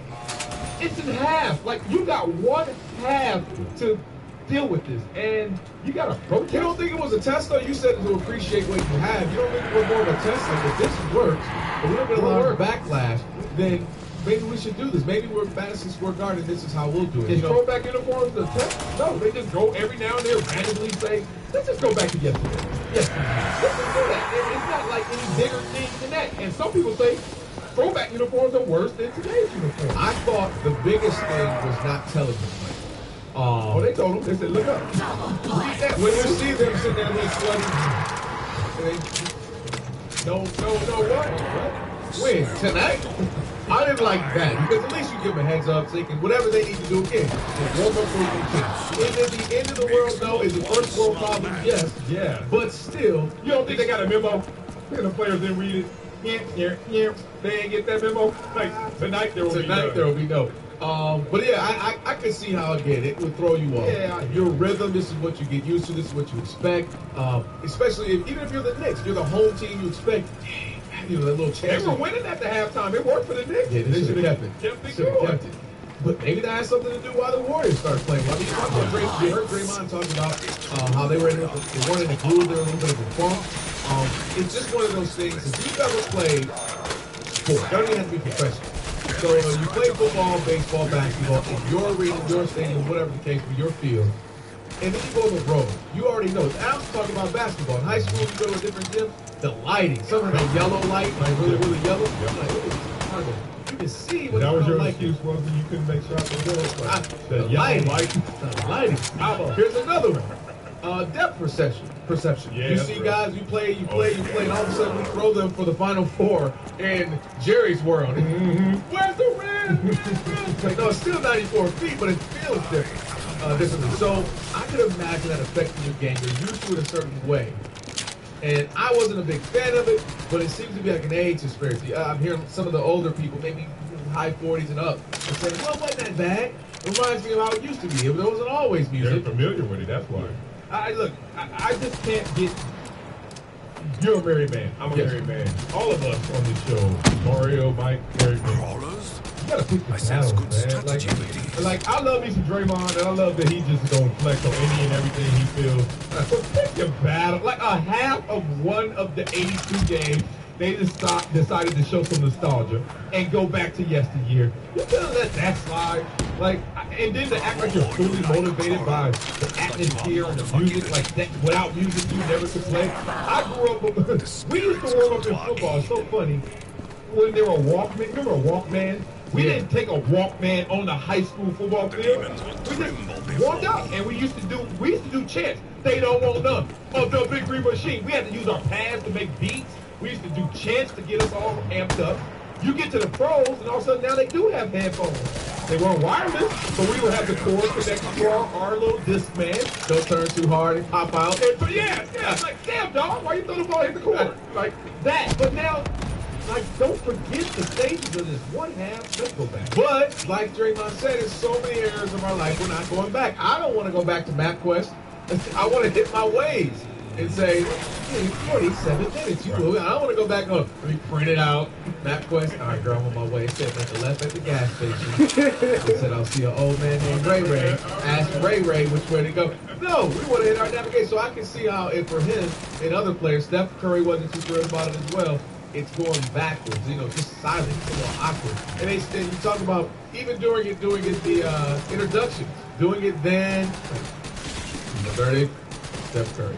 But it's weird, like in the music, hello, anybody, nothing going on. And you not have a jumbotron going, basically to smack everybody on the wrist and say, stop being bad fans of the game.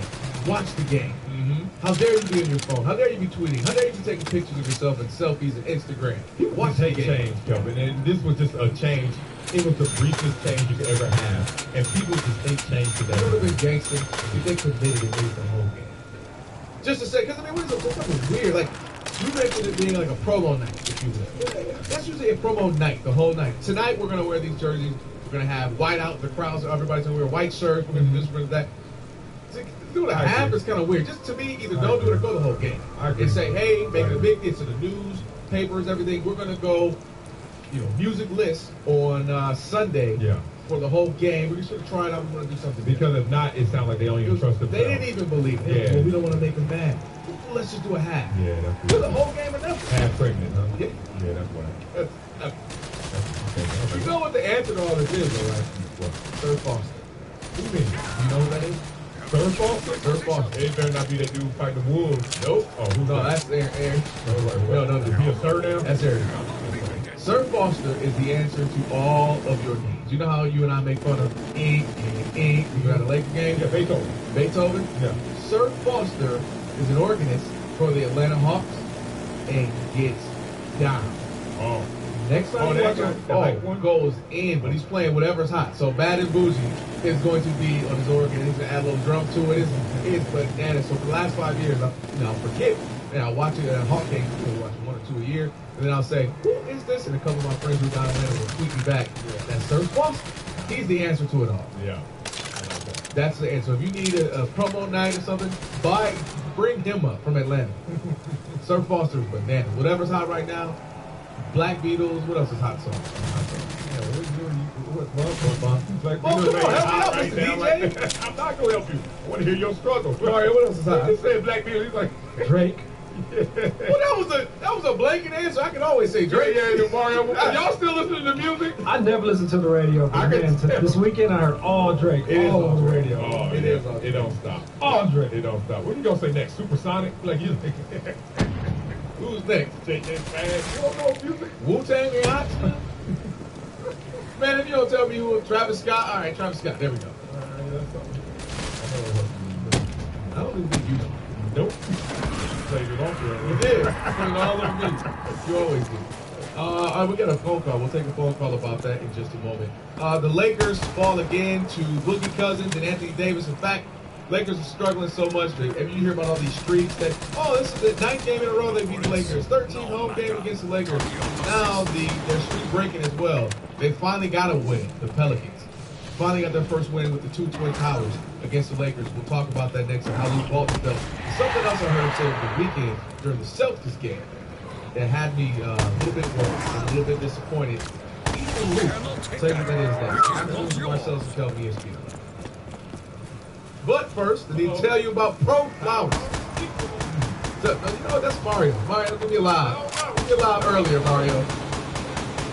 All right, so check this out. You think we should talk about all the technology out there and be better at remembering dates and remembering when you have, whether it's your anniversary, Valentine's Day. Valentine's Day caught up with me this year. I'm not going to lie, it caught me off guard. Thankfully, Pro Flowers came through for me and delivered my wife some flowers. So whether it's your mom's birthday, whatever the case, Pro Flowers has come out with the ultimate solution to ensure this never happens again. Pro Flowers has just launched their brand new Pro Gifter service. This is the easiest fail-proof way to never forget an event and look awesome the whole year round. All you have to do is provide them with free addresses or the same substitute up to 1 year in advance, and the service allows you to schedule these people to receive the bouquet delivered wherever you choose to be delivered. If you procrastinate or forget on anniversary or birthday, the service is for you. And let's not lie, men, we are big time procrastinators. Free bouquets, your box, and free shipping, all for $99. You're going to save money and time. It's up to $70 in savings, and you'll look thoughtful and like you spent the whole time thinking about it. So what do you need to do? I know you're thinking of an occasion that you need to send some flowers. I'll tell you how to do it. Go to proflowers.com and look for the Pro Gifter banner right on the home page. Pick your flowers, set the delivery date, and you're done. Again, go to proflowers.com, look for the Pro Gifter banner right on the home page. That's it. That's proflowers.com. It took care of me. Take care of you. Baseball fans, I must roll. Now, the latest baseball franchise, big increase. The strength of my ancestors flows through my veins. Mariners general manager Jerry Dipoto stops by to talk about the new improvement in Felix. Afternoons with Marcellus and Kelvin. Marcellus Wiley, Cato live on social media. All right, the Lakers again. They went up against the Twin Towers, Anthony Davis and DeMarcus Cousins both had good games. Were able to get the victory. But the larger point is what seems to be happening consistently where the Lakers aren't getting better. Going back to Friday's game, you and I were outside Microsoft Square getting everybody excited about Lakers Celtics. And we had the conversation about the game, what to expect, and we knew it was going to be a tough game. Boston had been playing very well. Isaiah Thomas was doing his thing, ended up dropping 30-something. I think he had that one. But one of the things he did, he threw an alley-oop off the glass to their young rookie, and Jaylen Brown. And Luke Walton talked about that. He said, when asked how he felt about that, a little bit of anger, a little bit of frustration because his team is showboating on your home court. Because, in my opinion, you gave up on those types of transition buckets and were not giving effort to get back, which is the reason why I pulled the starters in the third quarter. He said, why shouldn't you? He said, I would. I'd throw it off the glass. I'd have fun if you're not going to stop it. And then you talk about the game against Sunday against the Pelicans, and you had D'Angelo Russell was not happy about the team, and he said, I felt like we stopped playing, stopped competing. This far along in the season, that starts to become a bit of an indictment on your coach. Okay. When guys stop competing, when your own coach is saying guys aren't getting back, they're not in transition, therefore guys are throwing alley-oops off the glass in your own home, at some point, isn't that the coaching them up aspect? Isn't that they're going to take L's because, again, they're not as talented as the team. At least they're competing, and that's what we talked about at the beginning of the season. Look, you're right. It is an indictment on the coach because if the repercussions aren't strong enough for a player to feel incentivized to go hard for their own personal gain, obviously, in their contracts, you're always on things, but also for the fact that coach is going to do something to me that I don't want to happen, so therefore let me just stay afloat. That's a problem.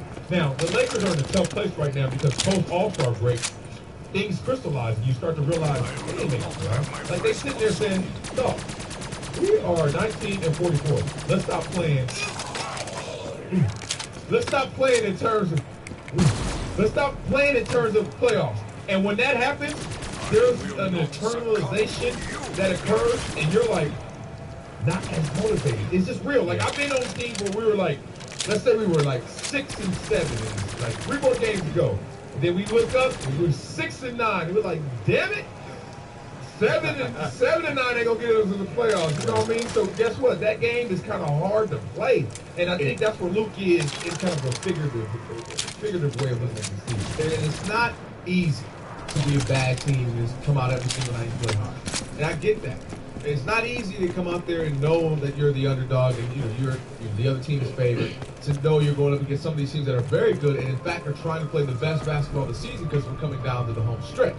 And you're going to be going up against them. It's not easy when Luol Deng is on the inactive list, meaning okay, they want to play all the young guys, so we can, it's mistakes happen, we get losses, whatever, they don't mind because that's what the season comes down to. Well, that's why he's not mad. He said, I know they're going to play the young guys. All right with me. So I he won. Kind of. You want to win and play, but no, it's the best loss you can take. He won because eventually he's going to be able to do the David West and just become a mercenary. A team hopper for just go to a team, and eventually he'll get a ring.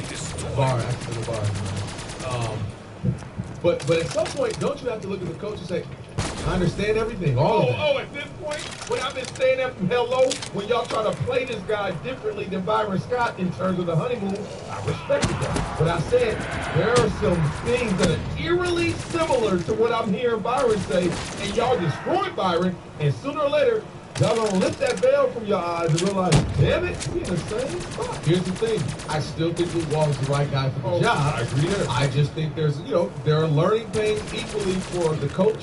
This is his first time as the full-time head coach the entire season, as there are for the players. And I think this is one of those times where he has to pull the rabbit out of the hat and find a way to get these guys to compete the remaining, 20 games, less than 20 games. Hold on, Kevin, what side you on? I wanted to ride on me. You sound like you was down for that, so I pulled out the shot, and you were like, no, what you doing? I'm riding for him that he's the right guy. What I'm riding him for is saying he needs to find a way to motivate these guys to at least compete. He can't be upset with them throwing, other teams throwing the ball off the backboard, throw down the uniform. If you're not going to somehow get that message to your team and they compete. Now, we know they're not going to win all these games. Oh, you think? But they can't. You yourself, the coach, can't know that they didn't compete. So, hold on. Are we blasting him or not? First of all, so I can know put this up. We are blasting him for this reason. Yes. All right, this one. But he's still the right guy for the job. We act like no punk when we get out there next time. Tooth Kelvin. What do you want to blast aside? Anything else? Let me say this. You want to blast anything else? Hold on. I think that right now, Luke is like, oh, snap. New boss, fresh air, new energy, new him, young new core, and they haven't figured it out. You ever get a puzzle, the big puzzles, not the 50-piece ones, not the 100-piece ones, them 500,000-piece puzzles? 100, not 5,000. I threw it. Yeah, Grandma had that thing, and she threw it on the floor. And she said, okay, baby, let's do this. Now, when you got the 50-piece, it's easy to find the 4 corners, and you're like, all right, let's start there. When she threw that 500,000 piece out there, yeah, I was like, Grandma. I love that 500,000. 500,000. We ain't doing nothing today, we're going to be in heaven still working on that. Like, God, can you give me a hint? Can you give me a hint? Where is this going? And you be looking at the box, and you be looking at your floor. Oh.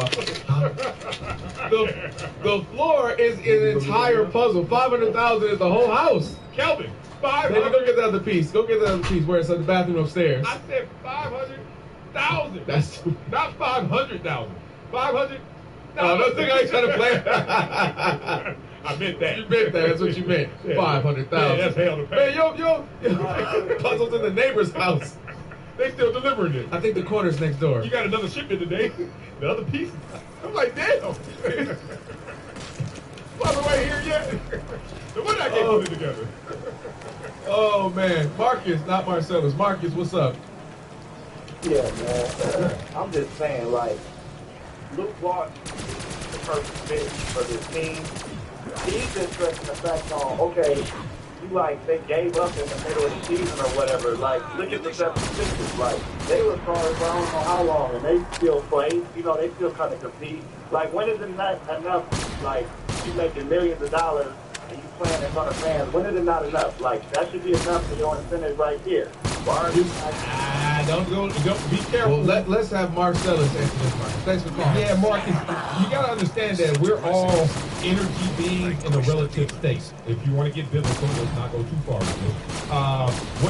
What changed this world from an absolute to a relative state was the Adam and Eve apple incident in the Garden of Eden. But what did that do? That told you that there is a such thing as time. There's a such thing as up, because there's a such thing as down. You're clothed, oh, you're naked, blah, blah, blah. Now, what does that mean to us right now? It's all relative.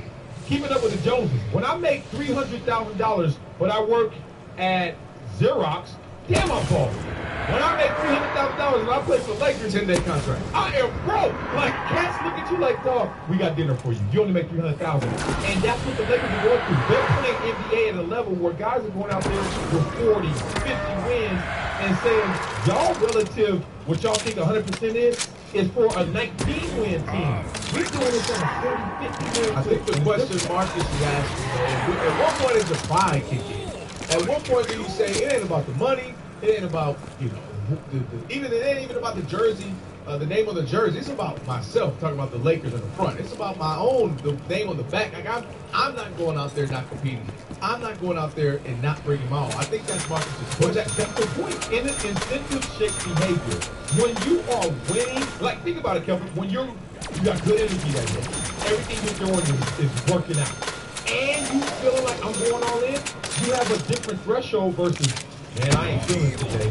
I got a couple missteps, but I'm still going hard. You got pride, but there becomes a ceiling to that pride because you're not fully engaged and fully involved, and they're not. The Lakers have to, Luke Walton has to find a way to keep these guys competitive, to keep them, in order to keep them prepared for next season. They're starting the development process now. That's why Luol Deng is inactive. That's why Moskov was surprised when he played the other night. Oh, Moskov. Because you're giving these guys ample opportunity to play and hopefully compete. And hopefully, when I talk about compete the whole 48 minutes, so that you're starting to make your strides for next season now. You know you're not going to win these games, but you can compete and be all in. And when you have guys like D'Angelo saying, we weren't competitive, we kind of gave up, that's not a good sign. We'll continue this a little bit later. I want to give you some new breaking news with the Raiders. The Oakland Raiders. There's some new news. So we were excited about the possibility of the Vegas Raiders. Then that kind of got watered down a bit. Well, maybe we need to rev those engines back up. We'll tell you that next. Afternoons with Marcellus and Kelvin, ESPN. It's your boy Marcellus Squad here. Looking lean and mean, because I'm full of that protein. And that's BIPROUSA.com. That's the website. Check it out, y'all. BIPROUSA.com. Did you know? No, I'm about to burp, and I'm like, should I burp on air? But this ain't mine. But you should, and then you say, yeah, that was all that BiPro. Oh, there you go. Okay, it's gonna come out, y'all. Throw me a line. Now, shut up. Same great nutritional profile as the other BiPro protein water flavor. For this one, 90 calories, 20 grams of protein per bottle. Has a new berry taste. BiProUSA.com. Go to the website. You get 20% off if you enter the promo code THIRST. BIPROUSA.com. Enter promo code THIRST. I hope y'all loving some clean BiPro protein. All right. Vegas. We might be headed back other than just the fight in May, guys. Remember we were excited about hanging out in Vegas for the Raiders. The Raiders informed the NFL that they have plugged the financing gap that, of course, when Billionaire Hotel mogul Sheldon Adelson dropped out of the bid. Adelson. Sheldon Adelson. Oh, and my granddad said I could drive you down the street. To spring up? Yeah. All right, I'm ready to go. I'm talking about my stepmama. She is not Deborah. She's Deborah. Got a little fancy? Yeah, not that they have now secured financing from Bank of America. The Raiders still in that $650 million cap. Oh, that's it? Yeah, just a little bit. Just a little $650. Yeah, they always come to the rescue in the hood, don't they? Oh, ghetto Raiders couldn't find $650 million. They're gonna be Bank of America. Next check asked to try to get a bid in too. That didn't work. Oh, 650. I thought you meant 650,000. 650 million? No, I can't do that. Oh, man. After losing Marcellus and Kelvin. All right, so now you have they're back in this thing now that they filled that gap, filled that void of 650 million. And, you know, because many people were saying this wasn't realistic. See, that wasn't real. This wasn't a real option. And this goes back to what we were saying that the NFL, did they really want someone who was connected to casinos involved? Did they really want it? No. Did the other owners want this person who's connected to casinos to be involved? No. Also, who has so much weight in the city of Vegas, talk about the newspaper owning that, to now have Bank of America financing, and to keep him out of it. Adelson, I can see where this is a big win, not only for the Raiders, but also the league, if this move is to happen. Yeah. Not just the Raiders. And it came on the day where Oakland was putting in their bid to keep the Raiders in Oakland. The same day they there talking to the NFL about, all right, we got a proposal.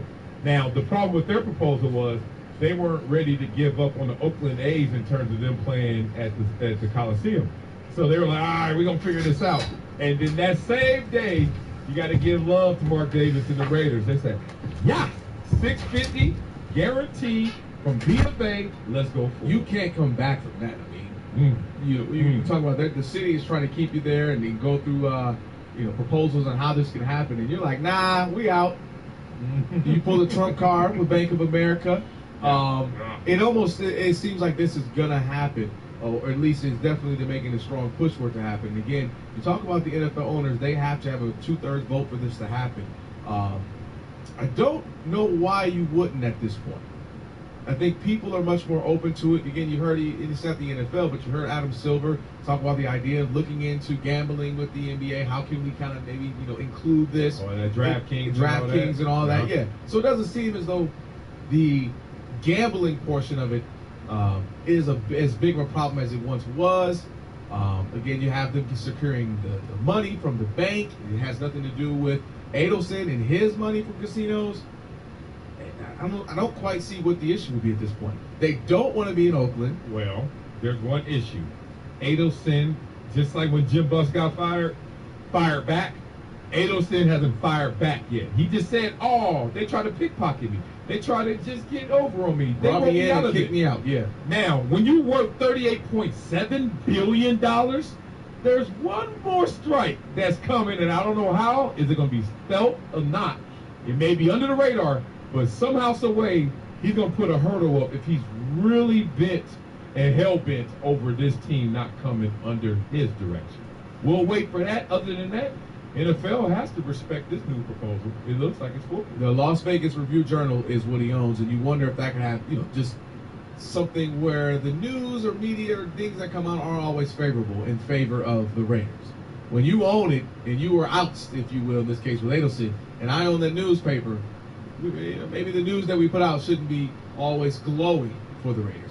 The one obstacle I will say for the Raiders trying to make this jump to Vegas would be that maybe the league could still feel a particular way about 3 teams moving within the last year.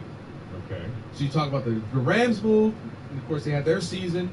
Now the Chargers are in Los Angeles, and then that would be the Raiders also moving in the same season as the Chargers to Vegas. That would be 3 teams in a year. And maybe that is too much movement for the NFL. From the outside looking in, of course, we would love to see it because we don't have necessarily ties to Oakland. But if you're the league and you're trying to manage the Rams and hope that works out, it was a rough season, didn't go so well. Hopefully we can get that going, get them acclimated with LA. Now we have to do this with the Chargers. Could that be too much trying to bring the Raiders to Vegas? I wonder that could be the last big hurdle if the league truly wants that so soon.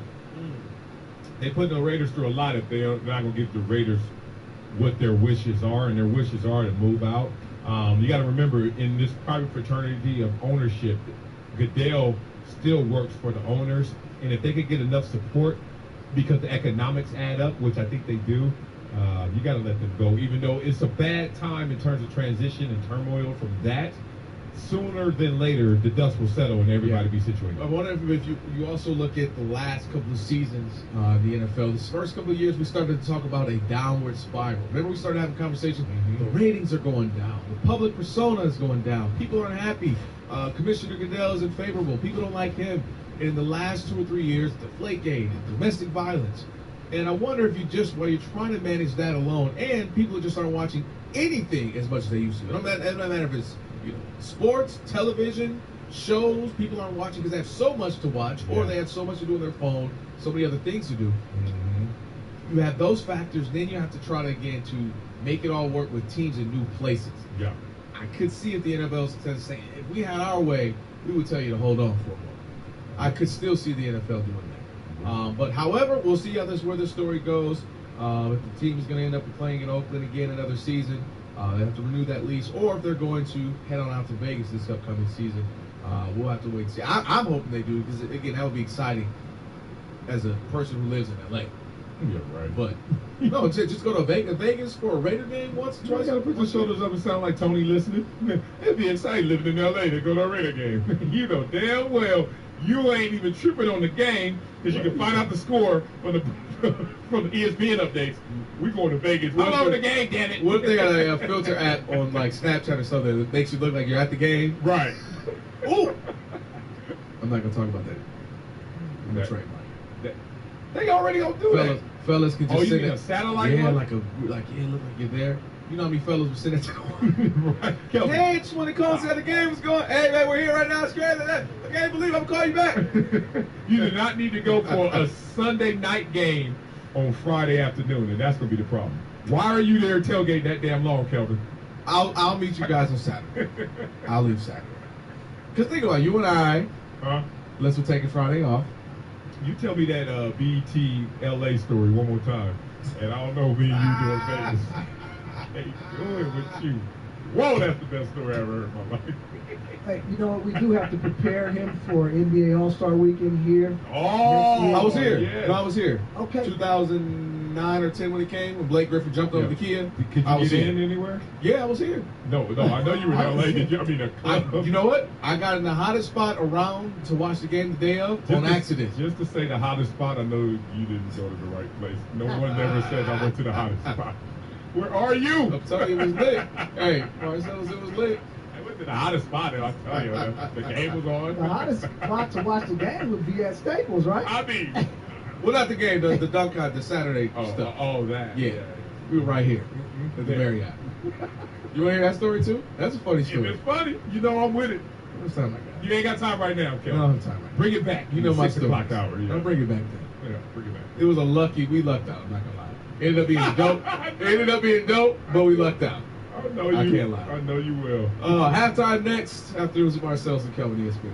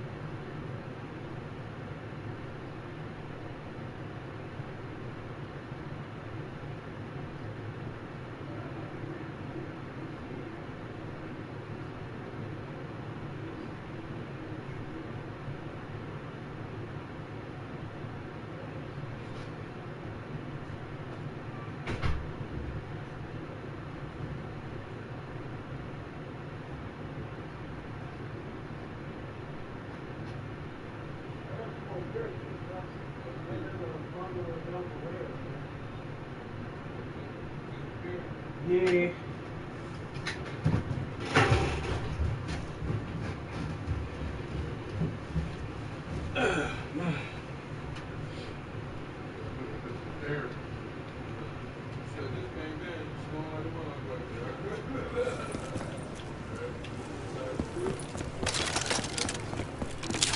And my battery's low too.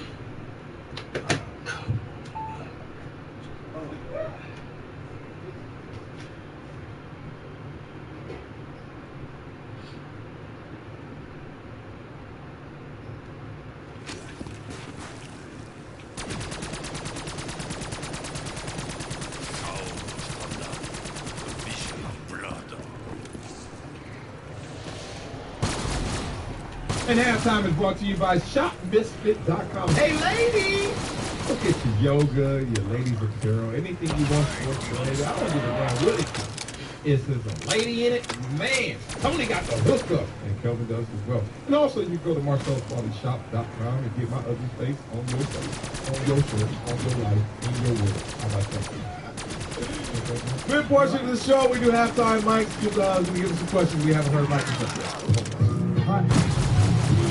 Sound familiar? Hell yeah. Snoop did this. Yes, but it was on something else recently, Marcel. You should know this. It was on something else. The Brakes. Nope. I try. Oh, it was in a movie. And they were smoking and they were laying in the bed, I think. Oh, I'm sorry, wrong. That was my Get Out? That Yes, was my Get Out. Yeah, I haven't even seen it. I knew it was Get Out. Yes. When he was walking down the street? No, it's open to see when he's at the house shaving. Oh, okay. I can't tell too much. I mean, I guess spoiler alert is over with, right? But I know Kelvin wanted you to talk about it. We talked about it through text over the weekend. What do you think? Mike gave it a 7 initially. Yeah. Via text over the weekend, he bumped it to an 8. What do you give it? I give it an 8 plus. I've been all over the place with this movie. When I first watched it, based on expectations, I was like, very good. Why did they hype this up? You got a touch with it? Yeah, you can't do it. That's all he had down there. Premise, great execution of what they showed, but I was like, damn, it's not that deep. And then I said, let's go to dinner. I talked to a couple friends. Great Goose, friends came over. Great Goose?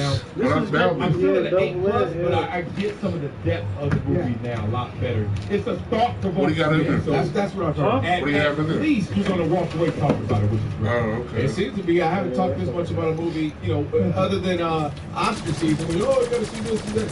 Everybody's talking about it. I mean, my whole timeline's lit with it, so it must be. Yeah. 8 for Mike, 8 plus for you. I definitely have to check it out. You got it. Childish Gambino, Red Home. Oh, yeah, he did start singing more. A little old throwback, retro funky. Next! That's it.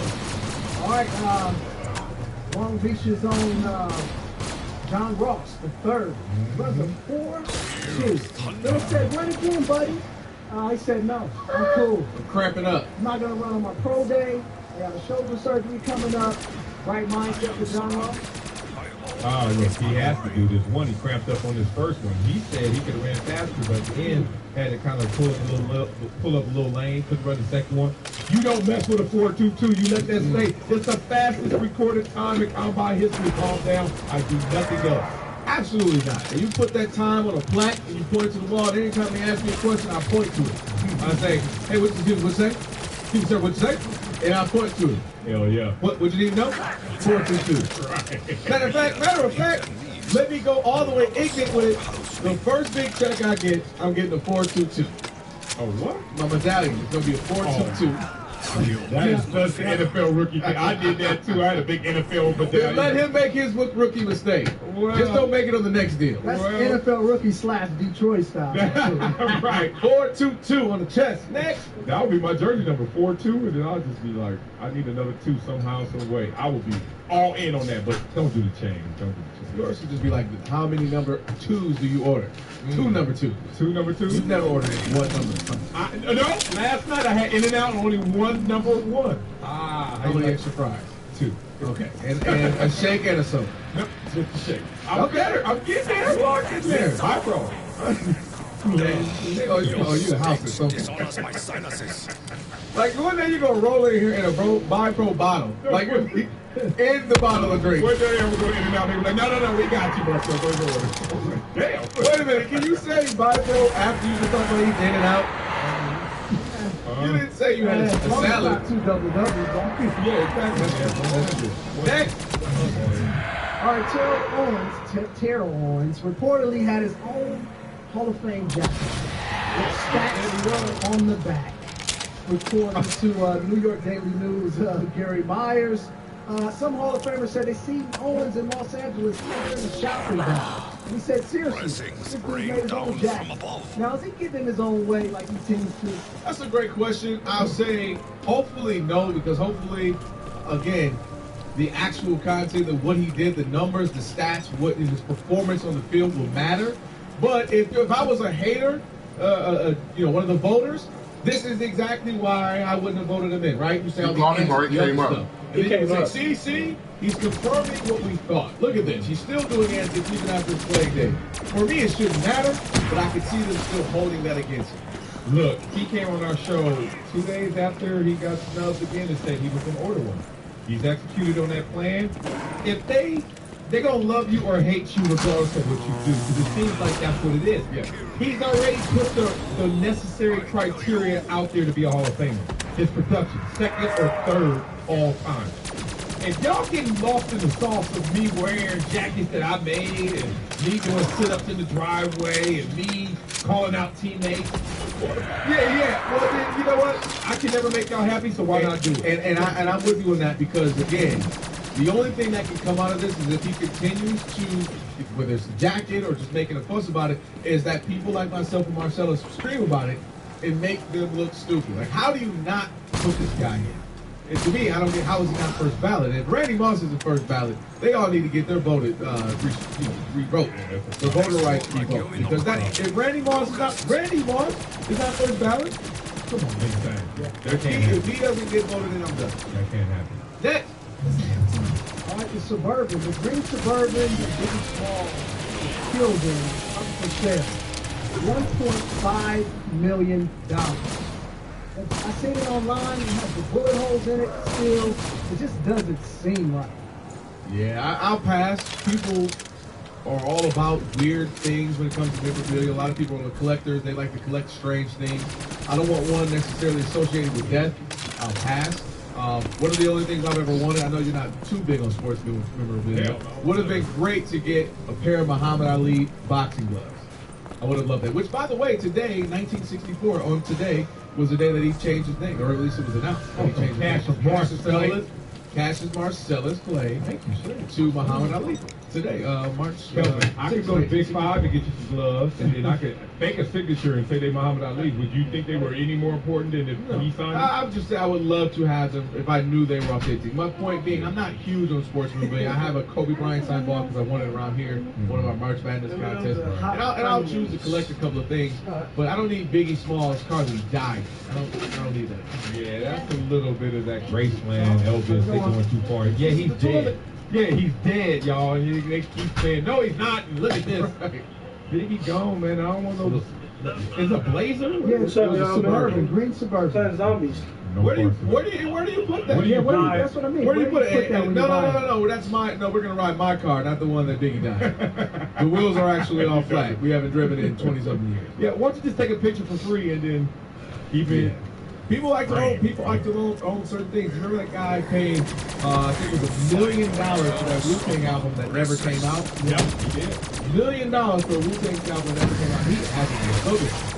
Because if they didn't want to put it out, that means it was not their best work. And these are the last 2 albums by them. He should have paid nothing. Yeah, he was like, man, I'm glad I kept the receipt. I'll say this. I saw the trailer for Tupac. It looked good.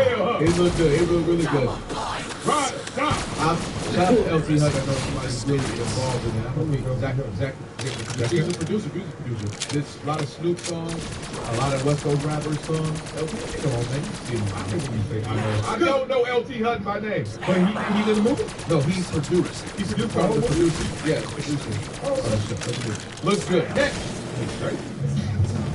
Mayweather was in the UK over the weekend, and he did hear my instructive report with the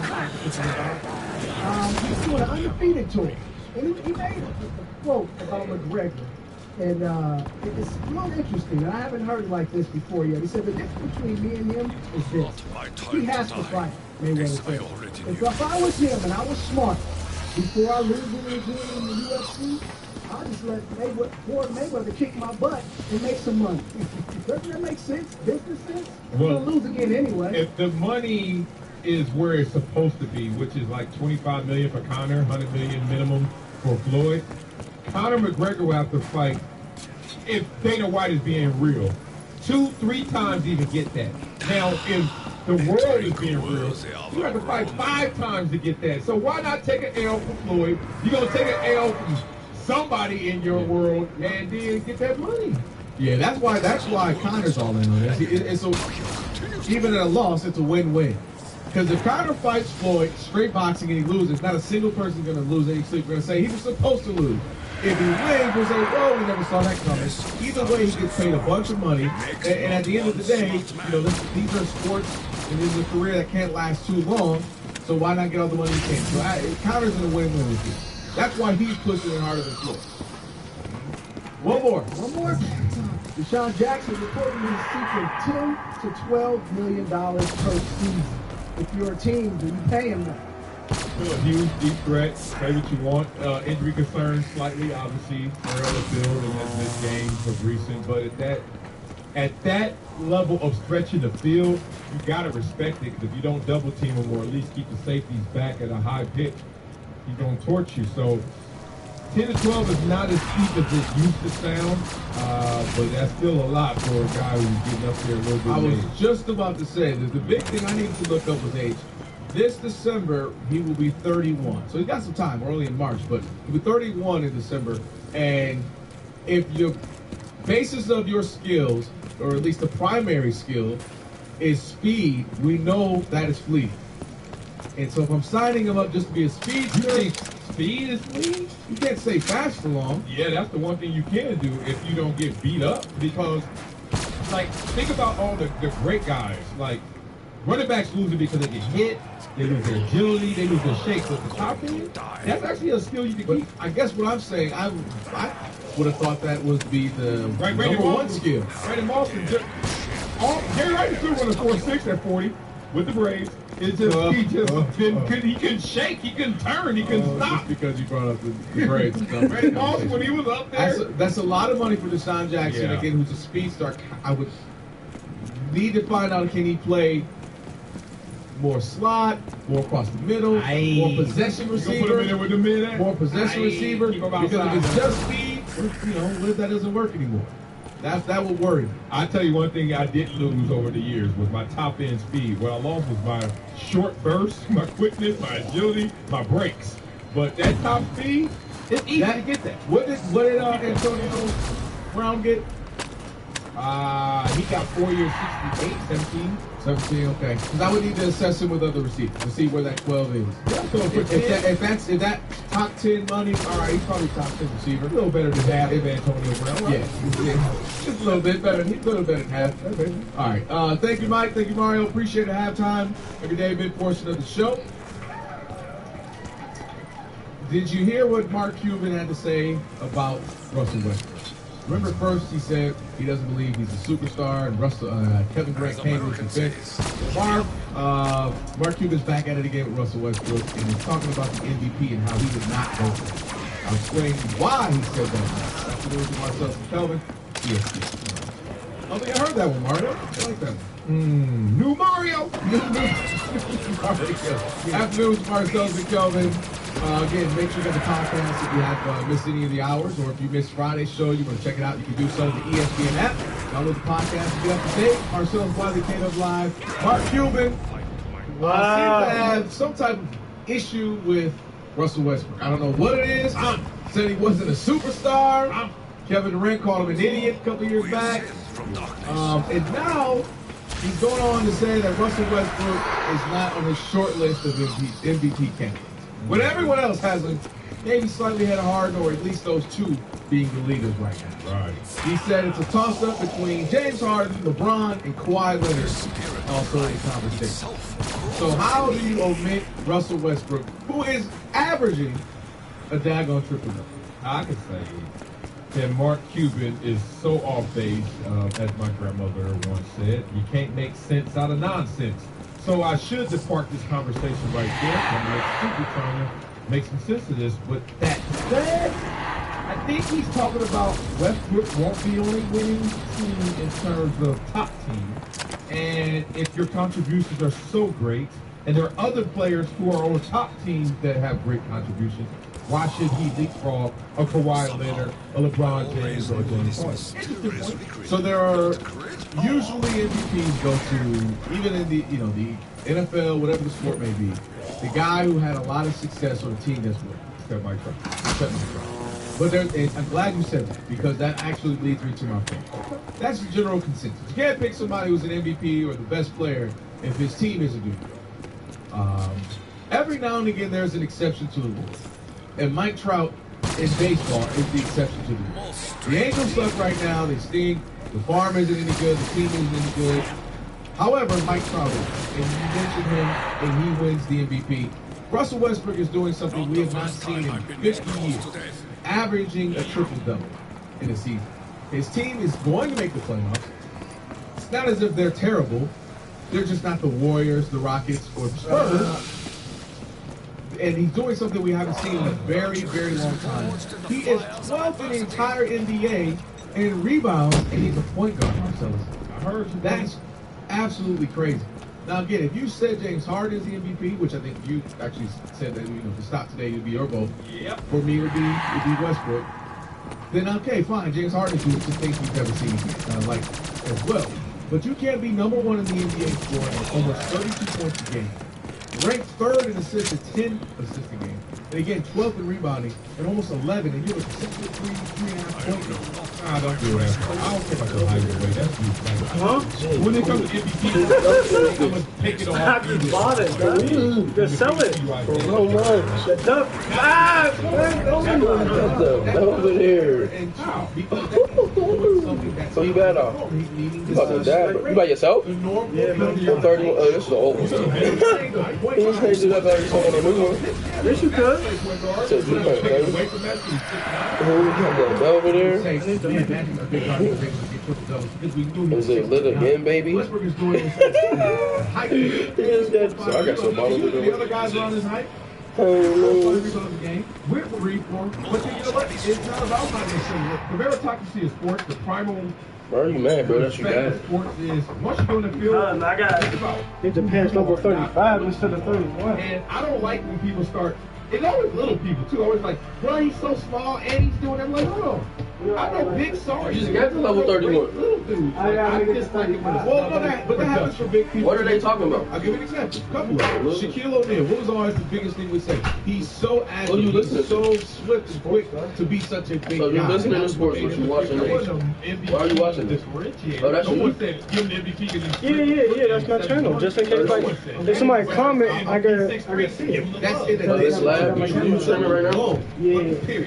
Put a period there. Well, really put a period. Don't say anything else. What is this? You got a fire stick? Don't go anywhere. Like, you're 12th in the entire NBA to point on position. You and I talk, I respect that, but when you talk MVP, we don't talk about your height. What is this? I just think that's going too far. Why do everybody keep talking about pulling out a ruler or a measuring tape, but I think they know he's a point guard, and if he's 12th in the league, every single team should have a center or power forward that average more rebounds. But why? 80% of all NBA rebounds are under the rim. So basically, it's a 10-foot and under possession. It's not about how tall you are. That helps, like DeAndre, Andre Drummond. The position of itself. This nigga got that. That just shows your tentativeness that I'm going to get it. Typically, screen. The shades of it. So damn way out here. Well, I tell you, the amount of shot maybe does. He came here with them. But that's just so impressive. I just hit spade up here from the outside. So Steph Curry shoots a 3. I'm boxing him out a little bit, way out there. I'm not getting these rebounds. Most guys don't. I mean, and his numbers are astronomical. So let's go back to the original point with Mark Cuban. I don't know what his issue is with Westbrook, but I know in 2018, when Russell Westbrook is a free agent, I guarantee he is going to looking at getting Russell Westbrook, or at least kissing up and getting a meeting with him. Let's not act like he's not a superstar, he's not this. You're going to break their neck to get him like he's a superstar. Why are you still Actually, he's not, because he knows he won't go there, so he's just going to play this all the way through. I didn't want him anyway. Yeah, exactly. Well, he's trolling. Look, he's doing a Stairmaster and giving interviews before the game about a player he's about to play. Bomani Jones said this, and this is funny. He's a billionaire with nothing but free time. And if you think about it, he's trolling the media. He even said, I'm trolling the media. He's like, this dude is great, but he's fourth on my list. And y'all acting like I said something blasphemous. Which, he's fourth on some people's list other than Mark Cuban. You agree? There's 7 billion people on Earth. There's 2 people. There's 2 people on this Earth. All the other 3 teams have winning players, and they're winning. And I think, again, I said this, when you brought up Mike Trout, I said it's a great comparison in that every now and again, there's an anomaly. There's someone who is not the norm. Well, who's the best player on the best team? What team has the best player with the best record? So, every now and again, there's someone who's out there. What's going on? And I feel like for him, this season, averaging triple doubles, which at this point, it looks like he works at the hard part with the rebounds. We knew he could score more than 10 points a game. We knew he could probably get more than 10 assists a game.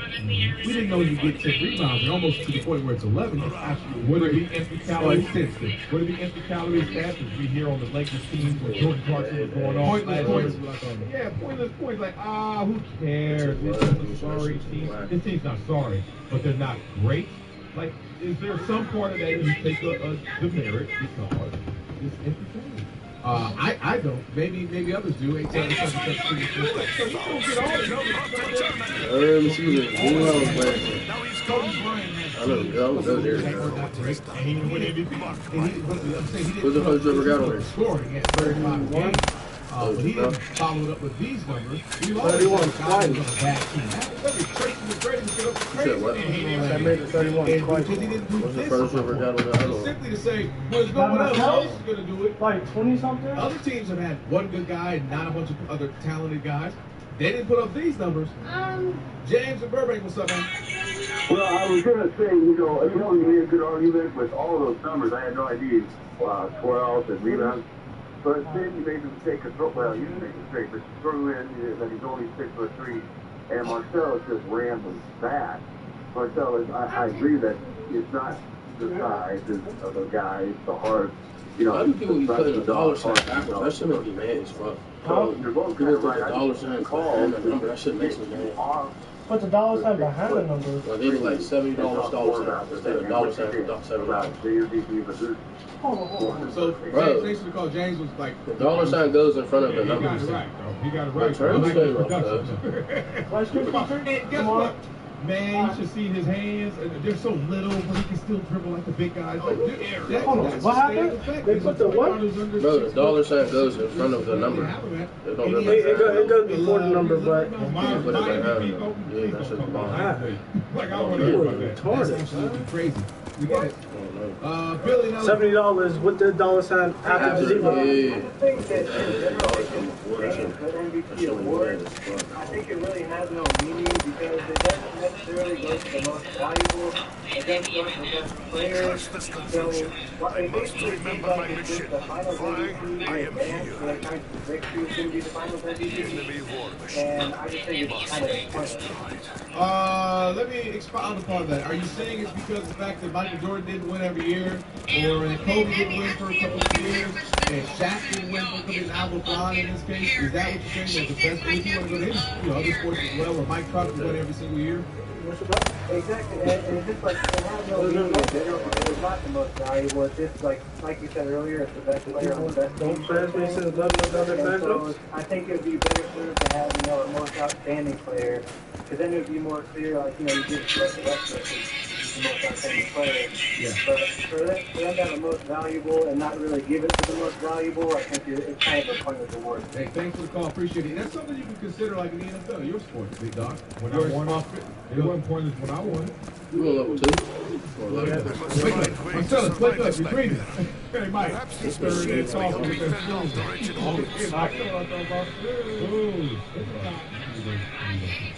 Oh, Like that. But you guys had in the NFL, correct me if I'm wrong, Offensive Player of the Year, and he still has an MVP. Right? Two separate things. A defensive player. Maybe in the NBA we consider that. Defensive Player of the Year, Offensive Player of the Year, or Outstanding as the college would say.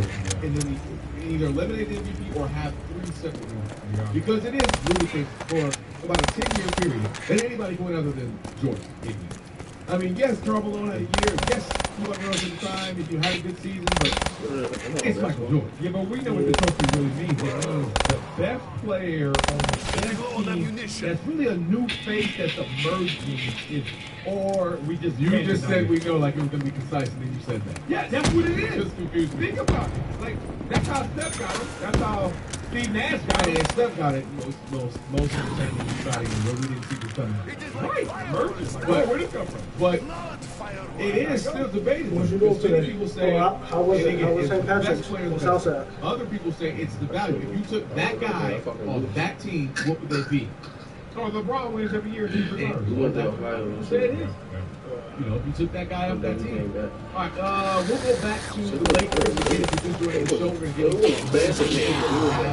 the Lakers family, the Buss family, specifically, what's going on with the front office issues. We'll give you that next if you haven't heard. We'll hear that exactly what On the next episode of SB Features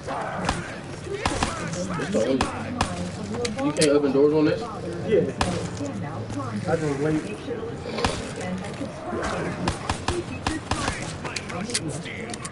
Afternoons with Marcellus and Kelvin. All right, a couple people want to put a button on the conversation we were having about the MVP. Let's go to Robert in Orange County. What's up, Robert? Welcome to the show. Why you do that before you Hi. Marcellus, I love you. Man, I'm telling you, you are way off base with this Russell Westbrook. What I say? Why are you not going to give a couple of reasons why. Well, Russell, he gets some bad rap to begin with. But let's look at a couple of things. Stay focused, brother. Help me. Educate me. Okay. Time on the court, points, rebounds, assists, minutes played, shooting percentage, all those are in the top five in the NBA. Right? When you need buckets, you can go to Russell Westbrook. Who hustles every single play? Russell Westbrook. This guy is an absolute. I've been watching basketball for over 45 years. And I'm a junkie. And you sound like a junkie. Listen, come on, man. Get out. Robert, come on, bro. Come on, with me, Get it out. There's a huge disparity between the other players on your college, which is LeBron, which is between LeBron and Westbrook? Really? Ask the last 6 NBA finals. What's the large gap? As far as the numbers, though. Well, yeah. What do they count for? Well, no, you know, hey, Robert, here is where I will take the call from Robert and expound upon it.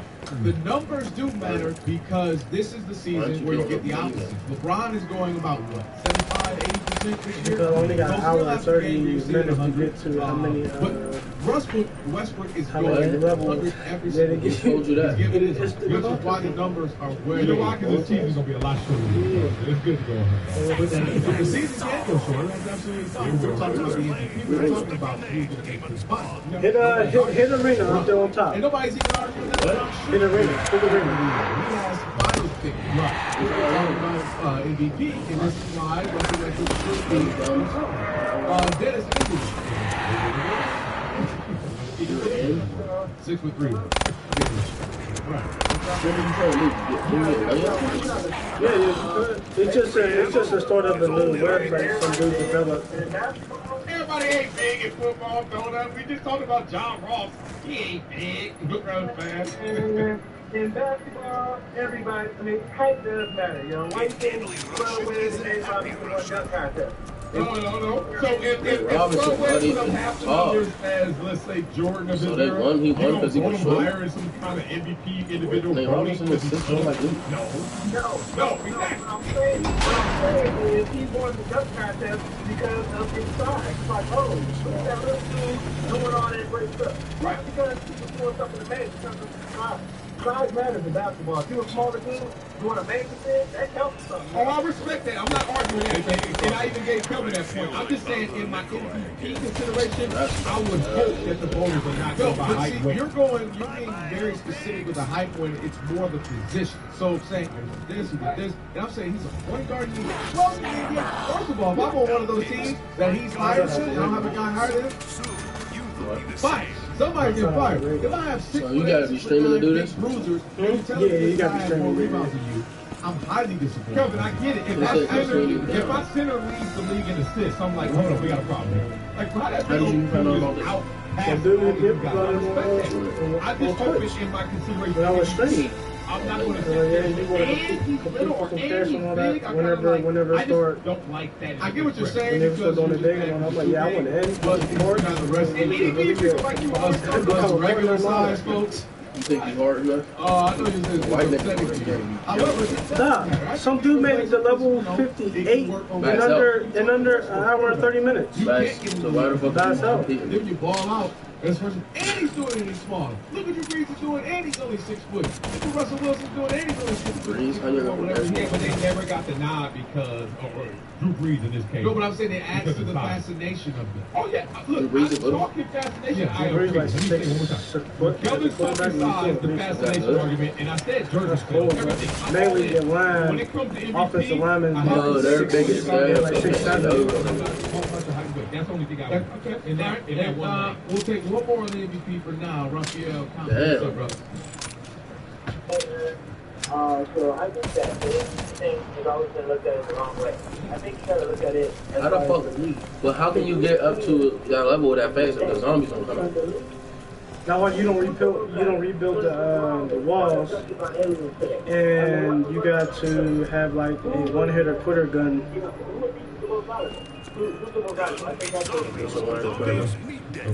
Shotgun, sniper rifle. There's a lawful gun on here that electric people on I call it as if he just broke something down. We said it would be Jordan every year from like 87 to like 97. Jordan. It would be Kobe for a few years in there. It's all about strategy. Kobe had a couple of seasons. Why are they going to this one? They ain't going on the new one. They is. It's on right now. Somebody going there right now. And nobody, we don't talk about Shaq. How does Shaq have? He said once everything get up and running, he said he's going to have some concerts like monthly every game. Because you, people like and I found out Ish won some money yesterday. See, your bias sits on his head is that. You did that. No, they did that because they got bored. They got bored. People like you folks, oh, look how big he is. Forget them 48,000 points you scored this year. They got bored. People get bored with the same old thing. Oh, hey, John, what's up? Who you voting for? Who do you think? MJ, of course. I'm going to go with somebody else. Oh, mother, we're not going to joke your way out of this. You're wrong. Because Steve Nash little brought won it twice because people like you. He's so little and look at him pretty fast. Guess what? 40, 50, 90 little man. Guess what? You voted him twice. What's the latest with the Bus family?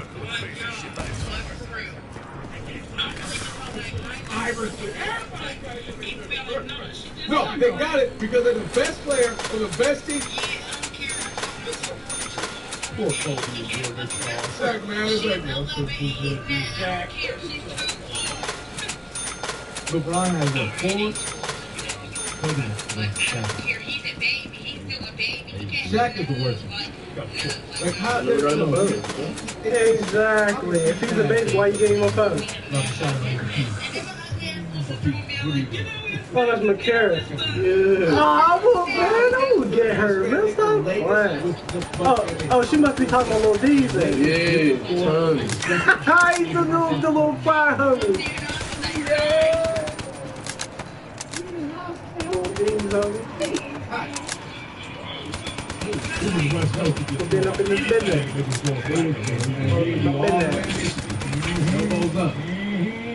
You're right. Then this Russian is the eager won't give it back. Maybe 2-3 years ago.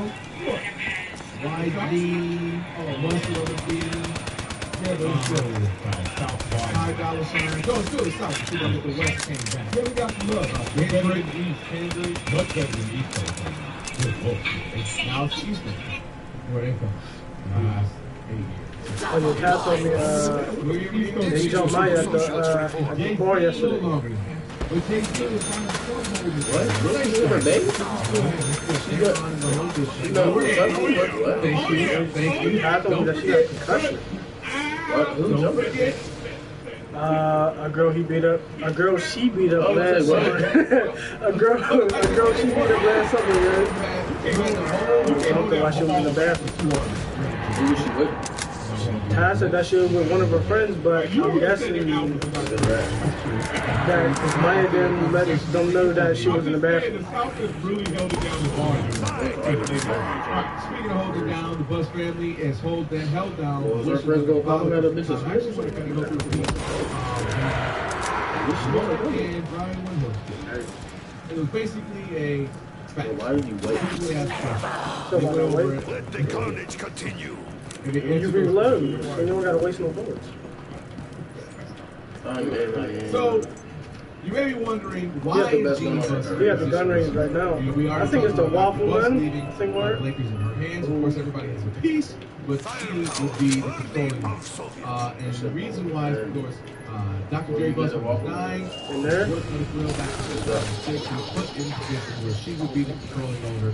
He was excited to have the other children involved, but he wanted her to be the leader of the franchise. And so, he starts to ask questions. How do we get to Because that's how you get them down. So you take the legs away. He started them again at the timetable of a family meeting where Jim Buss put himself in the top. She brought that up with some reports, and people have reports of the piece that she filed we were talking about. Look what he did to the team. Look how far we regressed. This is where we were, and this is why I'm going to leave them up this week. Now, Magic Johnson is the president of basketball operations, and here we are now. We have applied for a restraining order, and then lifted up. It's chaos in the front office. There are two brothers who were trying to out her, and it seems as though they got busted and backtracked on what they were doing.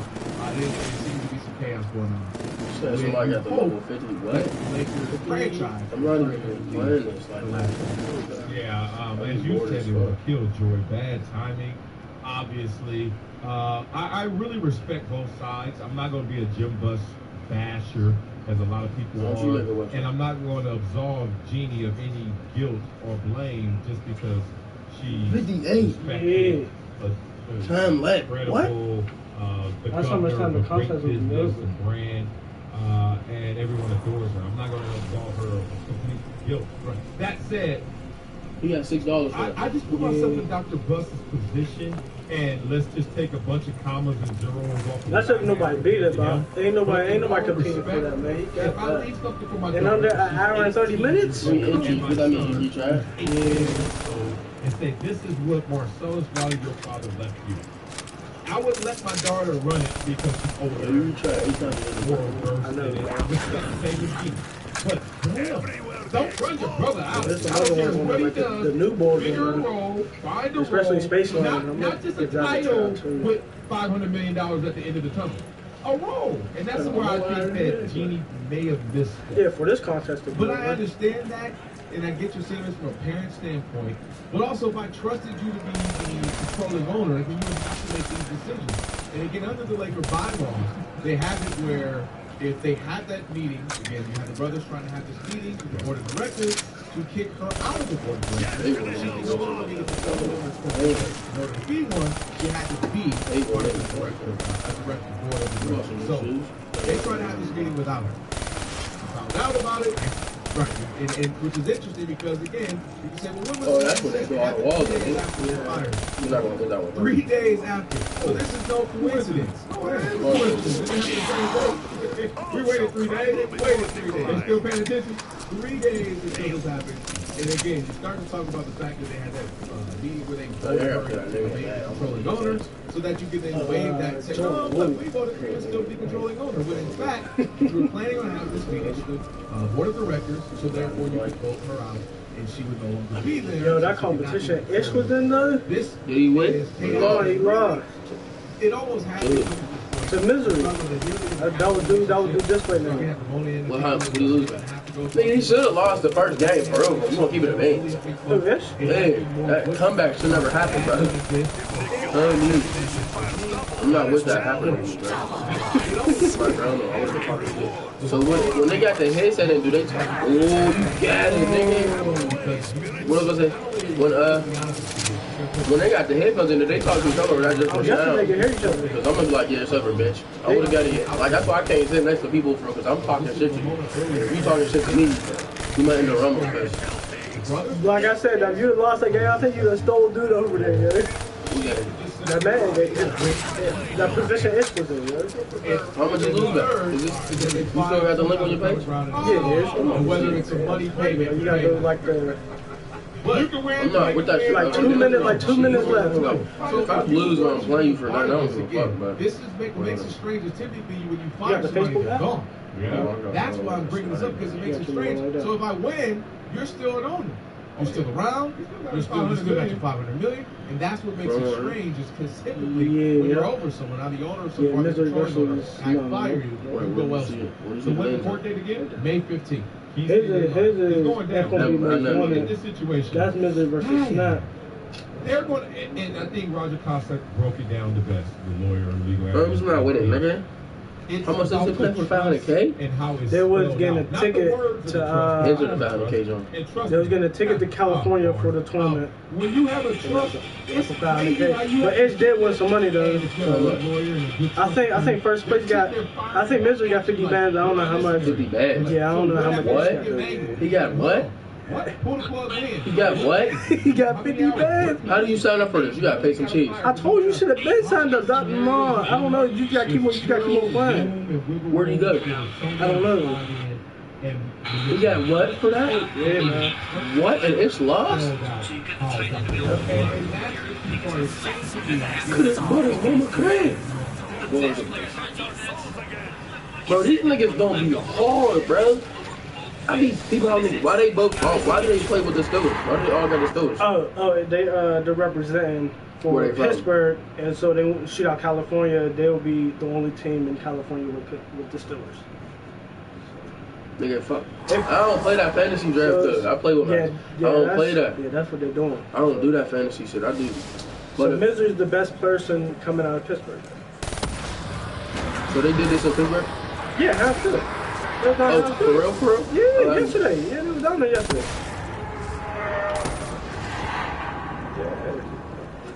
Yeah. They gave him 50 bands and they flying him over to Cali? Yeah, April 15th. Fucking with my dog right now. I don't put 30 bands in the savings. From the jump. I put big cheese in the savings, and I want to put the Cali and Ben on hers, and want some more cheese. What? And then win the whole They really thing? gave me 50 bands for him? Yeah. What? That little 500K, they really play for 500K? $500,000 for playing a game. You don't even gotta be that nice, you just gotta beat niggas. You don't even gotta be hard. You gotta go on the winning streak. You gotta be nice in this. You can't just play this and be, you feel me? Bro, see, they don't do regular teams, cuz. They did that nigga. Cowboys. A regular team should be, like, you gotta look for it. Yeah, you gotta look for it. 48 Jacob. Oh, it's over for that. What? Did he pay cheese to get in there? I don't know. All I know is that Ish told me that he'd been in those tournaments for a minute. So he folded when he got his chance. Yeah. No, just watch that. Just watch the end of it. It's crazy. Who? I don't know who's winning though. Hold on, we trying to just start with you. What, bro? I'm not with it. They're playing on Xbox. They are? I think they're playing on T4. Well, no. You just said press Y.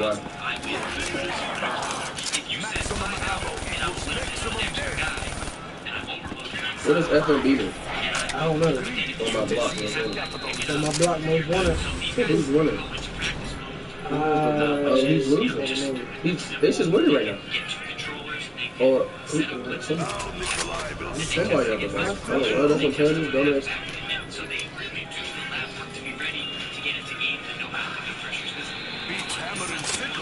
But that pressure probably be on because you're really playing for something. Yeah. So when you're down, you're going. You gotta have that momentum, bro. You gotta. When you in the crib, that shit don't mean nothing. I don't care about this the game. But when you really playing for something, or for a trip, nigga, free trip to Cali, nigga, fuck that money, nigga. Hey, I got 50 bands. I'm cool. I'm cool, nigga. Taking the game with me. I'm not gonna call off. We got bad. Nigga, what's the deal? We going down there, and they gonna be like, bro, be on it for the pick six. Bro, I'm a beast in this man shit, bro. You're not gonna just do me in like you're not. I know I'm a see the first half, not even the first half, the first quarter, bro. I'm gonna already get you down how you play, bro. Why don't you get this? I'm gonna find out how you play, cuz, and it's a rap. Like you heard Doug, he said, bro, he's a screen watcher. Nigga, I do that shit. You bring no blitz, nigga. I know what to do, nigga.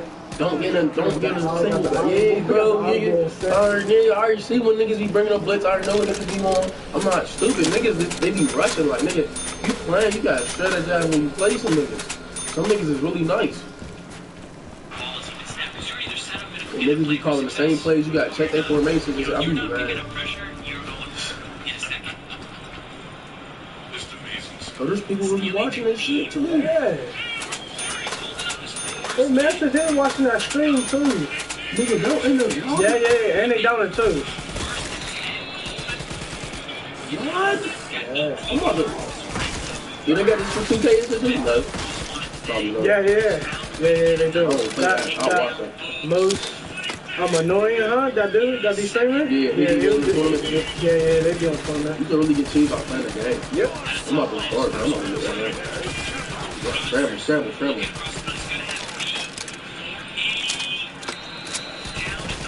Oh yeah, that's him. Yeah, he's losing. It's just in the block. Yeah, he only got a touchdown. He didn't lose that now. But you can't get mad at that, bro.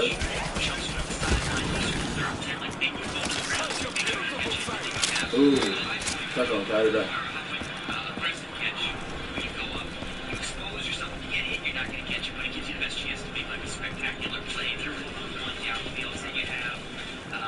See, I don't even know how to kick with a team right.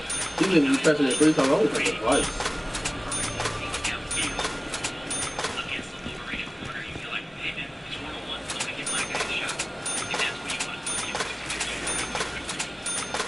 That's why I said this was gonna make y'all niggas sad. You make y'all niggas sad and sad. Oh, we about to run it back right there. He going loose running. We call him misery. He's miserable as hell now. Because he going. I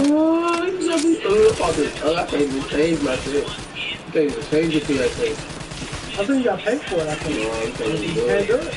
I fought on it, but yeah, I made a mistake. You have to pay for Xbox. You have to pay for Xbox back in the day. So you can't even change on PS4. I already tried to change my shit for it. Try to do it on the app, try to do it online. Right. I don't know why they want to do that. I feel good. You just want to match 2 balls. Oh my god, he chucked the fuck out of me. Oh, he got it. I don't even know what these niggas really got because it's fantasy draft. That's the thing. Like, yeah. You don't even know these niggas got. You got Rice. That's not Jay Rice. Yeah. Fitzgerald. What? Jay Rice retired like a minute ago. I know. It's a fantasy. That's a fantasy draft with the cards. I'm going through that. I'm going through that? Yeah, I'm going through that. That shit is nice. Oh, That would be bad. You probably get chewed out.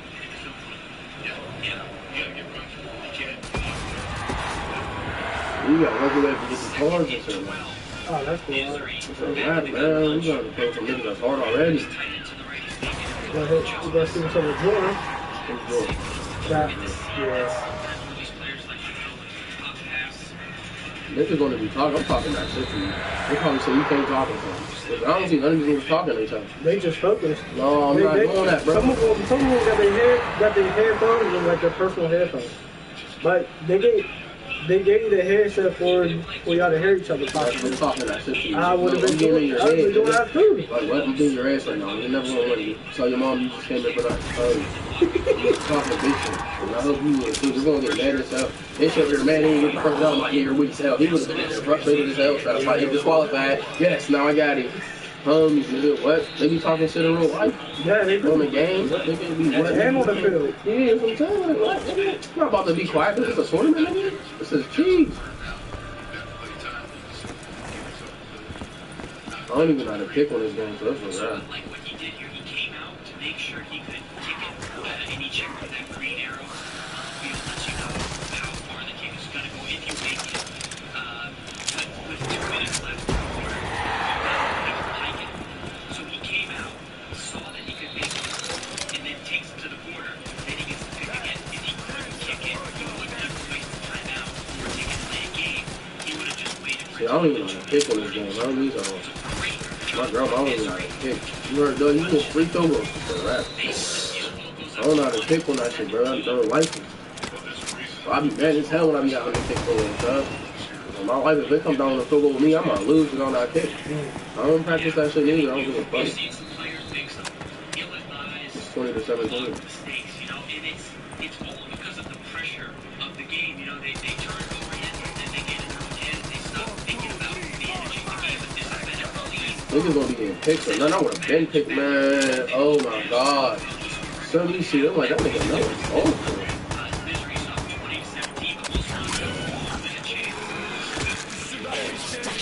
This nigga dropping back forward as hell.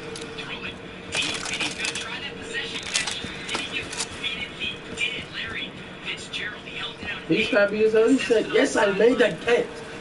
This be a really doing gesture just I'm like, yeah, still gonna lose, bitch. He's still talking shit. I don't care if he got 50 yards on him. You need more time, bro. You gotta waste the time. How does he lose his game? You'll see. He's gonna fumble it or something. You got a minute 48. You get a touchdown. Bro, you gotta, why are you passing it? What did you score for? Waste the time, nigga.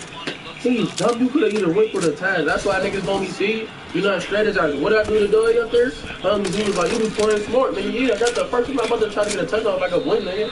What's the dub on the line? Nigga, the dub's on the floor. Nigga, I need that dub. Nigga, I'm not about to. You could score, bro. You could throw it up and like he just threw it up and did contact and then scored. Your man's could do the same thing you just did. He got Jerry Rice, nigga, and Larry Fitzgerald. He could do something to you. Oh. He's dumb as hell. What? This nigga is dumb. Yeah. It's not, bro. It's not. Then your man still got 3 timeouts. Dumb, you didn't strategize this. Dang. Wide open. Hold you. Oh, he dropped it. Aggressive catch. He dropped it. Y'all niggas both playing in the gun. I would have killed these niggas. I would have killed these niggas. Y'all niggas playing in the gun. Homies, nigga. See, if I had the Cowboys once, would have been in there. Or Crawford, nigga. Homies, these niggas, all these niggas is doing is passing. I would have picked 6 off something.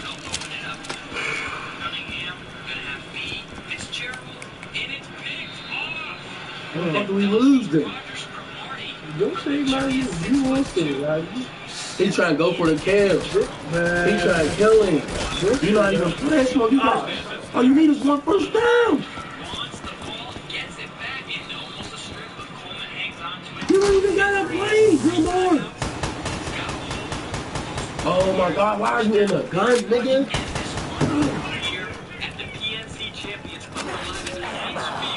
Wow.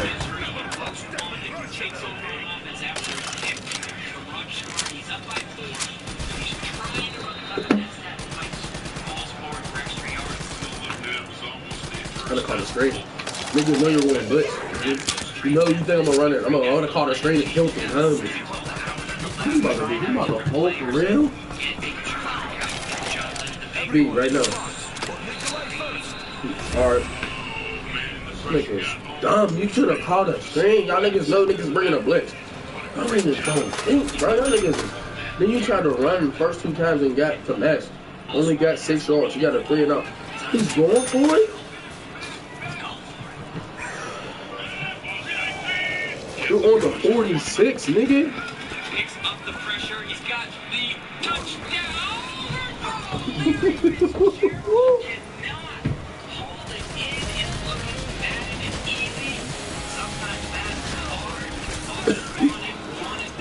Why did you do that though?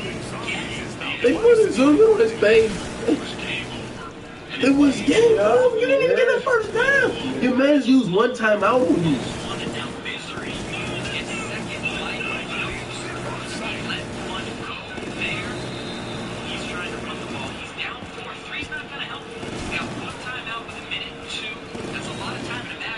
That's a lot of time in football, period. Yeah, coach. And you got 2 timeouts left. No, you got 1 timeout left. You got 1 timeout left. You got 1 timeout left. Hey, right there. X. This game is mad weird, man. This game is mad weird right now. Because he should have picked that. He should have made a first. Nigga was 4 and out. How did you go 4 and out? And y'all niggas ain't playing for you. Ain't pitching, you ain't screening nothing, you ain't do nothing crazy at all. He's calling the same plays on this nigga the whole time. Y'all niggas is dumb. I would have been picked this whole team. He threw it away. He's playing that drop back fire 2 press. That play is trash. Then he's calling the same. They're both calling the same plays. He's calling the same defensive play. He's calling the same pass play. Oh my god. Yeah, he's playing coverage, nigga. He's playing that dirty ass DB2 press going. B, these niggas is dropping back. He's going.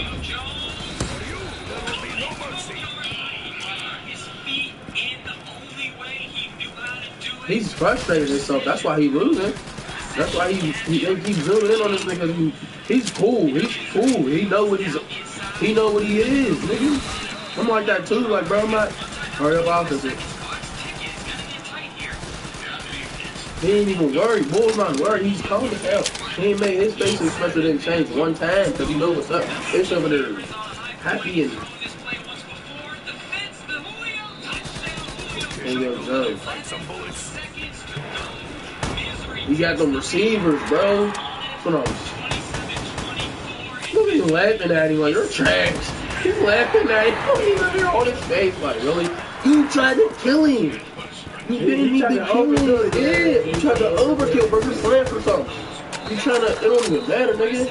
I was playing for the dub and I played like I was playing for $1 million, nigga. No, he's like, he's smart and strategized. Yeah, I'm not about to play like this, not the cheese on when I won by 3 points because I missed 3 field goals and hugs, nigga. I didn't want to score. I could have scored with Elliott, but I wasted that time out. I know you got Julio Jones in your team. You can lob that up, bro. I'm not stupid. I'm not dumb. I know you got Fitzgerald, Julio Jones, and Jimmy Wright, and you trying to kill him like he don't got them receivers. He can throw it to anybody. You're stupid. You're dumb as hell. Would have never even played with you like that. I would have never even scored when he scored that one to tie it up. I would have never even, to win by 4. I would have never even scored it right there. I would have just kicked a field goal, or I would have.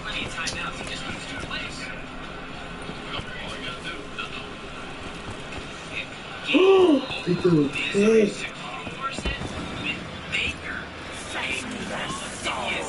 He threw a pick, and this man's just flying up. Oh, they said he's butt, and he's about to mill it. Look at him. You're miserable now. If you lucky, y'all got him on Facebook on my like, yo, you're stupid as fuck. You should know better, nigga. Don't you play mad? You should know better.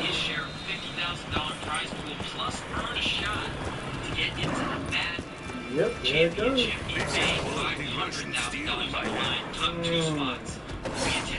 I'm gonna dab you up after that.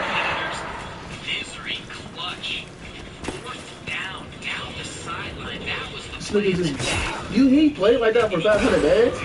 I mean, for 50 bands, and he didn't really strategize?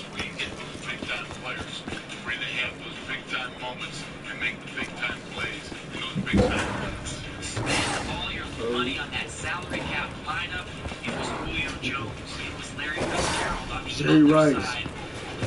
Jerry Rice. They just missed by 1 play. How long does I wouldn't even play this. I don't even turn the game on for a week if I'd have lost like that. Like, on my life, I would have just been on some never, man. I would just throw the whole game away. Bro, how did you just lose like that, bro? You had him up by 4. Like, that's dumb as heck, bro. You had him by 4, bro.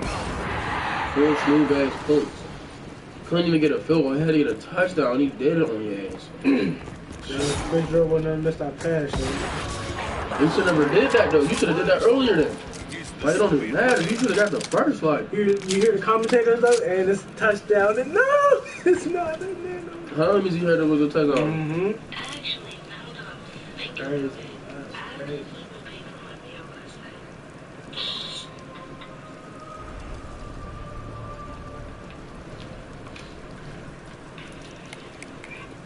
Shit's weird, bro. I'm not with it. How long as he cried in the car? He cried in the car. Yeah, I don't know how he got down there. If he caught the bus, down there, that's a check right there. And you fucked it up. Because you wanted to show off. For what? You didn't even get the first down. You was 3 and out. You didn't even get the first down. Then you gonna try to go deep on 4th down and 4. You should have punted it, if anything. Your man's can't kick a field goal. He had to get a touchdown. Oh, niggas are stupid. You didn't even get the first down. You should have knew that was his hand. But even if he was playing that little cover 2 buzz, that defense was trash. I would have killed him. What did he play with? What's it? All man?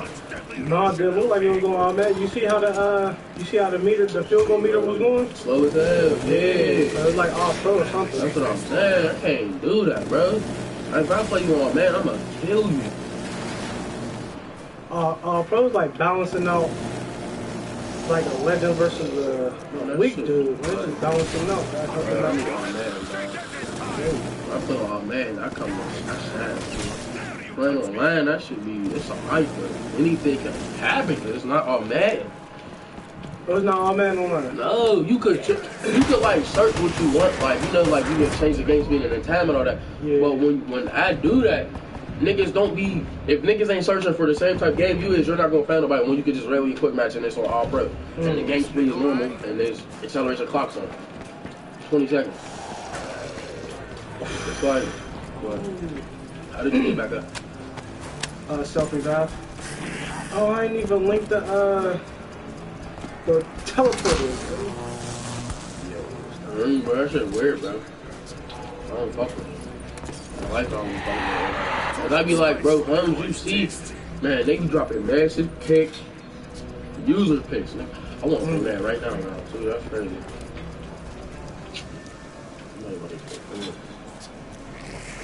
What is that, help?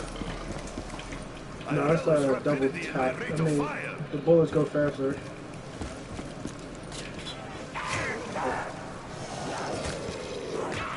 Open it! Open it! I didn't know what they're doing. What is this nigga doing? That shit only hold 12. Oh, I needed that. What's that? A nuke? I know them. A little bit of people was following me. I didn't even know that. I just know I took that spill and then rap. That nigga just, damn, I know his mom wanted him to talk bad to him. Bro, you can't even save. Like, you could have bought a whip or something. You could have bought something. You could have saved that. You could have been living off that for a minute. If you didn't want to go to work or something. 50 bands, you could live off that for a little bit. Pay your lease off, what, 6, 7 bands. Pay that off for 2-3 years. Right now, I'm not moving no time soon, guys. I mean, he just paid his lease off for 3 years. We cool. We ain't got no problem with it. I don't know how much they gave you. Probably like $100 gift card. I don't know how much they gave you though, yo. But he could have had 50 though. He could have had 50 bands. He said he got 50 bands plus some other shit. When they said plus, he said plus something else. I'm like, bro, he just started hyping up like, he threw a pig, nigga. A clutch moment. You got, that's his fault though. You ain't play smart. You wanted to kill him. You tried to show off the niggas. Yeah, look at the video, I killed him. Nah, bro, you just heard what that Playboy won? He won 50 bands. Off you. Whoa, what the fuck?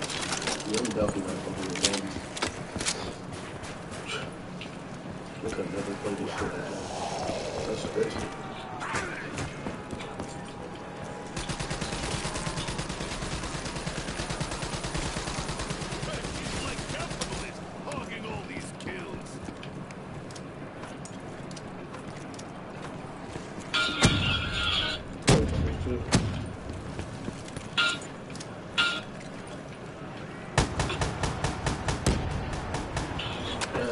I would have fucked on that 50 bands.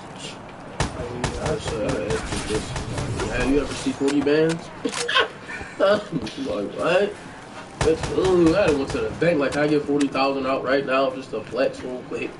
Came back, put the 20 back in there. 25 back in there. You put that in the savings. Well, he was just here yesterday. How do you come back with money? It's the same sack. Young nigga got 50 bands in the bank. He's just chilling, nigga. Killing the company. Already got the 2060 out of it. I'm still in it, nigga. Oh. So he's racked up. What did he do? You sell drugs? What did he rob somebody? Match, I play Madden. What? You playing a game? Bitches always talking about niggas playing 2K. What are you doing? Yup, 2K just paid for your rent, bitch.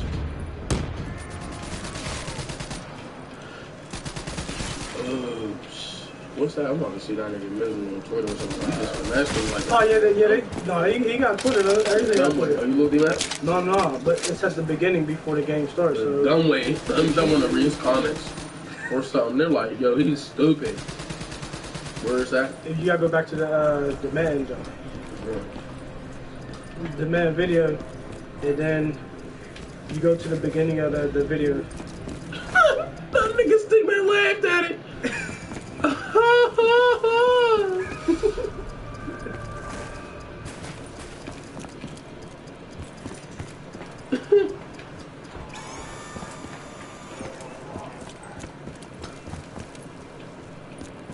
He said, ladies and gentlemen, that's why you funny. He's dumb as hell. That nigga probably want him crying.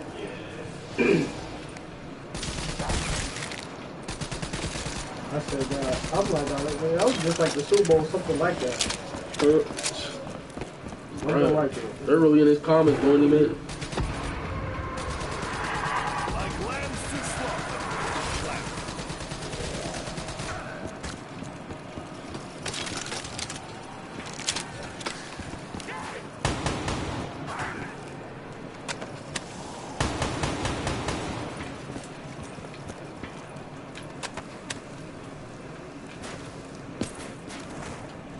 No, bro, it don't. I mean, he is right. It don't matter, but I like the game speed to be faster. He said there was one white nigga said it looks like it's on Rookie. No, he said it can be on Rookie. On Rookie, the game will juke and spin automatically. I don't know that because I don't never play them. Spin automatically. I don't know. I never. No, they do that shit on All Pro too. With my grandma, like it's coming up a hole. They do that shit too. They do that shit on that game period, bro. But I don't do that. I don't play on Rookie, so I don't know how much it do it. But he said the difficulty don't really matter. Both of the players on the same difficulty. It's all in the user. It's still even. He said it comes down to the user. He's right, but still, bro. Some niggas, no, I don't know. He ain't right. Takes entirely too long to find receivers, and he dropped back way too far. I would have killed that nigga. Holmes would have cooked it. That nigga Misery should have did him. He dropped back way too far. My niggas would have been. See, I don't know about the fantasy draft. I don't know who I'd have had, but if I'd had the Cowboys playing with Warren, nigga, on Crawford, he'd have got killed. You dropped back way too far for me, dog. And you ain't even. Bro, I be seeing some niggas play. I'd be like, man, if I was in that position, bro, it's a wrap. Me just like, I'm not looking into that shit at all, because in my life, that's wild, dude. He said can't be no rookie playing for thousands of dollars. But you can't be no. There ain't no niggas coming out here playing like they stupid. It's not even that. You just gotta watch how niggas play. Like, you just gotta watch how they play. It's like chess, but it's not even chess. Like everything is like chess. If you got an opponent, bro, you just gotta. Again, I'm playing chess. Y'all niggas playing checkers. Like I know what you're about to do. Like I know what your formation. Boy was calling the same play on him. He was motioning this nigga the same way, the same play. Would have killed him. Would have killed him. Y'all niggas both playing in the gun. Would have killed. Y'all ain't even doing nothing crazy. So it's like once them niggas out the gun, that's when you knew they was running it. Like I would have killed you, bro. You gonna be 31?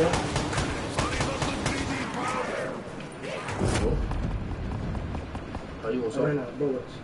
Ran out of something back. No, I think I have one more. Yeah.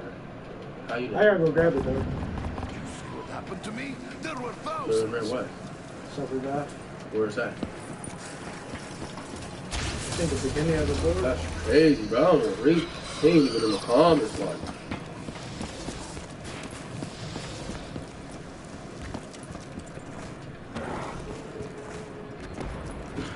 He said, don't let this distract you from the Warriors circle and they had a 3-1 lead.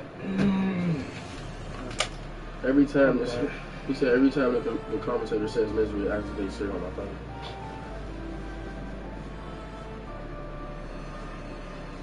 Oh, that makes sense. That shows championship without any of the real fellow players.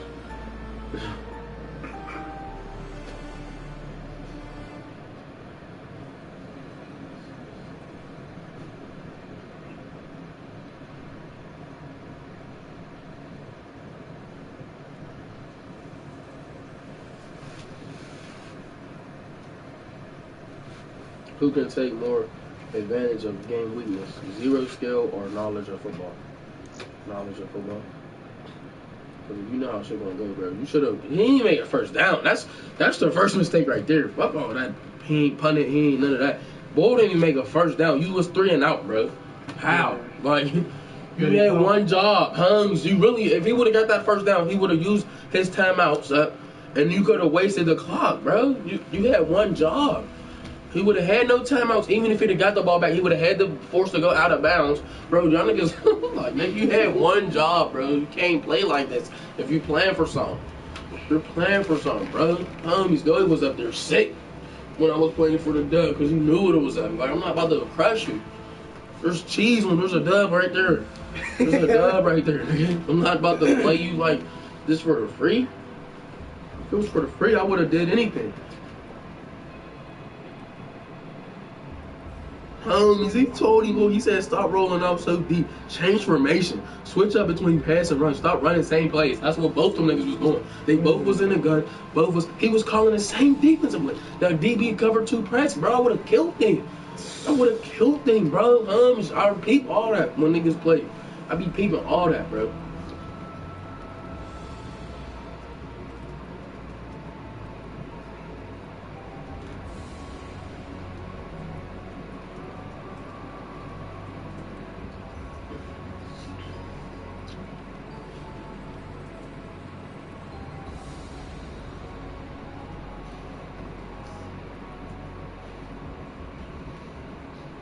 Homies, nigga.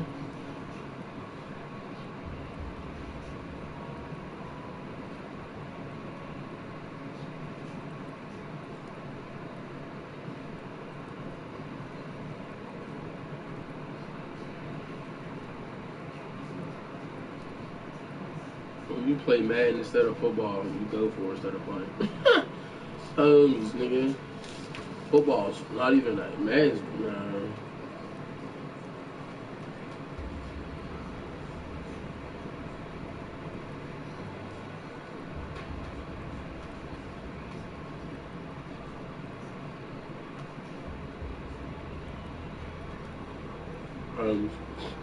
For using any player, past or present from any team, the team you use don't really matter. Out there play style was awful. Same plays and no gameplay. Just going deep and manipulating stacks.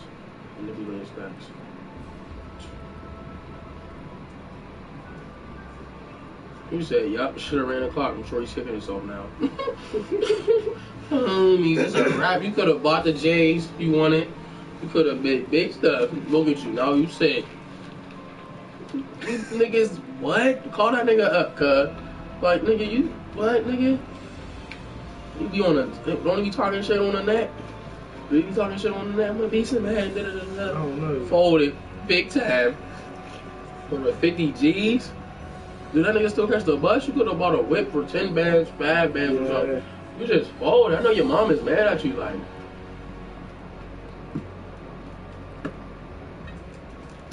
He probably was telling big people, yeah, bro, I'm about to get this tournament. Niggas watched it, and he got the next, like, bro.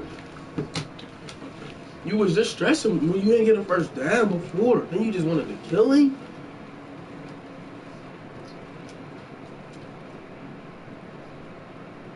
He said some of y'all advice is shaky as fuck. I want to take some of y'all advice to take me down a block. I mean, some of these niggas is saying anything, bro. Swear, like.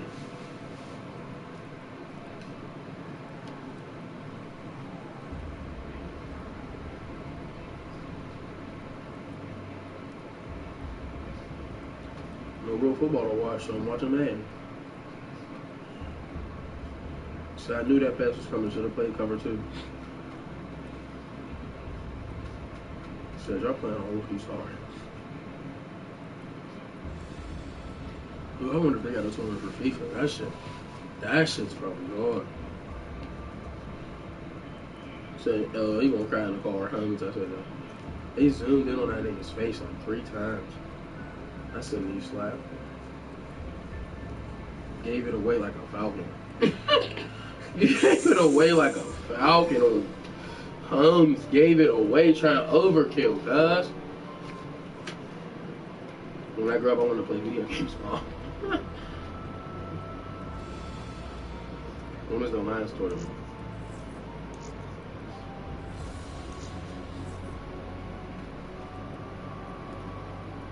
He's thinking, why didn't I just do a short play? So what's up with the rookie level?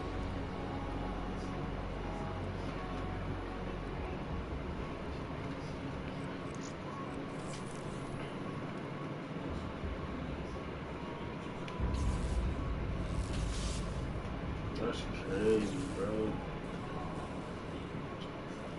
I'm sharing this. Your boy folded. Yeah, they got me hot. There's like the tweaking and everything. Just feel like they You watching this? Oh, this was the second game he played? He won this game? Who? No, that was Ryan Shazier and Jesse James from the Steelers. But the Ish versus Bud when he upset the number 1 seed. Where that Charger? I'm not gonna watch this. Who I am? Yeah, I know.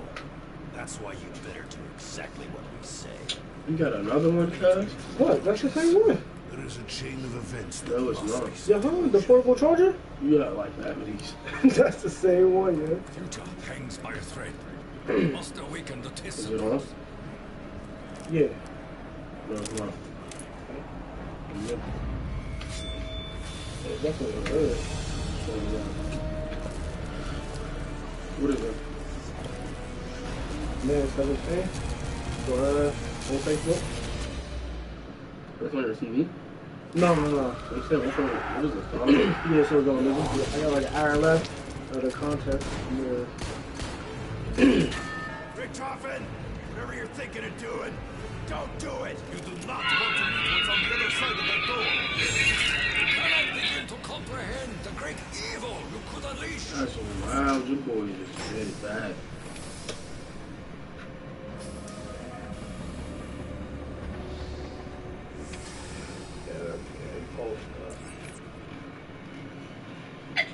Check it out now. It's a nice Sunday afternoon, people. Not gonna lie, I sit back and read like cat in the hat. 21 Savage and Captain Crack. Actually, I'm playing around. But, of course, I was really sitting back, me sipping some Ciroc, okay? Field report. Dimensional insertion point was off. We were too late. Richtofen interrupted established continuity. What happens next is uncertain. Allied operatives MIA.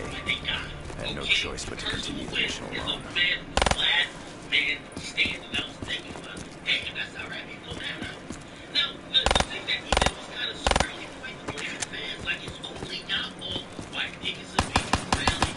Now, my personal opinion is that you should share the responsibility or the blame into if anything happens in the media. I'm done with this little, so we got big as fuck. Little Boosie? I was that word. He was a joke. The breeders came out big as fuck. Infestation confirmed. Positive identification of 115 on site. As expected, my memory's slipping. Unable to determine current jump counts in this location. 2 at least, maybe more. They're engaging in it, and a lot of times they're creating it, and once they see the benefits to their career, they run with it. Okay? Look at me, Bill. We all saw how we helped this career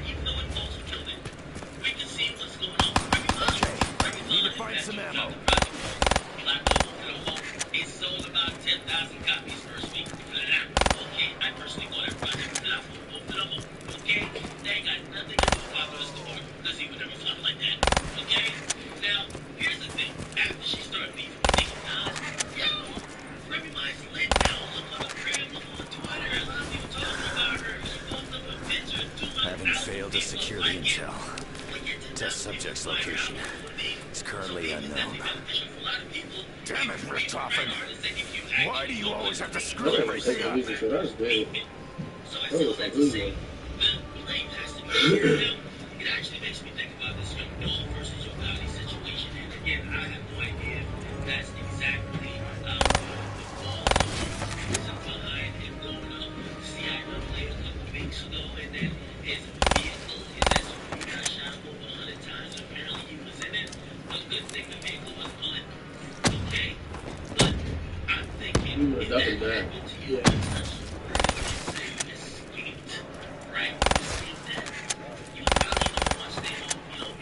I gotta get some ammo before the bloodshed can continue. Line up, maggot brains. I'm locked, stocked, and You got shot at 100 times. They didn't shoot the tires. Niggas is dumb.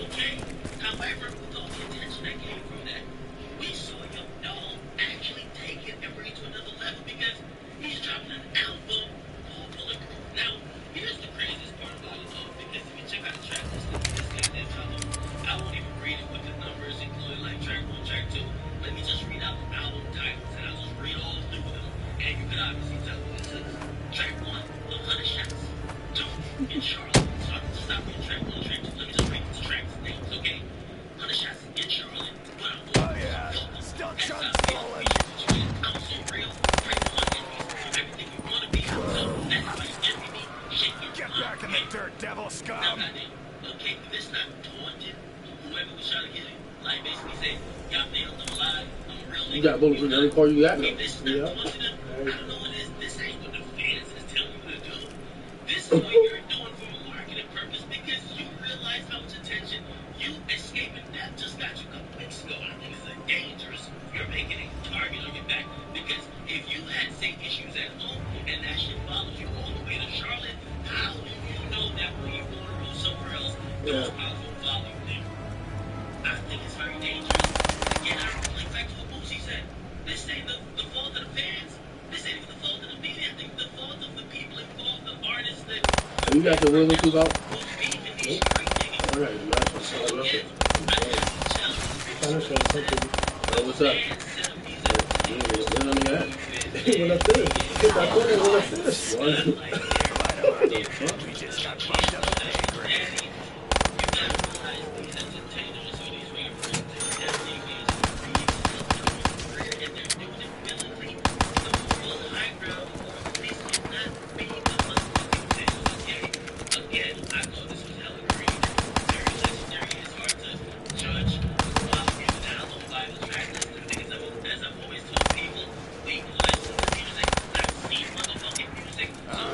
Which one of you wants to die first?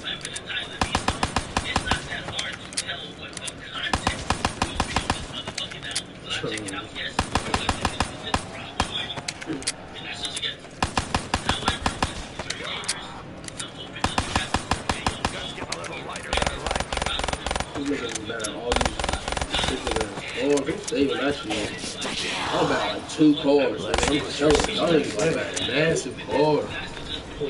Cars cost 100 bands and shit. 200, 300, 400 bands. Y'all niggas do, bro, you gonna have to sell that to the dealer for 80 bands. You gonna get a super discount on it. I wonder what the insurance is.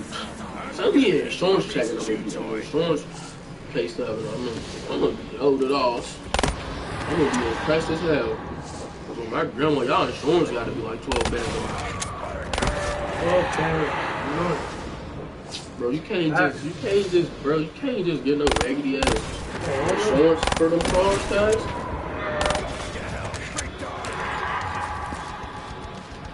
Somebody bump into your car? No, that ain't my shit. That's what I'm talking about. What, baby?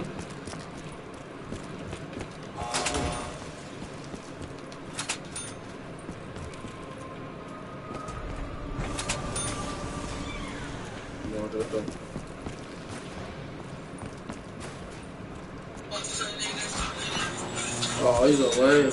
Is that yours? Is that yours? You gonna put the track on as soon as I told it. Niggas fuck with all the tracks. Hey, that jacket's hard.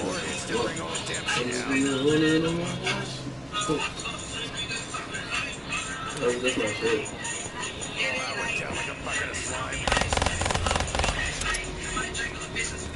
That's my shit though. Put niggas on that track. Dumb heavy. Nigga, bro, who the fuck is that?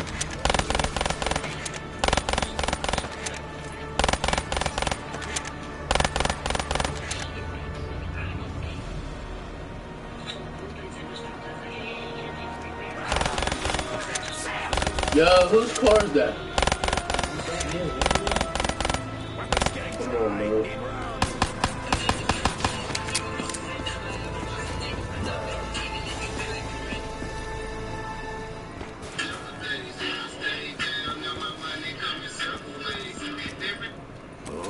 Niggas was on higher last night for nothing. That nigga was like, bro, them fellas was sick.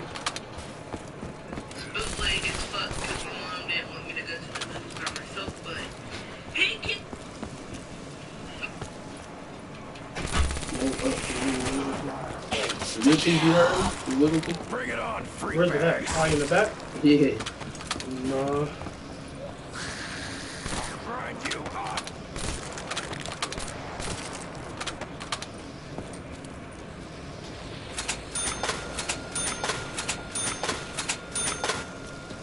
I'm gonna add this one the next time. Don't ask the me. next one? Don't ask me nothing. What's the next time we sign up for a tournament?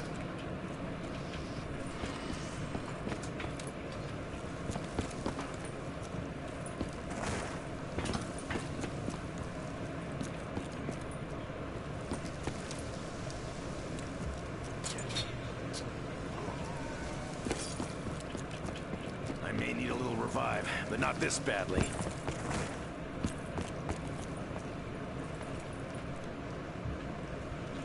Yeah, cause oh, man.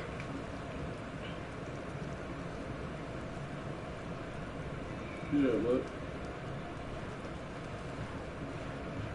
They had the commentators and everything. And then they had the championship jersey sitting right next to them.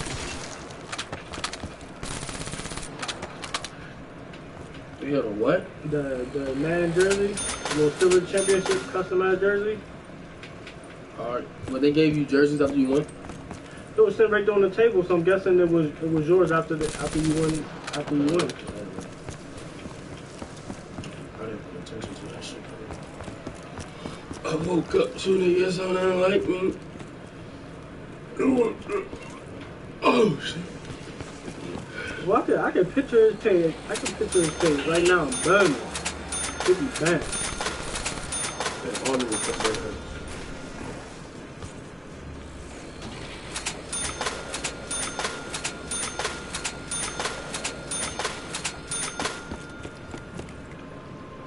He got the pig. All you have to do run the timeout.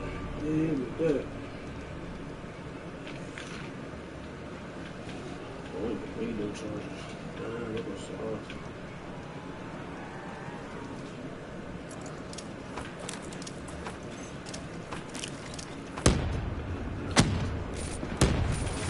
Down, we got a crawler.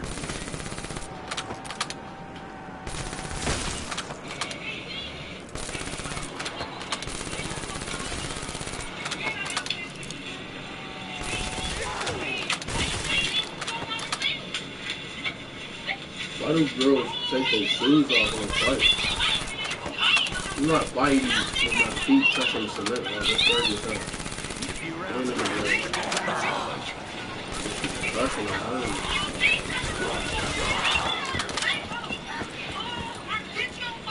Hit her and shit. Oh, she's crushing her.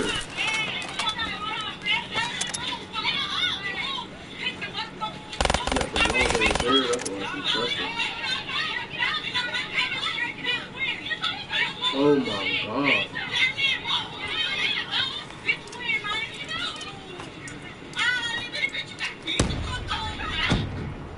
Bloom all the hell. Gosh. Points. Looks like we hit the payday, MC. Trying to one-on-one? Yeah, so that ass beat the fuck up. That's what they had no shoes on, huh?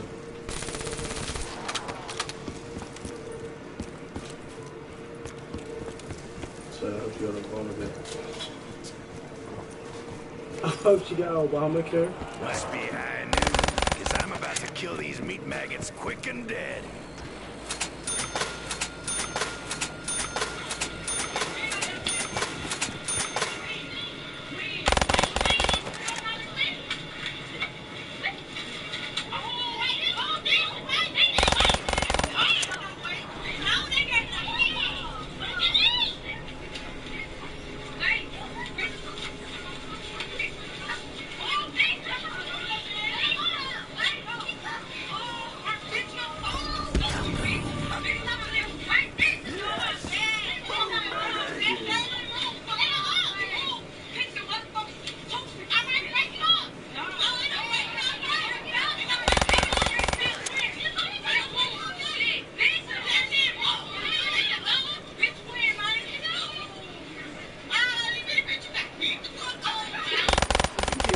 I'll keep killing.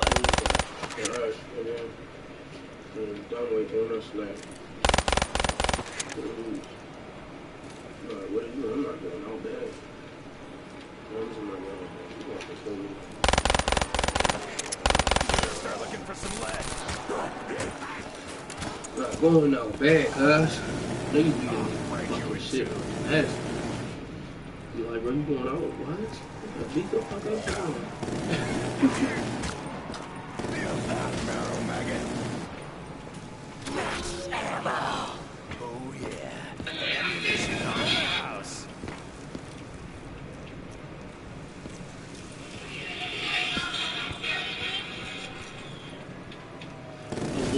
Two niggas on there like me. I play niggas on that shit. That's that track. I'm fuck with it. It's not even a car. It's just a lady. Hey. It's that Cardi.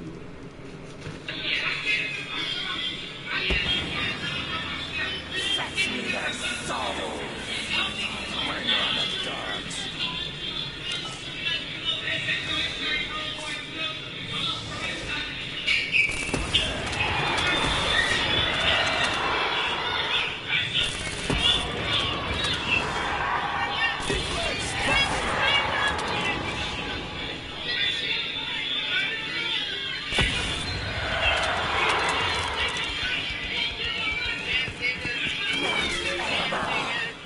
Who's ready for a fresh round of bullets?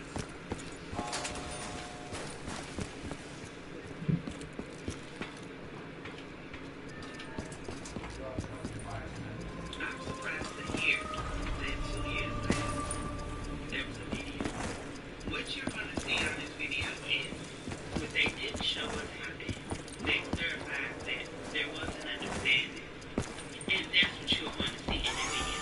In the early hours of August, just 11 hours before Peter took his last steps, he went to his local convenience store to make an exchange. Look carefully at the camera, and you can see the trade is made. Mike gives the store a little bag of weed. You can see the employees smelling it and passing it around. There was some sort of exchange for one thing or another. That these people know each other well enough that this is the relationship that they have. Then you can clearly see Mike being given 2 big boxes of cigarillos. The store clerk puts the cigarillos into a bag for Mike with his other stuff and hands it over the counter. Mike is about to leave the store, but decides to have the clerk hold his things behind the counter for him. The next day, with his hands tightly behind his back, Mike goes back into the store to get his stuff.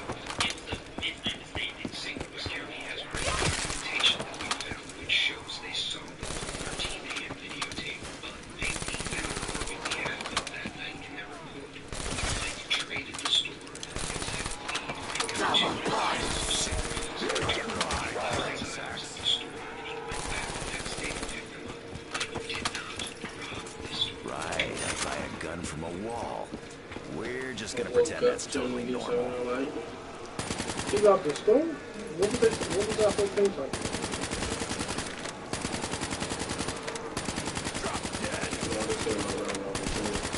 Oh, Mike Brown.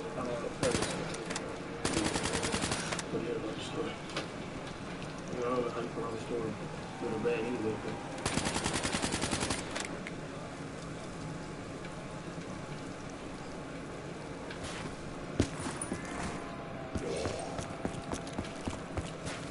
Good afternoon to you. I'm Shannon Cake. Welcome to the Now South Florida. This afternoon, we got word that a man tried to set a convenience store on fire because he thought that the owners were Muslim.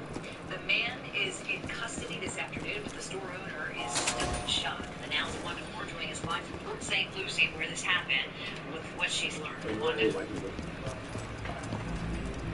Shannon, check this out. This is the dumpster that was set on fire this morning by the man, and then he rolled it in front of the store. You can still see the debris of the burn. He filled it apparently with newspapers to make sure that the fire was burning, and then pushed this dumpster in front of the Medgar here in Fort St. Lucie. The owner now didn't want to talk about the camera, but gave me the security footage of what happened. Look closely, and you can see when the smoke started to show up, and then shortly after, the fire department arrived. When deputies got to the scene, 64-year-old Leslie Lloyd put his hands behind his back and said, "Take me in," and said he did it because he wanted to, quote, "run the Arabs out of our country." According to investigators, Lloyd had been in the store a few days ago and got mad when they didn't have his favorite kind of orange juice. He then told deputies that he had seen the store owner and assumed that he was a Muslim, and that fact made him mad because of, quote, "what they're doing in the Middle East." But the store owner is not to love about a machine gun. The sheriff would not go on camera, but in a statement said his office will not tolerate any kind of discrimination. The suspect is a Bad for you, freak sex. No one. Of course. Here they go with this mental illness. Nigga, that's a hate crime, bro. You just said I wanted to kill him because I'm Muslim. Bro, is that not a hate crime or not?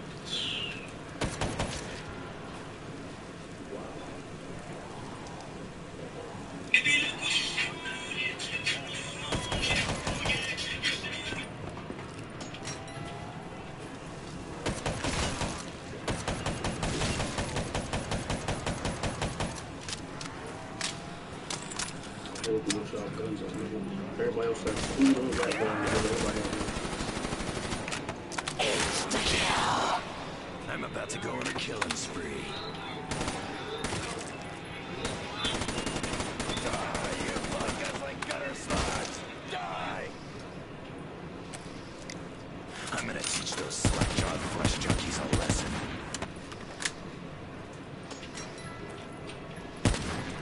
You know he's coming out of retirement from Conor McGregor.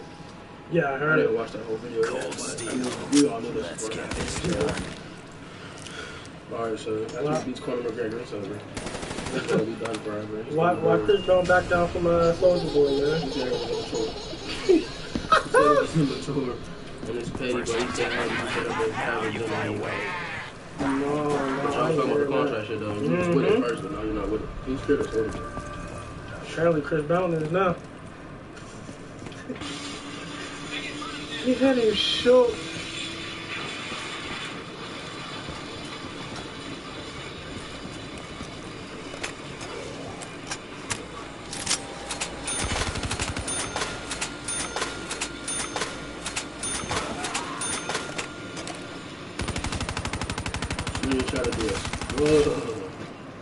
Swing try to do a stunt in this SUV and you crash. No. Let me see. He was trying to steer the wheel with his right hook. Banged up. Can't call that for something, bro. It's a wrap. Oh, the jaw going up in the curve. You and Choice Ray going up for nothing. For nothing. You did that for what? He was like, let me shop for my niggas. Your Choice Ray going up for nothing. You gotta pay cheese for nothing. For nothing. Yo. Like, for nothing. Was it worth it, bro? What did you do it? He tried to stunt Buddy though. He tried to put a snap. He tried to do it for the snap and man, he banged out. Yo, wait. No one got hurt, so it's a great game. I mean, that wouldn't deserve. No one got hurt, so it's a great game. Can't be mad. Like, what are you going to say to your wife? To your kids? To your insurance company? What accident? I tried to do a stunt. I hit a pole. You hit a light pole, my nigga. Said Austin gonna love this footage. Crazy. Hit the fire hydrant and everything, though. Bro? Yeah. Oh, that's a wrap. You gotta pay for this. I thought I hit the other car, but it didn't. Oh, man.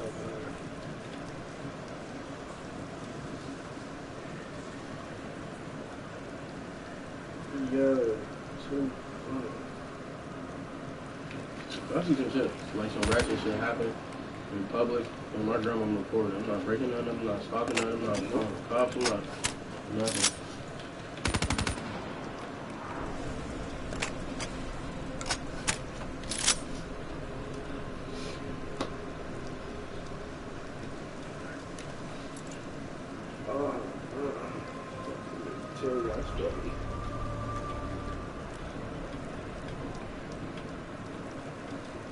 I'm breaking shit up. Look, I'm recording everything.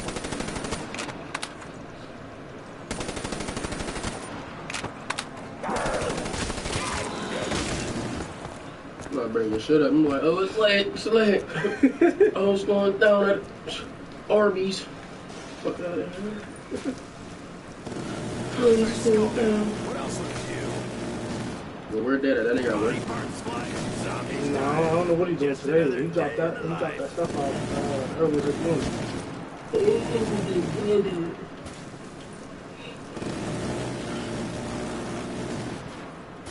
Woke up, 2 niggas out there like me.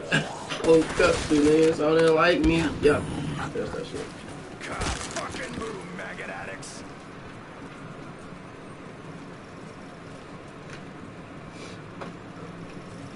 I really want this nigga for me with his dick. Like this nigga gonna spend his millions in peace. Like, y'all just want to see this fight. Y'all just want to get 50 in it. Because there's nobody else for him to fight. All my brothers. What level did you just die at? 31? No, 27 is 27. This contest is about to end in like 40 minutes. You gonna make it? Look at the proper. Well, I gotta find the other box. Is somebody already in front of you? Huh? Niggas already in front of you? Yeah. So what are you still playing for? If I make it to 35, I'll make some money, but I'll be cool. I'll be cool with that. I'll put those in my balance. I can say at least I won something. I know I ain't reaching 58. Time to put you down.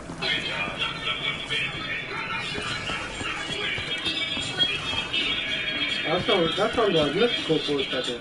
Oh, for making.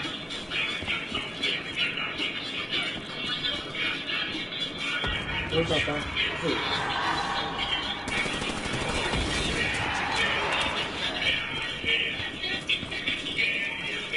Hey, Jamaican boys on the road. That's what it's like. They don't even dance.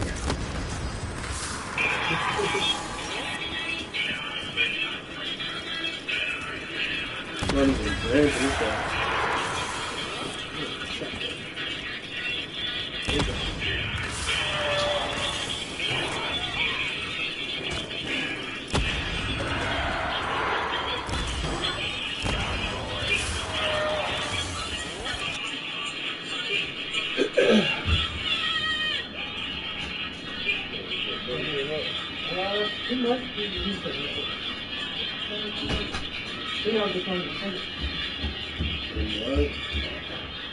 What the fuck did you do that for? See? Dumb as hell.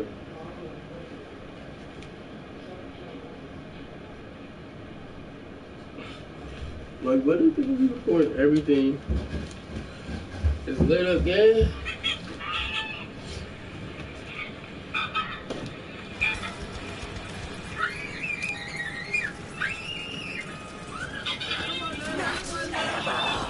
Free refill. Oh, yeah. What's your code?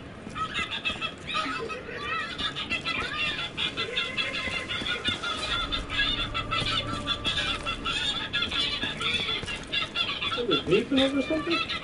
Yeah. You gonna get really talk about some YouTube that was taking. You never say new feature serial killers.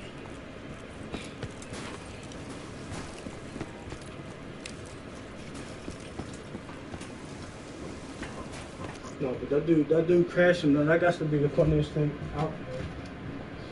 The gas is going right.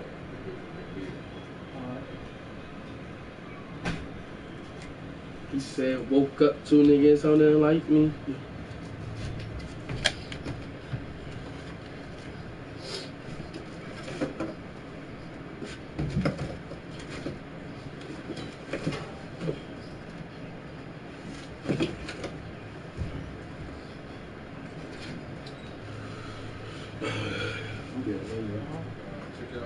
Alright. And it's a full movie now. You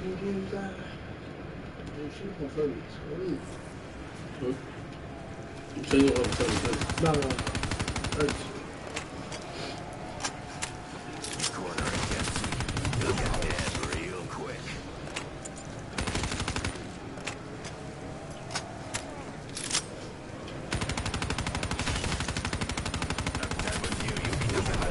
I woke up 2 niggas on there like me. Yeah.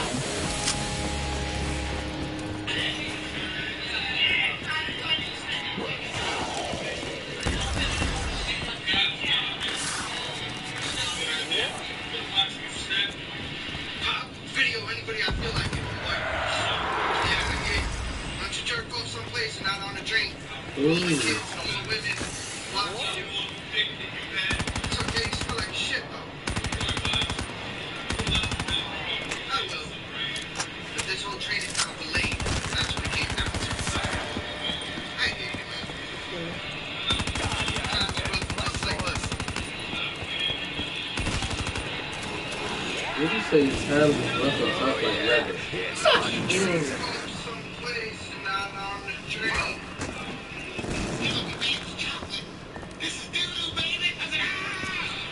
Hey, you see the Faison in the when he was in the airport or something like that? That fat nigga? Yeah. Beat up out there. Yeah. That smoky nigga? Yeah. Big word. Yeah. Gave him the blues, brother.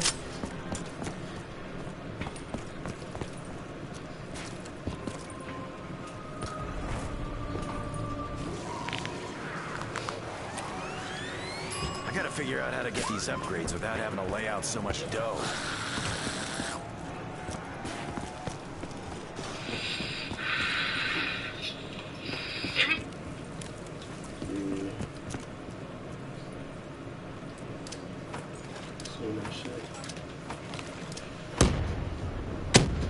I woke up 2 niggas out there like me.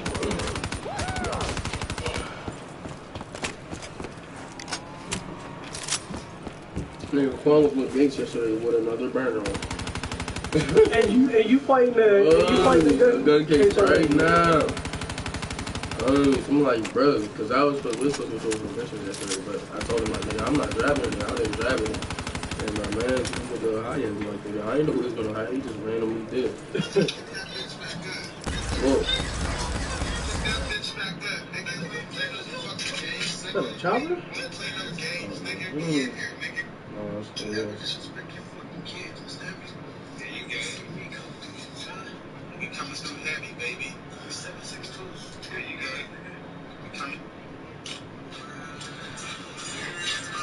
Like, y'all niggas, you fighting nothing right now. They can pull that up right now. They can pull that up right now, dog. It's a rap.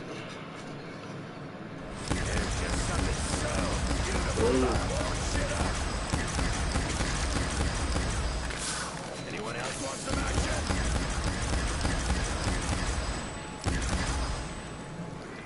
Double points, baby. I'm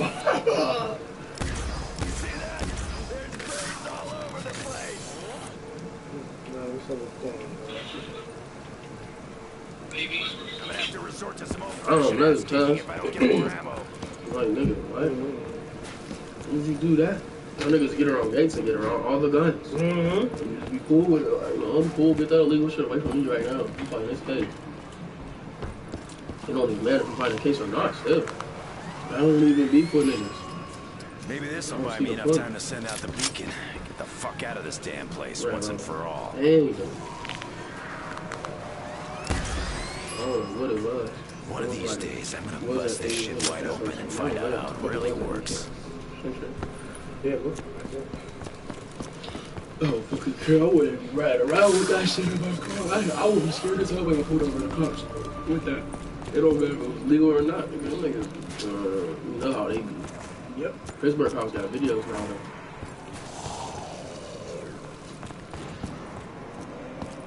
That nigga was drunk on the phone. Is all cops rocking that necklace camera? Just some necklace. I thought it was on his body. No body camera. Body camera. Some of them were. When I got put up on the hill, they said that one was recorded. But that's only cops I know like that. I mean, I don't get pulled over. So they'll let you know that you're being recorded? But I don't know.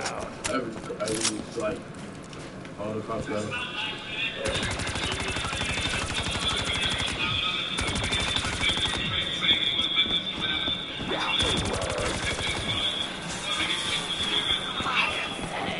I gotta get to the box. Yeah, Richard, I'm not coming out of town. I'm chilling. I'm going to fuck some new hoes. This nigga can get new bitches every night. Okay. For the rest of his life. You already got kids. Like, do you really want to get married, bro?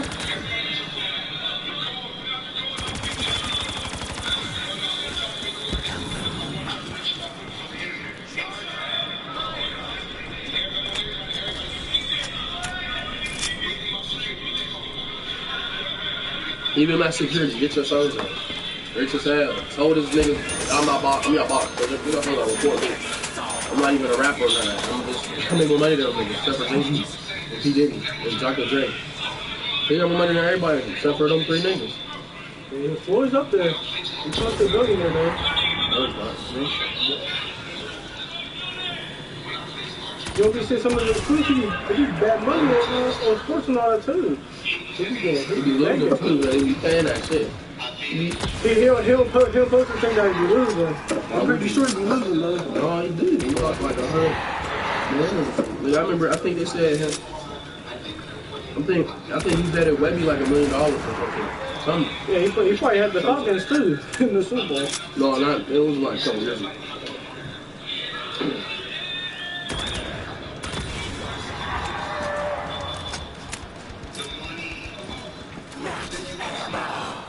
Max ammo, max killing.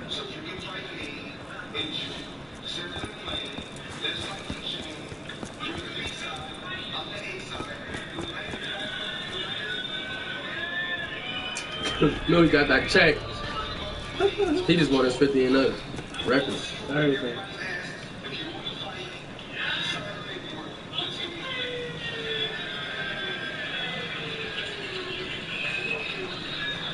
He got the milk. Like, that nigga the richest nigga in the world. I wonder how that feels. Like, you know that you could just have these niggas in here do anything you want for real right now.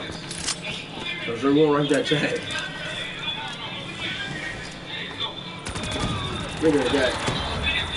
Niggas got rich off his body, cuz. Like, these niggas up. Or not being hit, basically. Playing defense. That's all you can say. Got rich back. You gotta play that chess, nigga, and niggas playing checkers. Yeah. And they say, oh yeah, we're gonna see you go square up with somebody. But you ain't getting hit, I'm getting hit. I don't know how the outcome's gonna be. He said, hey, wanted to end up like Muhammad Ali. Yeah, Michael? Yeah. Is that why you got his head done? Because of the fight? Huh? Is that why you got like his head fucked up? Yeah, yep. You fight heavyweight, nigga. You gotta hit for real.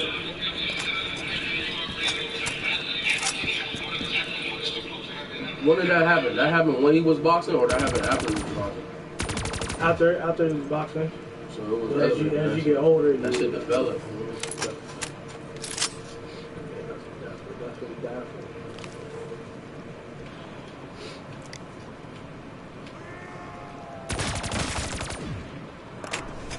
wouldn't want to be famous, though. I just want some check.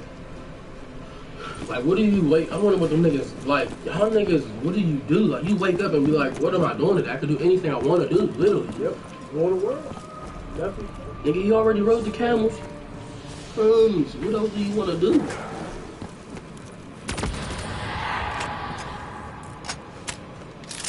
I don't know, I bet. Being a million up there is good, man. Like, what is boy bored to you? Like, you being bored by choice. And then if you're famous, you can really just make fake friends. Like, you don't need them forever. You just need them for the night if you don't want to go to a night. So, just never get burned when you have somebody around you. I know that nigga be mad he gotta be with security every day, though. I would be pissed. I'm not doing that. I'm already full of Mayweather. I can fight. Like, I'm not even about to be around security. Like, either I'm carrying this burner on me or I'm gonna beat niggas up. Or I'm not gonna get hit, so. Niggas ain't even gonna, niggas only be on that with niggas. Niggas only be on that with rappers, like. Drake ain't never get robbed. His tour bus got robbed for jewelry. Y'all niggas is rich, I'm taking y'all jewelry too, nigga. Future be showing all his shit off, though. Homies robbed, bro. So my life, I think you can't have, what that nigga say, what somebody said, like, I got wolves around me, and if I don't feed them, nigga, they gonna be sick. They gonna attack me. You gotta have that chicken. Be feeding your people, put them on or something. Hey, definitely got people. There's no way in hell I'm gonna be around Future and this nigga's not cutting a check or putting me at work, and you got $100 million, I mean, like $150,000 on you in jewelry right now. Like, I don't gotta do nothing. What the fuck is that? What the fuck? It's not even like you just trying to rob me. It's like, nigga, you're just a lick, nigga. You're just a real good lick right now. Nigga is just down bad. And you ain't putting niggas on. I'm not even saying write niggas a check or anything. You just give niggas a job. You can't even be mad. If I ever was rich and famous, I'll put everybody on my fucking. So them niggas don't even gotta work for everybody else. You can work for me, and then just get that check when we about to have fun with it. Yep, that's it. That's that. Them just probably crazy. I wouldn't even be buying cars, so I'm about for 3 Benzes and be chilling. Houses or something. Little spots in every location. Little ass cribs for like 50 bands, 60 bands. This nigga the weekend said, you see his crib in like 18 months. Like, what, nigga? You're traveling on the road. You ain't been in your own crib for like 18 months. That's that money talk. That's just rent. And you just bring money paid out lease for nothing. Exactly. You hear that furniture we should pay. You just go there and town. Hear that, freak bags? Yeah, I know them rappers be mad as hell. Like, they be torn all the time. Like, you bought a crib, but you can't even really be in the crib. You might as well just live on your crib, like, then if you want to live my life, like when you want tourists or rap, you might as well not even have a crib, but you might as well get that shit up to somebody else. Like I can stay here for like, so I get off tour, just pay the rent. Rent it out? Like $100 or something. A month or something. You ain't gonna need the cheese. You ain't gonna need the crib neither, but hello, beautiful. Bro, why did you get that? You're not gonna kill nobody with that.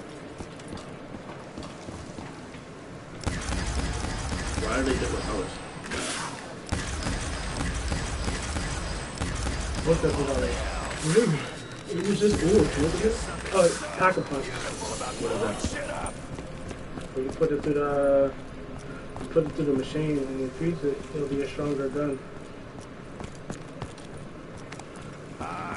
Yeah, I got no rounds.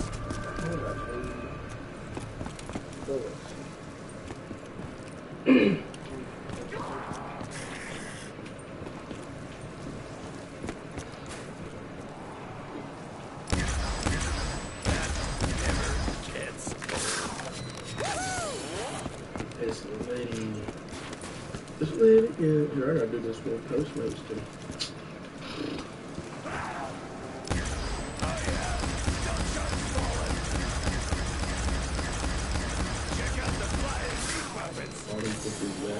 Did you see that daughter yet?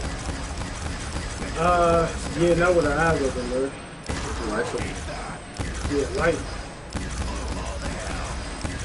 Oh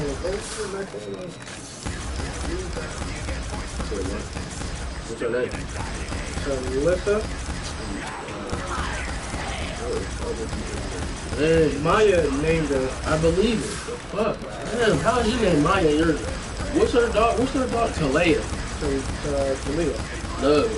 What's their other daughter? Their first daughter's name? Talia, right? Talia. So what's their second daughter's name? Talissa. Oh my god. For real? Yeah. What? Is he signing these birth certificates? Yeah. And then we got Anna, and then Jay. Yeah. What is it, Jason? Jason? John. And then Xavion got fucking... Yeah, that's it.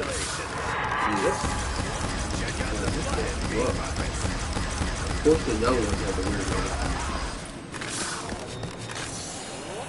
Like the parents that's of age that got regular names and shit. Sean, Tyre. Yeah. Seen that name on the sauce like yesterday? Yeah. Shit was little shave on, little dirty ass.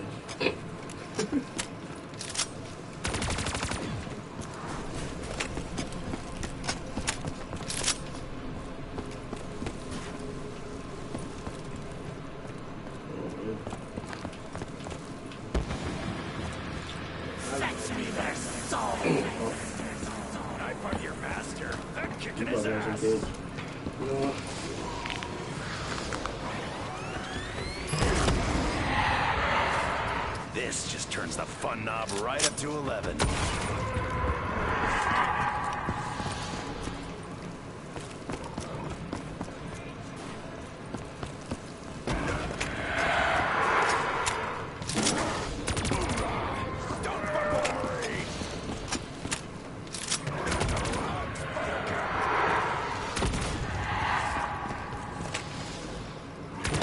I'm definitely not a fan. That's too much. That's a check. Yeah, y'all do child support. You cool off heaven. Nigga, you can pay child support while living with someone. I heard you can pay child support while living with your wife. Yeah, no, with it.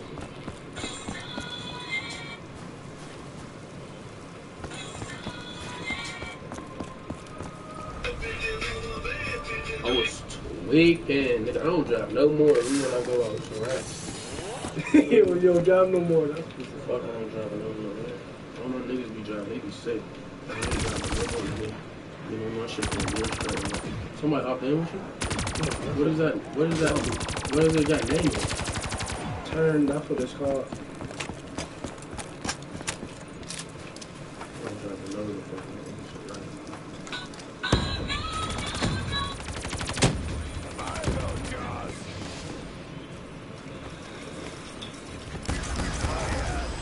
Chunks falling.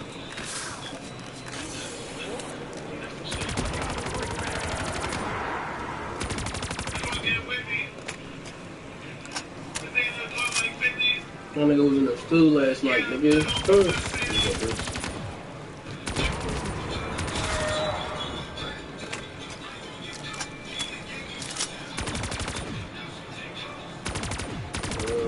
That shit hard, man. That shit hard. I was fucking. When you dropping it? Ain't he having like a release party soon? First.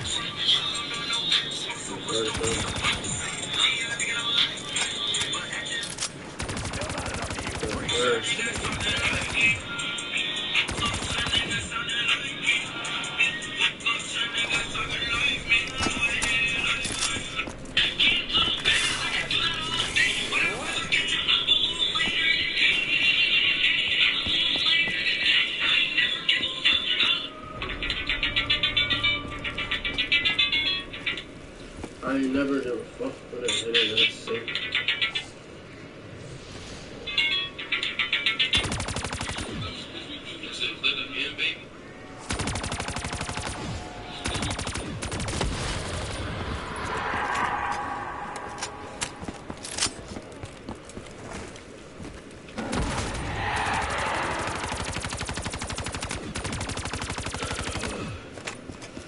What the fuck?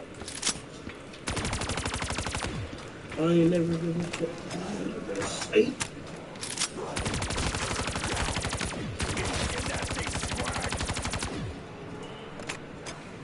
Congratulations,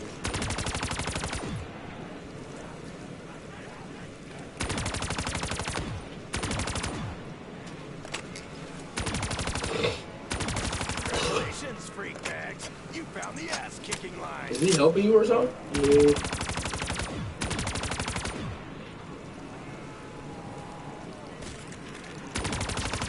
I never give a fuck what I hear that shit. Give me some new music, man.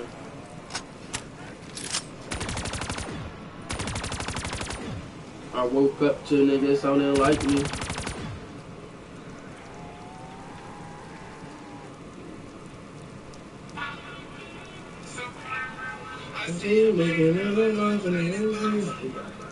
Huh? You say you're gonna die?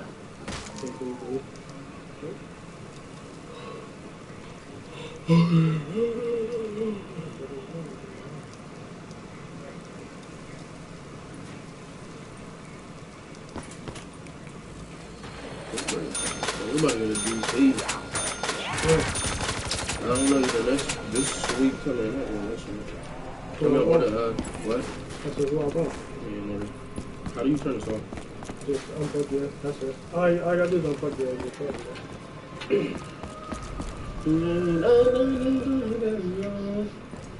Because I've never been there and she wasn't there. And I told her I'm not going to. I'm going to grab a 10 hour and not bad. I'm not doing that shit again. I do not recommend that shit. It's fucking boring. It's just boring as fuck. Like 10 hours straight, bro. That shit. I didn't think I could do that shit, bro. It's boring as fuck. It was bad boring. I'm over here, and then she's on the way there. It was cool because I had to get off work and it was dragging or whatever. It was dragging or whatever. It was wavy. Because I was hype. I got off work, and I got on road. I was lit. I thought I was going to deliver getting telly, but I made it. I ain't turning But into I was going to damn put it back. I'm meat like, maggot, this am I? motherfucker sleeping next to me and shit. I'm mad. I can't do shit. Just mad, boring. Listen to the same tracks. Like 100 miles this way, 50 miles, 100, 200 miles, 100 miles, 10 miles, 20 miles. Like that shit. I really do New York, that shit wasn't bad at all, but it's like, the first time I did that, I'm like 5 hours, so that's a minute. No, that 10-hour trip, bro, they make 5 hours, that's easy, man. That's nothing.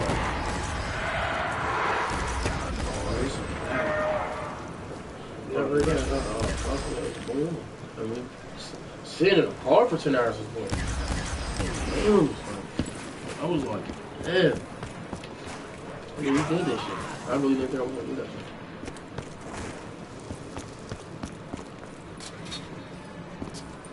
Oh, I'm about to be out there. Alright, let me see. Let's see those meat maggots try this on for size.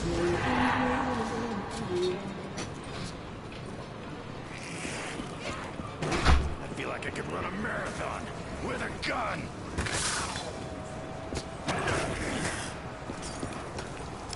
Hey, brain maggots, who's ready for a gunfight at the OK Corral?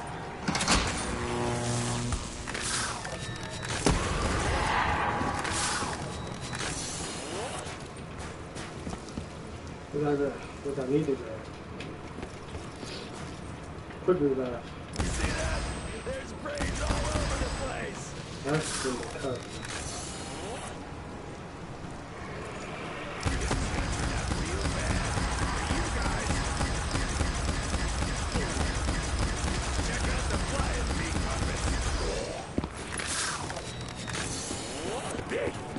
It's gonna take every one of you to take me down.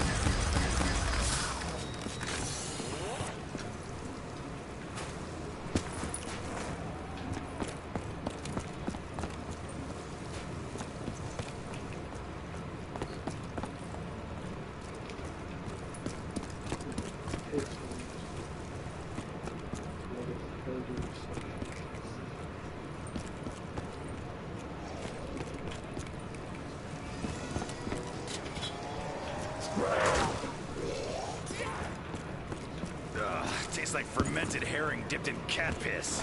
Ugh. And just something so, you know.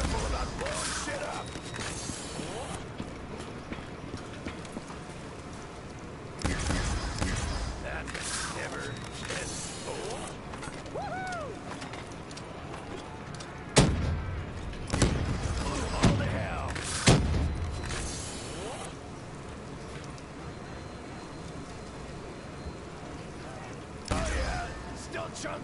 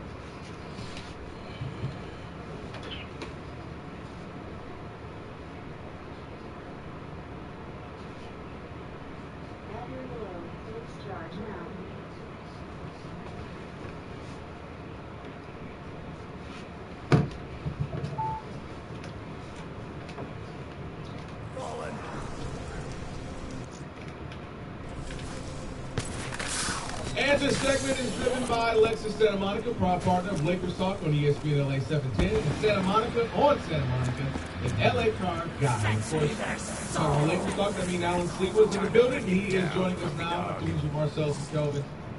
Actually, guys, real quick, I want to make a little announcement about a Portland Trailblazers Minnesota Timberwolves game. They postponed due to a slippery court. They slipped it. Yeah, they had Disney on ice in the building, so they had ice on the floor. And then they had warm weather, which produced condensation. You guys tearing it growing. Where is this? In Portland?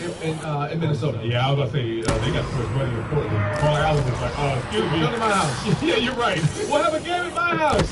Yeah, so I just want to give you an update on that. I thought that was interesting. Not postponed because crazy weather, specifically because of condensation. All right, quickly, we were talking about the Bus family. Of course, you were listening, Alan.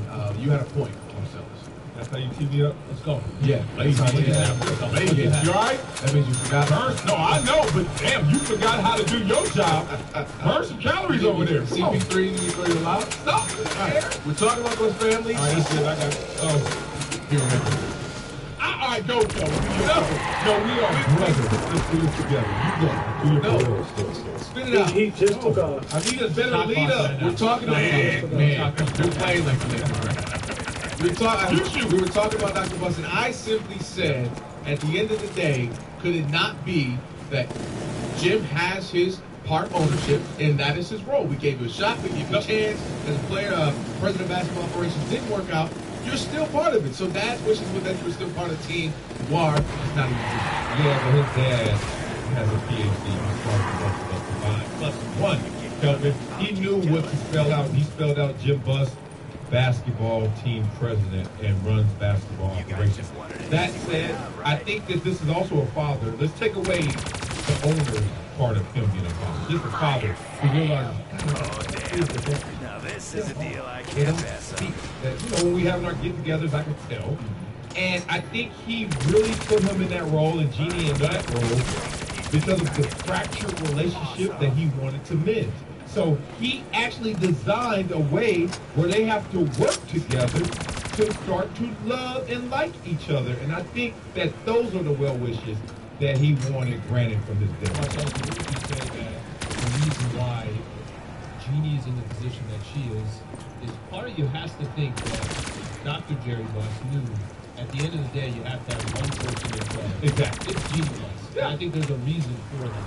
I mean, God bless Jim Buss, but in my opinion, the way I'm looking at this whole matter is he's had a really selfish, motivated, his agenda is more selflessly motivated because he's trying to prove that he can do president of basketball operations.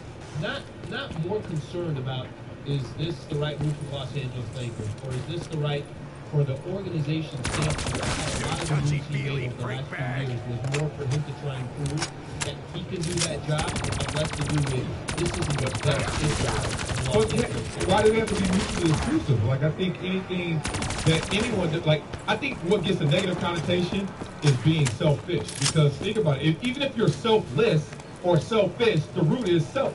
Like, for you to do anything in this world, an ego play is Dr. Buss and his legacy, leaving it to his family, which to me is positive. You leave things for others so they can feel accomplished, and when they accomplish those things, they should be able to take in some of that praise and glory.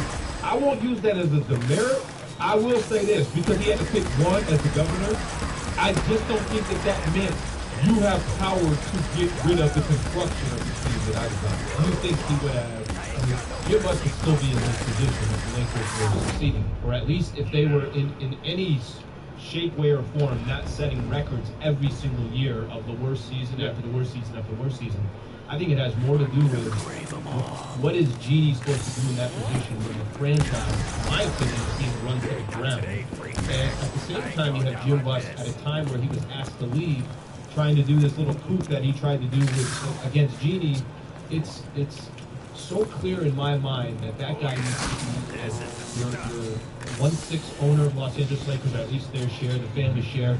But you got to go to the side. You are not helping the overall business. And in most Laker fans and most people who have watched the Lakers over the last few years will say there's got to be somebody better to run that operation. Yeah, and when you talk about doing what's best for the organization, that is where I say go back to the whole Magic thing. How would Jim have responded if this were someone else other than Magic? Well, we have the same instance where he and his brother John are trying to oust Genie. Or would it be, you know what, it didn't work, fine. Whoever you think can do it better, fine. Put him in that position. But because it's Magic, because again, you talk about the relationship Magic has with his sister, Magic has with his father, that he was upset. Not only that I was relieved of this, but that was specifically by Magic. When you talked about this, the good of the franchise that benefits everyone involved, especially owners who own 60% of the Lakers, 66% of the family, is that the Laker brand continue to be successful and thrive.